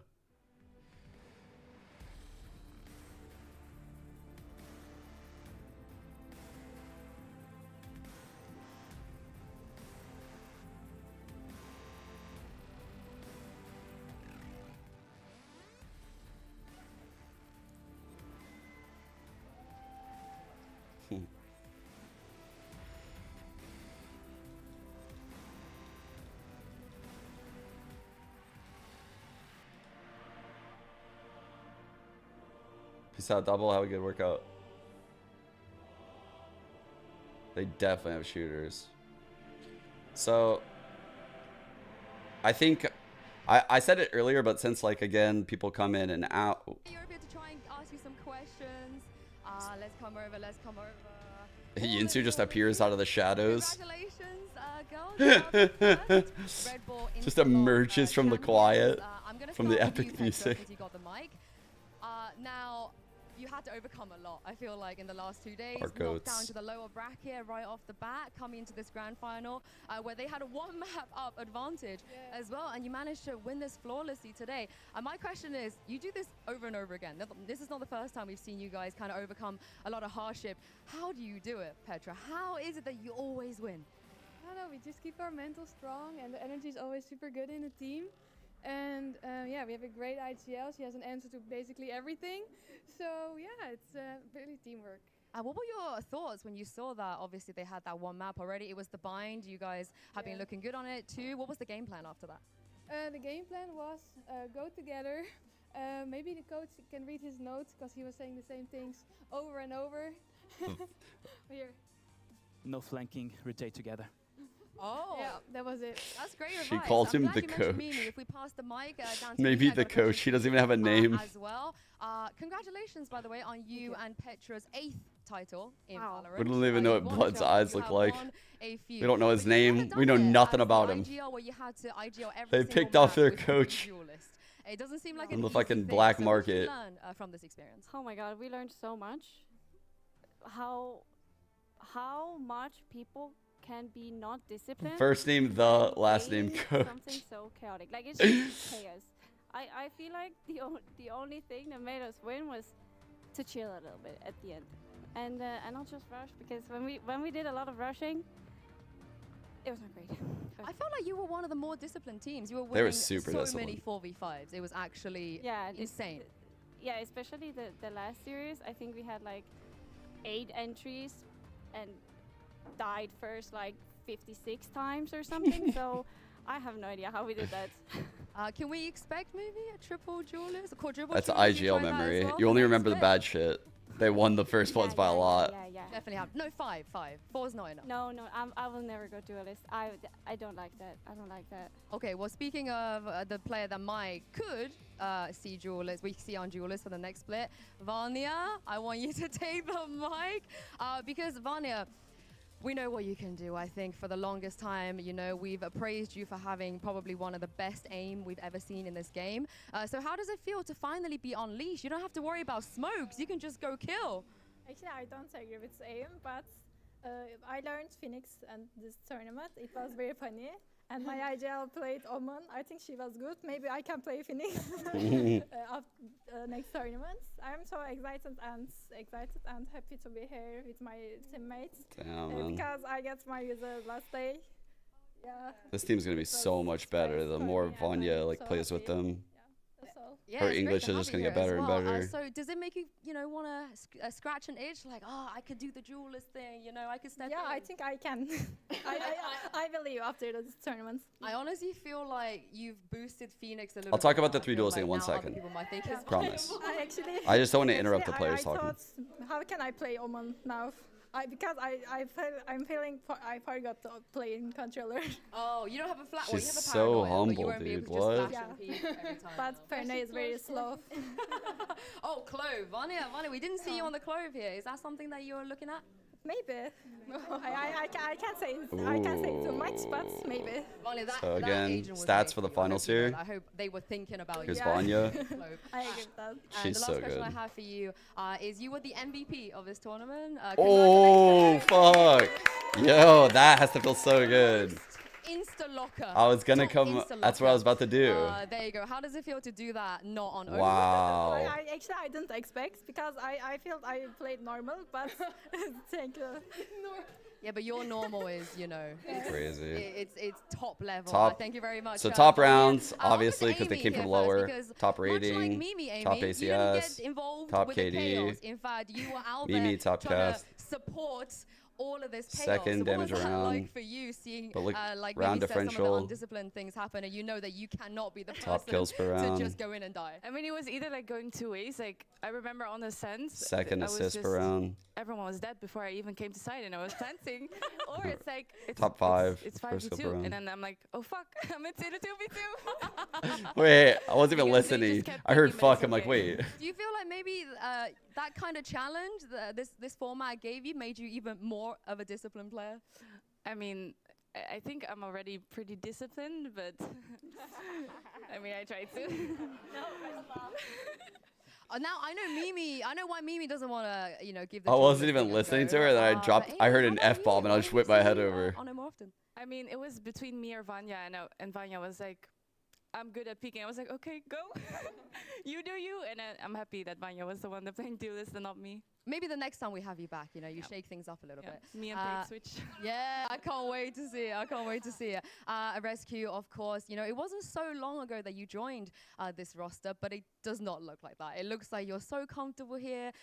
It looks so great. So what's it like for you to come to your first LAN with G2 Goes and walk away? Yeah, with let's hear trophy? the youngin. I mean, it's great. I mean, from the start to the end, even though we got into the lower bracket, I never lost up. I knew we would win the trophy, because it happened in VCT as well. We got knocked by Falcons. We just got back up, and you know, 3-0'd them in the end.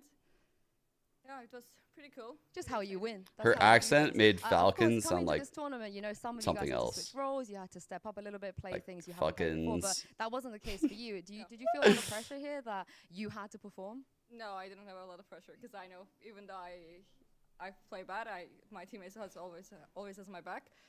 But it was really hard playing What dive is this agents copy like Freeze and pasta Jet that's without going on? initiators. I don't know what you guys are I'm more talking. grateful for Mimi and Petra. You've seen the other side. You've seen the other side. And of course, you managed to win this by beating Shopify, Rebelling. I know a team that you wanted to face as well. So how does it feel now to be able to say that you beat them? Crazy. I mean, it's pretty good, but I don't think it shows anything, you know, with this comps. I think they're still a great opponent, and I want to play them in chaps too. Oh, you're looking at that match already. I like it, Rescue. I like it. We got to get a few words from the coach. Come on, we have to. First of all, the sunglasses buff? Yeah, of course. I mean, okay, to make it clear, I'm the manager. I don't know anything about the game. Chilling. putting my sunglasses on and enjoying the show. You can look credit on me. I mean, you're holding trophy. Yo, props. Yeah, My dude's just there for the support. Yeah, I mean, we don't usually see you, on stage in that coach position. He's trying to have a good time out there. That's He's also a gonna new keep the trophy experience though. for you as well. Does it make you maybe want to step in a bit more often? No. Stressful. Stressful. Yeah, I'm good in the shadows. I let them take the light. Yeah, What the fuck is going on right now? This guy is weird. These girls lift Who the fuck is this trophy guy? After trophy. I want you, because I would normally ask them to give a message, but I'm going to give you This guy the is like an burden of epic. sending a message to all the What a teams that might be looking character. at you to underestimating them a little bit, or just wanting to go up against these girls. What a character. I absolutely love that. But thank you very much, Petrovania Rescue, Amy and Mimi. They are your Red Bull Interlog champions. First ever. Have a lovely rest, you guys. That's hilarious, thank you for everybody bro. for tuning in. Thank you to all the... Yo, he's actually just there for a good time. That's so funny. He didn't try to like make it about him. He didn't try to do anything. And the fucking last interview, he's like, no, man, I don't know shit about this game. He hasn't said anything. He hasn't done anything. Just wore his sunglasses. Not trying to make a scene. He just doesn't want anyone to just... It's like, bro, this ain't my job. This ain't my job.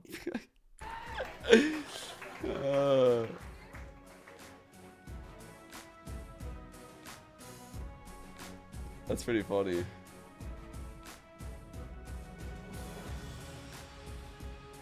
Okay. So now I'll talk about the format, because I saw a lot of people kind of throwing shade at the format, and yeah, just like kind of questioning it. So I'll give you my thoughts on it, and I think I respect your opinion. I really do. Like, everyone's entitled to their own opinion on it, and some people will not like to watch this style of tournament, and I get it. I get it. For me, the reason why I thought this was a really cool idea is, and I keep saying this, one, I ran my own tournament, right? Like, Riot allowed me to run this in the off season, and I know what it's like to try to get top level teams to sign up. Even in the off season, and I had a lot of them. And they just drop off like one after the next. So I know that that's like one, even in the off season, it's impossible. But we have 4 VCT seasons going on right now. Right now, they're live. We also have all of the challenger leagues, which are just gonna keep going on forever. They're going on right now. So the only gap right now in the calendar is the Game Changers schedule. So let me find them real quick. Oop. Where's like that NA one though? There we go. So you can see like they had this gap from April 3rd to April 23rd, I guess, to the open qualifier. And I'm not even sure if we're in this shit. We might go straight to the closed, low-key, on the 24th. I think we probably will. So there's like a little bit of a gap, 1. 2, I think the reason why the triple duelist is exciting to me is because it would be weird to just like sprinkle it in amongst a bunch of the same shit. Like right now, honestly, I think the viewership would have been worse. The viewership would have probably been worse if the style of tournament was the same exact style as like a VCT style tournament. It's just like the same. It's more of the same. And another problem with that is the teams wouldn't want to go. The teams wouldn't want to go because they would have to run their strats in the middle of the season for like a one-off tournament. It's the perfect format to get people to like buy in and want to play, while also keeping the level of excitement kind of high. And I like it because I think you're seeing how Valorant actually is in your ranked games. I think it's how it is in your ranked games. That's why it was exciting to me to see this format. And I kind of hope they do something like this again. I'm not saying that I want it all the time. Definitely not saying that. But when there's real teams, this is a very unique scenario because like they managed to get the real teams. They got 4 real teams to play in a tournament and try running 3 duelists on every map, and they can fill out their comps however the fuck they want. Like, so you got to see like Harbor Vipers, you got to see like Gecko Brim, and what you're seeing a lot is shit you see in ranked. This is exactly what you see in ranked. This is really what competitive Valorant actually probably is closer to. What you're watching on like VCT, that will never, ever, ever, ever, ever happen in your ranked servers. Like in a million years. Not even like, you know, like the thing with like a million monkeys like slamming their hands on like typewriters and eventually they'll write a book. Bro. No. Like the monkeys playing ranked would never do what happens in like a loud game. Like that's it's just too polished. It's way too polished. And the communication lapses are plentiful. Like the level of communication in some of like the top level setups and micro plays is too high to mimic in solo duo queue at the top level. The game is just too punishing on various timings and peaks that if you're not like very meticulous on a macro sense, the micro plays will punish you in this game. So I think it's cool. Yeah, it's cool because oftentimes I don't even know what to say when I lock in on Ascent and I see this comp. I'm like, bro, we're playing Ascent without a fucking Sova? Like, so they show me like an idea. Like, oh, I can play Ascent without a Sova. Like, it is possible. Let me see how they fucking do this shit. Let me see. Like, okay, let's see how they fucking do this. So the way they're doing it is like this. They have a fucking gate crash at tree. They have Yoru peeking main. Behind Yoru, they have an unbreakable trip. They have a cam holding both short and the crack of main. They have an omen blind ready for a double duelist B push, and they've left mid open. They're okay with leaving mid open. Like, this is very creative and requires like an immense amount of problem solving because no one has run these comps. It's just like your ranked games. I don't know why anyone wouldn't like this style of tournament, actually. Like, I love it. I love it because you're putting these top level players who have the most hours played in the game and are playing with the people they're most familiar with and can cook the best with. You're putting them in scenarios where they have to cook on the fly, which is exactly what ranked is. That's exactly what ranked is. It's cooking on the fly. And it's just really sick to see like all of the things that they cook up, like collectively. G2 with the Phoenix pick will. And then sometimes you'll see like, it's also cool because you'll see players like, this is something I realized this tournament, so hold up. I'm gonna keep yapping for a sec. I got a point here. Let's see. What I realized this tournament is you'll look at a player like Sarah, like Sarah Frags. The cat confused me for a second. When you watch Sarah play with our team, she plays a lot of Viper. Unfortunately, like a lot of the times in ranked, Viper's just like not like the most optimal ranked pick. So a lot of times when you see these pro players playing ranked that play these flex agents in pro play, like Viper or Harbor is a great example. They're not going to go solo queue Harbor. That's a fucking waste of their time. That sounds like a giant headache because their teammates don't even know how to use their util. Their job isn't to fucking teach their ranked solo queue teammates how to play the game. That's not their job. They don't give a fuck about those people. They would have to what? Teach a new 3 players every single day? That's a waste of their fucking time. So these players, a lot of the times, will play Reyna and shit in ranked. Or like weird duelists. They'll really focus on their like individual skill. That's something I learned this tournament. Like, I had an idea that was happening, but like, I got to see all of these players that like play these flexy roles flex into the duelist, and they look very comfy.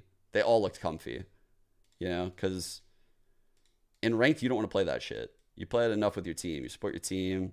But when it comes to supporting psychopaths that don't calm, that's very hard. And so to avoid the frustration, a lot of those players just play like Reyna. And they might even do it on like alt accounts. So that way you don't even know who they are. That's my theory.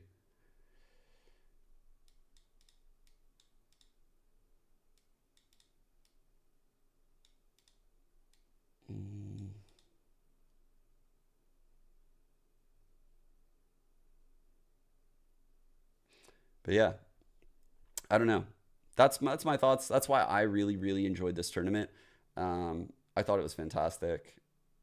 I really appreciate Riot for allowing it to happen, for Red Bull for running it, and for the GC teams for showing up and trying, right, in the middle of their calendar. So it was a really fun watch for me. I feel like even more so than a normal tournament. I think I learned more than a normal tournament here. Like, if this was drawn out like champs, I can honestly say I probably would have learned more from this than the last tournament I watched. And I learned a lot from, like, Madrid. But there's something about seeing how the game plays out in raw form. Like, more gunfights, less info. Because then you really get a feel for, like, what these players are thinking in the late rounds when there's a lack of abilities. I liked it a lot.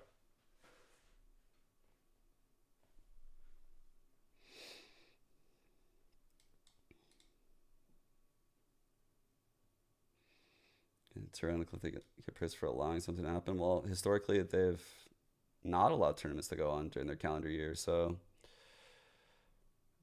I don't know. I mean, I wouldn't say that in CS, yeah, but I get it. They want to have control over their IP rights, and they really want to make sure that when their customers see their product, it's in the way that they want them to, when they want them to. No, I haven't, Gunner, no.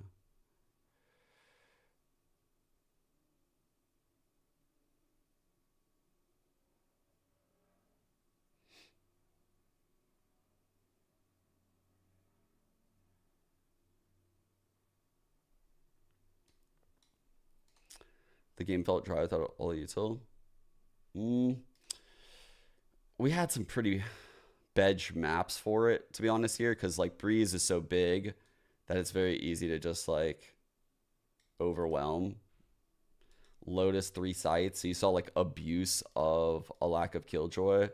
So it's a lot of like it appears dry to you because these teams are missing key components of like a comp that you would see in the pro level, right? Like I'll see. Oh, I gotta find the spot because it's retreated to main.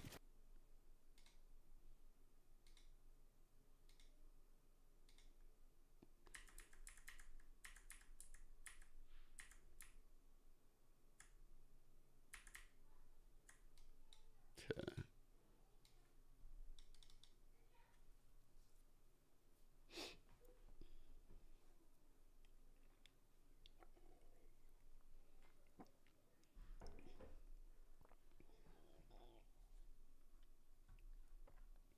Yesterday when Giant X actually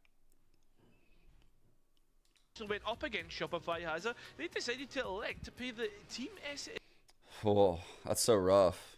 I feel like this is like, I mean, there's not really much of a pick ban edge here because you don't really know what the other team's gonna do. Step away, G2 the first. Yeah, this so far, and the same can be said for Clove as well. Yeah, I mean, you look at all of the agents full stop, and in terms of pick, like the reason why when I play a game of ranked and I load into Lotus and I see like a triple duelist and I'm immediately just like on tilt is pretty much like what happened here. Like, this is why I just feel hopeless, right? I feel so hopeless.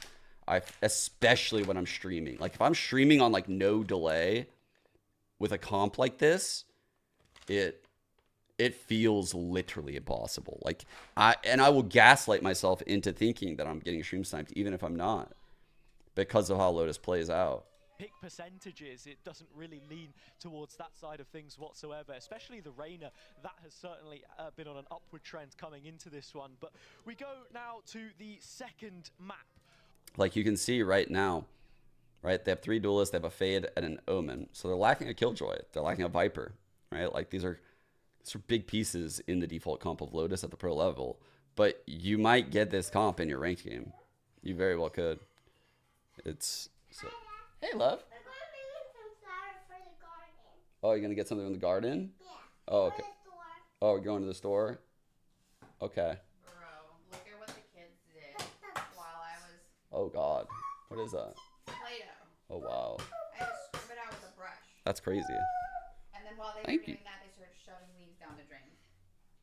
Oh, girls. Okay, Okay. Let's go. What is that? Oh, that's a snack. Thank you. Okay, so this round is like a good insight into like the deficiencies, right? Like you can see, even though we have like a really good idea here, like we've thought this through, like this is quite a good idea, right? Oh, that's the first time you saw them? Yeah, she has like a hair clip in right now, like the pink hair thing. Series, the third in effect when you look at the score.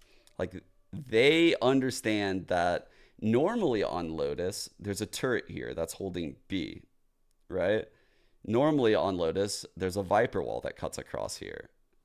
Normally on Lotus, you would start and try to get mound control. And if they're fighting mound, like if you see 2 to 3 people and this turret hasn't shot, likely the wall would be popped and people would be like kind of creeping out. There might be a haunt that's thrown just to like kind of scout it out, right? If it's shot from a certain spot, that would indicate there's a likelihood of like 2 people being here, and you would like sniff it out. You would quickly sniff out the weak area because there's too much ground on Lotus where if like 2 people show in anywhere, like if, or for example, like a 3-person long take happens, like if the round starts right now and we throw like a neon stun, a fucking raisinade, and a haunt, right? Like all 3 things, they're going to hear it.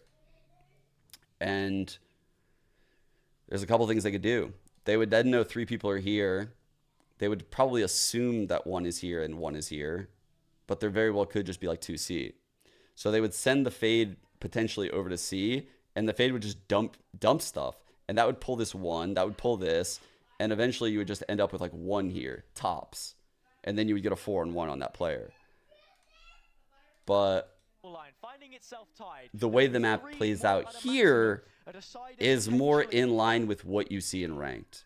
Because in ranked, it is very, very uncommon to get the default comp that you see in pro play. It's very uncommon. So you can see they're waiting for the initial util. It's common, right? Like, especially in a ranked game. They're one-waying the C corner. They're haunting in the middle. So if you want to break this, you have to be past the one-way. So they know that right now, no one on Shopify's mound. Right? I'm sorry. The haunt could come over. Let's see. Let's see when. Still walking. Still walking. Still walking. See when. So there's the haunt right there, thrown by Alexis. It's before the door was even hit, but it's because Mel has been pushed off this jump spot, and it spotted like a lot of people. So when this jump spot happens, you know, like they understand from this spot, like what this means. It's like they found someone looking for info on a deep line. Looking for info on a deep line like this typically means it's the weak side. Unless you're doing some kind of cringe bait setup. We saw it yesterday where someone's like hiding behind the box here. You're trying to pull them in. You know, like it could be stuff like that. But like, it might have appeared dry, but the teams were definitely playing these rounds correctly, is what I'm trying to say here.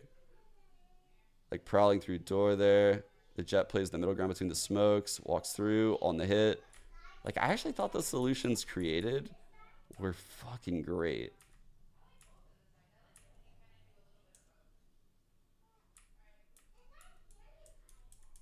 Let me see what they do bonus.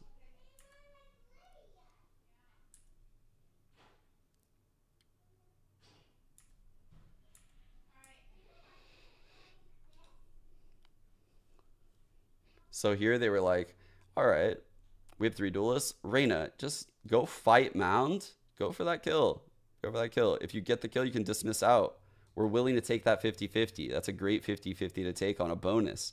That's a really good risk to take on a bonus right here. When you have this push plan with like an Omen blind through here.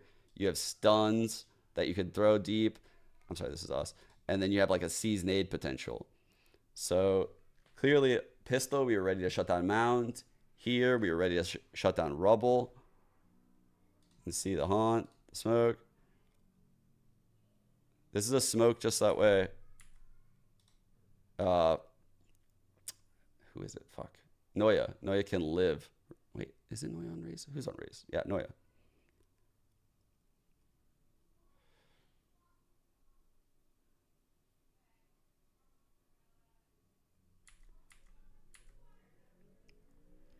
And see, like, they throw that same Haunt. If it were to get shot, if it were to get a ping, this flash would go off. Again, good structure. Doesn't get any pings, so they take that. The second it finds the Reyna in the site, that's a pretty big fuck up right there by Sarah. Because you could see when it hits the Reyna in the site, it's like the info just... It's very hard to explain to someone that doesn't have like a lot of game sense from all the time playing, but seeing Arena in sight like that, you know, like, look what it did to them. Like, they're pulling out their knives. They're not thinking there's someone in this corner or ready to swing here, or there's a trap play coming through the wall. Like that, they're not in that mindset this time. And there's a reason. It's like, you just know. You just know. Like, that Rena's so out of the play. There's nothing she can be doing that would be on a trap play. It's like, you would never have a player that far out of the play. And so they just run it up like so fast. They just know that there's no trap. The Prowler goes along the trail. The Boombot clears close left. Jet dashes in. Paint shells into the site. Prowler clearing the bend in case the Jet dies. The Prowler would also latch. It's like all of it is really fucking good, dude. It's really good. I don't think that's very dry. I just don't think it's very dry. I think it's just what their comp allows them to do. That's what you have in your ranked games.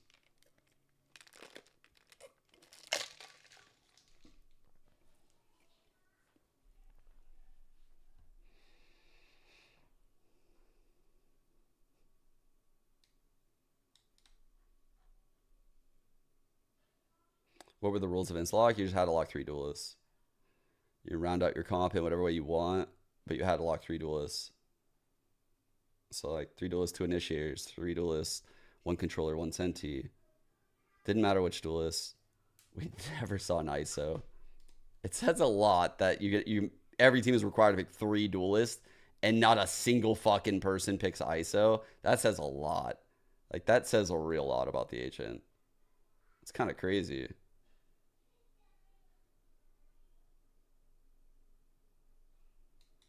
Like, how is that even possible?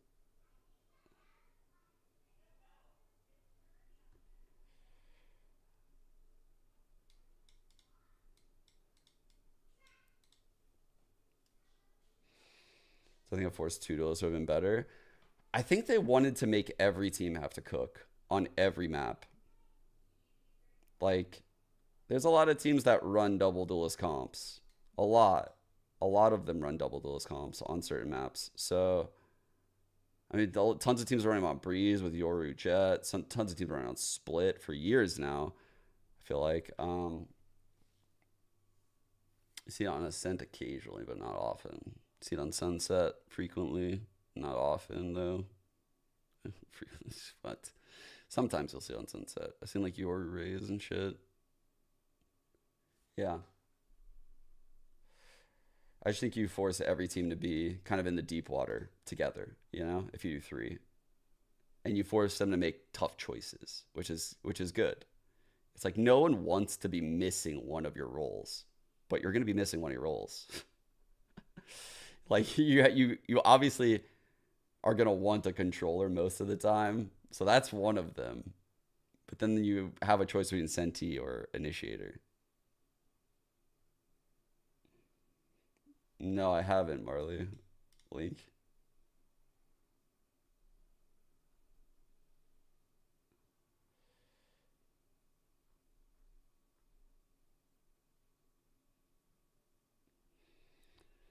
Yeah, duels are the drones. That's why I thought like it was a really good idea to use the Phoenix the way G2 did. Where they were farming those orbs and like sending Phoenix in like a drone was really nice.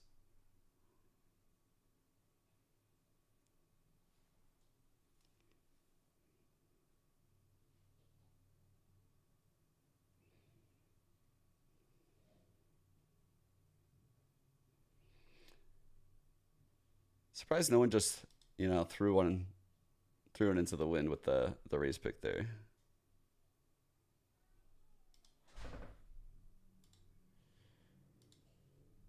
What do we do here, chat?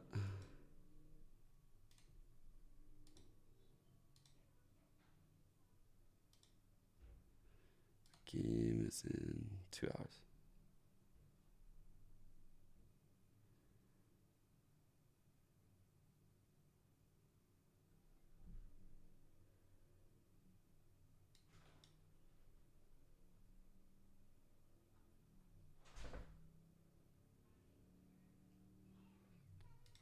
Oh, this is the thing.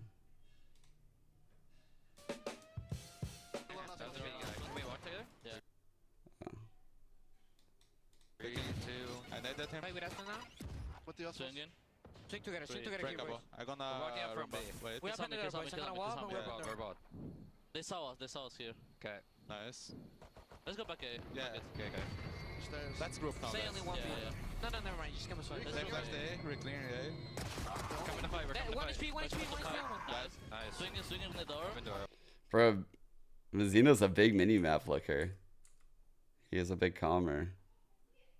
So watch his eyes. That's what I was looking at. Swing together here, boys. Swing together.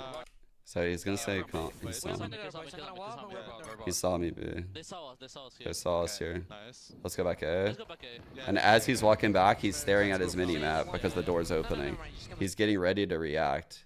He's like, okay, I might need a blind from somewhere. So he has to stare at this. He's staring at the mini-map through this whole process right now because he needs to know how to react on the run back. He's running back as he's looking. Like, he's staring the whole way through.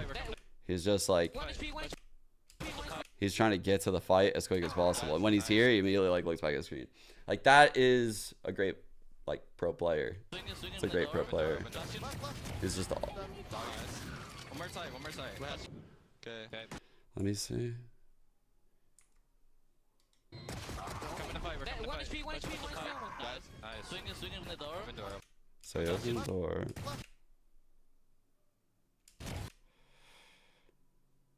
He's looking at his mini map here, which I don't. Okay, he blinds. One more side. Okay. I'm looking at drop. Planted. Okay. I'm gonna play here, boys. He's just always playing on mini And map. I hold drop. Everyone swing on B drop. He's a mini map looker for sure. Behind, let's fight this way. Skills got together. Right side. Nice. It was happened long time ago. Yeah, I've dropped. Nice. Let's go. Come on, let's silence these motherfuckers. Let's go. Next round. Okay. Let's peek having together. 3, 2, 1. Let's fight down. Nice. Don't break ball. I don't have to be breaking. I'm playing. I pushed up. Nate, I have to get off. Mazzino is very, very important to this team. I can tell by how much he's looking at the minimap and how much he's calming key things. Like, I would almost say he might be more important than King so far, based on what I've seen. Push top wrestle. Nade, I have to get off. One secret. I have heaven, guys. Like they have Razal is a good call. One C-Link. I'm wrapping C-Link already. I'm wrapping C-Link already. It's a good call. Yeah, be ready for Razal. Okay, I'm wrapping C-Link, guys. I have I'm gonna molly them. I'm wrapping C-Link. I have good timing. Molly them up. I see. I mollied them back. He's trying to stall them. That's a great play. Said, I'm flanking C-Link. I have timing. Okay, I mollied them back. Like that's what the comment is like. Okay, that is the play. You're flanking. All right, I'll stall them out. Like I'll molly them. It's a good play. Nice. One more sitting. KJ. I'm gonna recon him. KJ sitting. I'm just mollying. Have you seen Viper? I have C-Link. Yeah. I wanna see Viper. Yes. Well, you tell us flank. I'm rewrapping them again. Utilize flank. SC Link. Baby door. No, nothing. Yeah, I wanna do a structure. Here. C-Link. Don't pick. King has him. Standing. Okay. And I have smoke for CT. Yeah, through, backside. Inside one. Now kill him back in the orb. Okay. We have all waterfall. I'm gonna smoke 5 with Q side, okay? Okay, raise off the delay. I'm looking through my time. I'm sure. Yeah. I'm gonna smoke 5 with Q side. I'm gonna smoke. Come back in the orb. Okay. We have all waterfall. He's smoking here. What does he call it? I'm gonna smoke 5 with Q side, okay? What does he call that spot? Okay, raise off the delay. This ping? I'm sure. Yeah, we're making time. My ult the flank. I cancel. I ult at spawn and got nothing. I wanna drop here. Okay. I just hold in the smoke. Hold the smoke with them. I'm blind. We have the smoke. Nice. Nice, boys. Nice. Here. Oh my god! Ian, boys! Let's go! Goat, bro. I see you, boy. Let's go. Dying from B. One up. Nice. That's good. That's a lurker. That's a full commit. I'll fire. That's all there. No. Third side, guys. We're coming right to heaven. I want to smoke there for you, King. Swing through. Let's go. Swing inside. I'm gonna smoke there for you. Okay, coming. That's a really good smoke. That's a fucking really good smoke by Mazzino, actually. How it clouds out like that, and he gets like the flat side by him. It's very rare to see a smoke like this. Where do you go? I got I'm walking out default. I have the right side. The default dead. 1 yard, guys. One by default. We can swing ring. I'm swing ring. Default blind. In the smoke. Blind. Default. Nice. 2 Spike down A. Don't know where he is. Tweet. You sure? Yeah. 100%. Let's go! Keep fighting! Bombs are very good. Let's go! Okay. We'll just keep peeking there. Let's contact. Yeah, Oh, I like that call. He's gonna peek. Down. They're out. I have from B. I don't open their... Oh, I like that. What made them use the fade alt though? Fighting! Let's go! Okay. We'll just keep peeking there. Let's contact. Yeah, contact.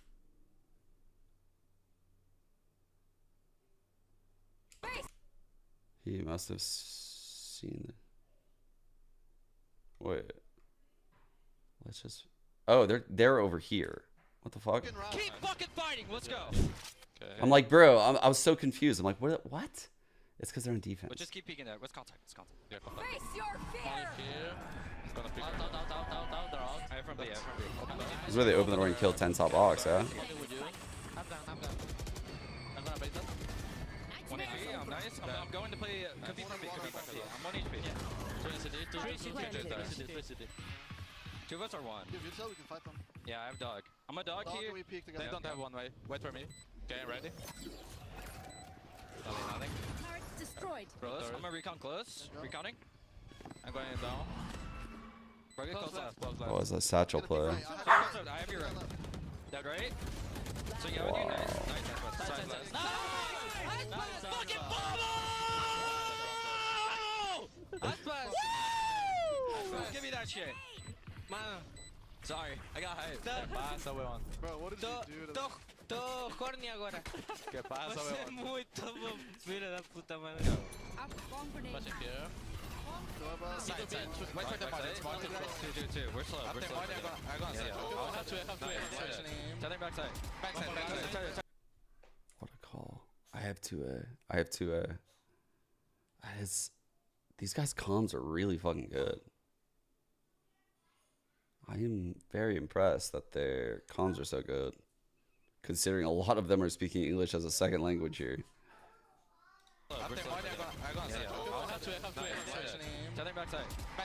Tethering backside. Tethered. He knows it hit. Knows it for sure hit. Swing. Bro, the comms are so good and so fast. Backside. Rocket.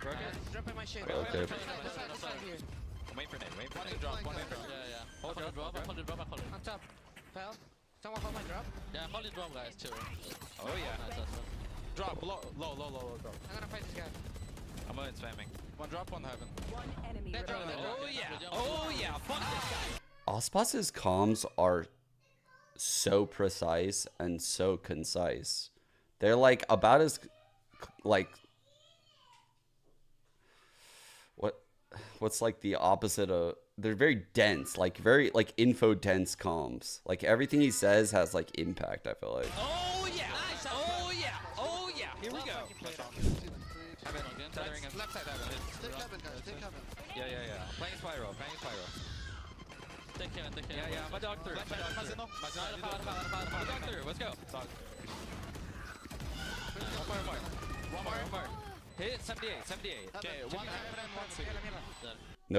Notice like it's not a, oh bro, where the fuck was the trade? Oh, where, bro, come on man. Like, that was so lucky. It's hit 78. That's the fucking calm. That's the fucking calm, chat. All right. A lot of people that play Valorant don't realize that. That's the calm. That's the only thing you're saying right there. And if you're saying anything else, you're dog shit. One more. Hit 78. Okay, one Un C y un C.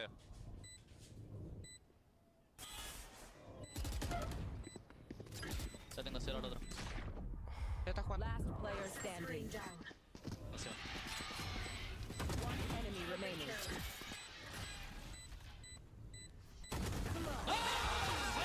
Oh yeah! That's what I like to see out of my IGL. Let's go! Flash free, okay? Go through that way. Flash is free. Yeah. Going through. You're alone, wait. Yeah, they flash. No, you too. I'm going in. 3, 2, 1. I'm gonna roll. What? No, you too. I'm going in. 3, 2. Dude. Chat, they don't say, you know, like, you guys want to go in the smoke? There's no questions. All right? Like, this has been a very big thing on all the teams I've been on. Like, I hate fucking questions, bro. Questions literally lose rounds. Fucking commands win rounds. Like, don't be fucking asking questions on the exec right here. Because my God, is that common in fucking gaming. And it's so annoying. It's like, bro, we are moving at 1,000 miles an hour. There's 19 seconds left in the round. The other team is rotating. And we have to hit this now. Like, I'm not going to tell you to 3, 2, 1 the smoke. You should know that intuitively. What is the other option? We just saw the smoke bloom. What? Like, are we all going to go this way and just assume no one's in the smoke? No, you have to go in it, actually, in this scenario. And they know that, like, intuitively. So they immediately just 3, 2, 1 it. Holy fuck. Yep. Okay, let's go backside. Nice, good trades. Wow. Watch us, guys. We have heaven. I have heaven. Come from my wall. Okay. One up. Molly, text Molly. I'm gonna pick. Placing swamp. We have another smoke and 4 for mid. Yeah. Play safe now. I have heaven. Then we take out the ult to delay. Let's try. Ulta delay, Icebox trust. Now delay. Let Outpass find him. Nice. We're good. I'm holding under. He's under. I'm gonna pick on me. It's a little calm from calm, but it's very important. It decides who takes first contact and how we're going to take first contact, why we're taking first contact in this moment, right? Like, we're going to zone ult right now with Raze. Like, that doesn't mean you're running it down with this Raze ult, Ospas. That doesn't mean that. That means we're zoning with the ult. So, like, he's going to pop this ult, and if they run in, their only option is to look at him right now. Because if they look at us, his showstopper is going to kill them all. So they need to kill him first if they run through the smoke. So he is first contact. And be ready to peek off of him. That's basically what's happening.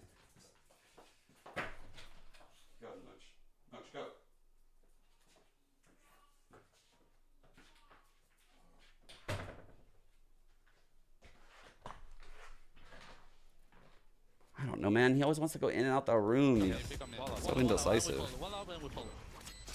They're perfect. We just pull this guy. He's fucked. Hold together straight. Nice! Oh, yeah. Let's go. Ass pass. Yes, sir, boy. Boys about to drop 50. Poison's off. Yep, walking way go. I had the flash play. Ready to swing? Bink. Let's leave. This guy's gonna be scared. He's not got the flash. Yeah. They smoke C. Watch reaction. They're gonna react. Flash here. Molly to T right now. Flash in. Nice. They delayed. I'm rotating ASAP. Stop them. About to come in. Coming in. They're in. I'm blind. Dead. I can recon for y'all in a sec. I'm with you, yeah? They're in. Throw in. Survive. I cannot survive. I just I'm with you. I'm holding you right. Dead. I break. I tell you right. Try to talk. I'm trying. Both or no? Both. Top. Both. Chill. Talk. You have smoke? Yeah, two. Hold it under. I'm gonna smoke side, okay? Yeah, do it. Hold it as well. Stop picking. Yeah, boy. Get there. Go. We'll just fight this guy off us. Here's bench. I'm with you. Here I come. No! Fucking play. Defenders win. Really good comms, man. Up close. From Bram. Hit me. Drop him out, boys. I wanna take door. Yeah, go. I told you, flashing. Broke. Are you gonna be here tomorrow, Eliza? Team is tight. I was honestly thinking about tomorrow, but we could do Thursday. 30 seconds left. 3 CT. One boiler. I have ghost spawn. I know I'm flaking on it right now. 2 coming ghost spawn. Yeah, I see. One Kevin. We have your Raptors line. This one heaven. 100 on CT. I'm one. Yeah, I'm 1 as well. I'm hiding top side. Okay. Watch your CT now. There, Raptors. I'll be. Put them out. 50. Yeah! That's how I like it, yeah! Get it whenever. Okay, 3, 2, 1, darting. On a wall. They're out the gun. Yeah. Okay. They're relying on the retake. Ian, I need you to hold flank so I can ult for them. They're mauling me. I'm gonna break the. I'm gonna ult you. Tell me when they're Listen, Listen, tell me when they're flooding. Tell me when they're flooding. I ult. I'm gonna break the Gecko. It's a good comm. Flood down. They're gonna flood now. I broke that. They're flooding. Nowhere to run. Nice. Nothing. You canceled them. Wait, it doesn't have. Oh, it means Gecko flash probably. Backside already. He didn't even get it. Out. Deep in ping. I broke it. One top. You come down. No. I'm Molly bomb. Recounting. No.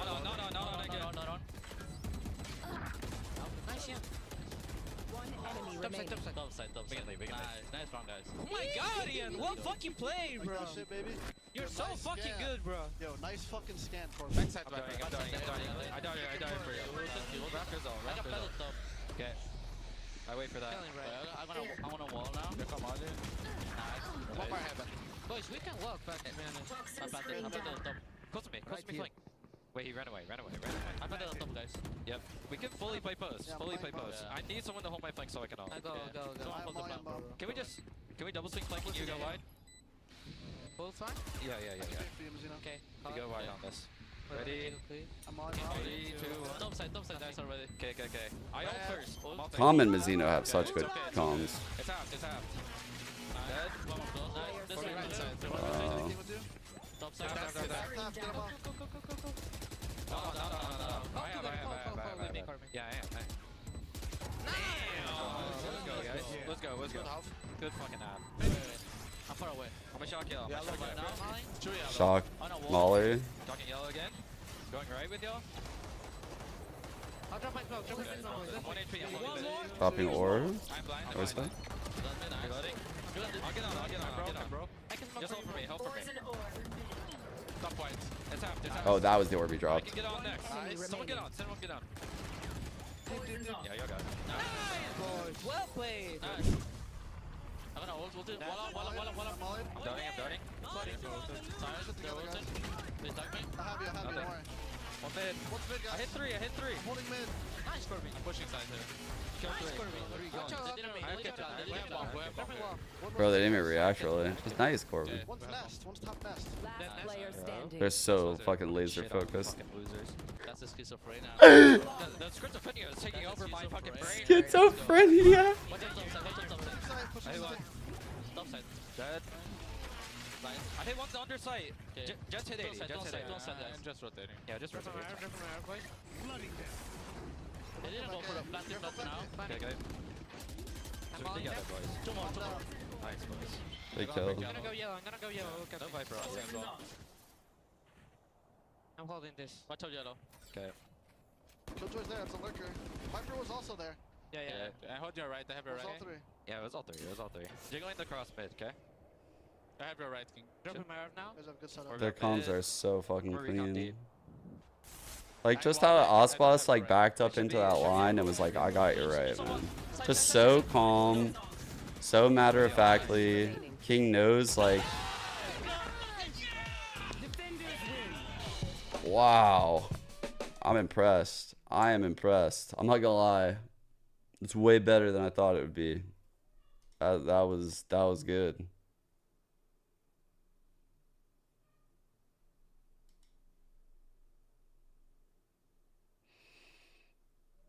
Wow. That was crazy, bro. That was way better than I thought. I'm like in my head right now reevaluating fucking Mazzino and this whole team.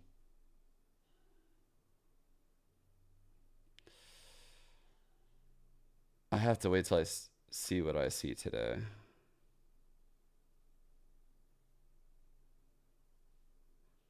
Those are really fucking good comms though. They were really good. They were concise and clear, packed with info. They dictated like what they were gonna do, like as individuals, as well as like how their teammates should support. They called what was coming from the other team in anticipation and said how they would deal with it. Those are really good comms. That was kind of eye-opening. Yeah, that was interesting. That was interesting. Yeah, what was the problem during that game? Because the comms there were very fucking good. I mean, we're definitely getting select sound bites. That's another thing. Like, you know, these are highly edited. So, but what I heard out of Mazzino and comm, like, it was a lot. It was enough to know that, like, even a good editor couldn't trick me, you know? Like, a good editor couldn't trick me with what I just saw. Like, those guys are really good at comming.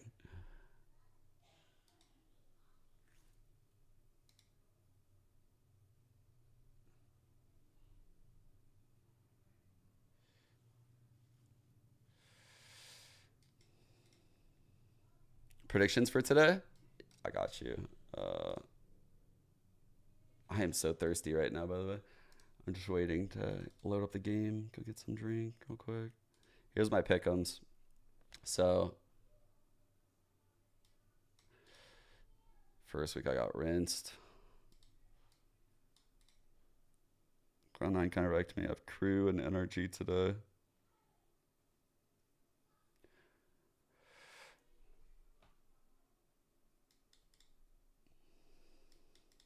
That's true. I gotta get my crew jersey. I don't know where my crew jersey is. I gotta find it. Maybe that's what I'll do when I get water right now. I'm starting to get a headache from like not drinking water and continuing to talk through this. Chill for a sec.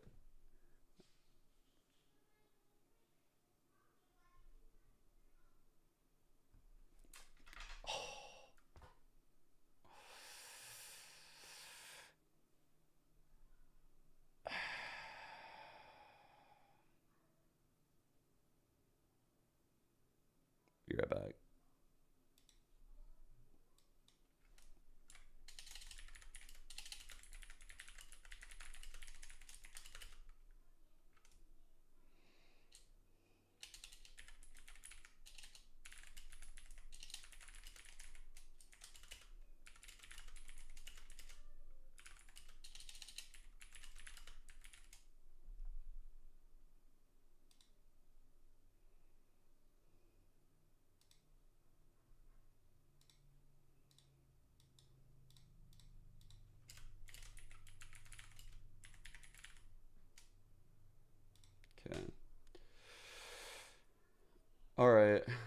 unlucky. I have to restart.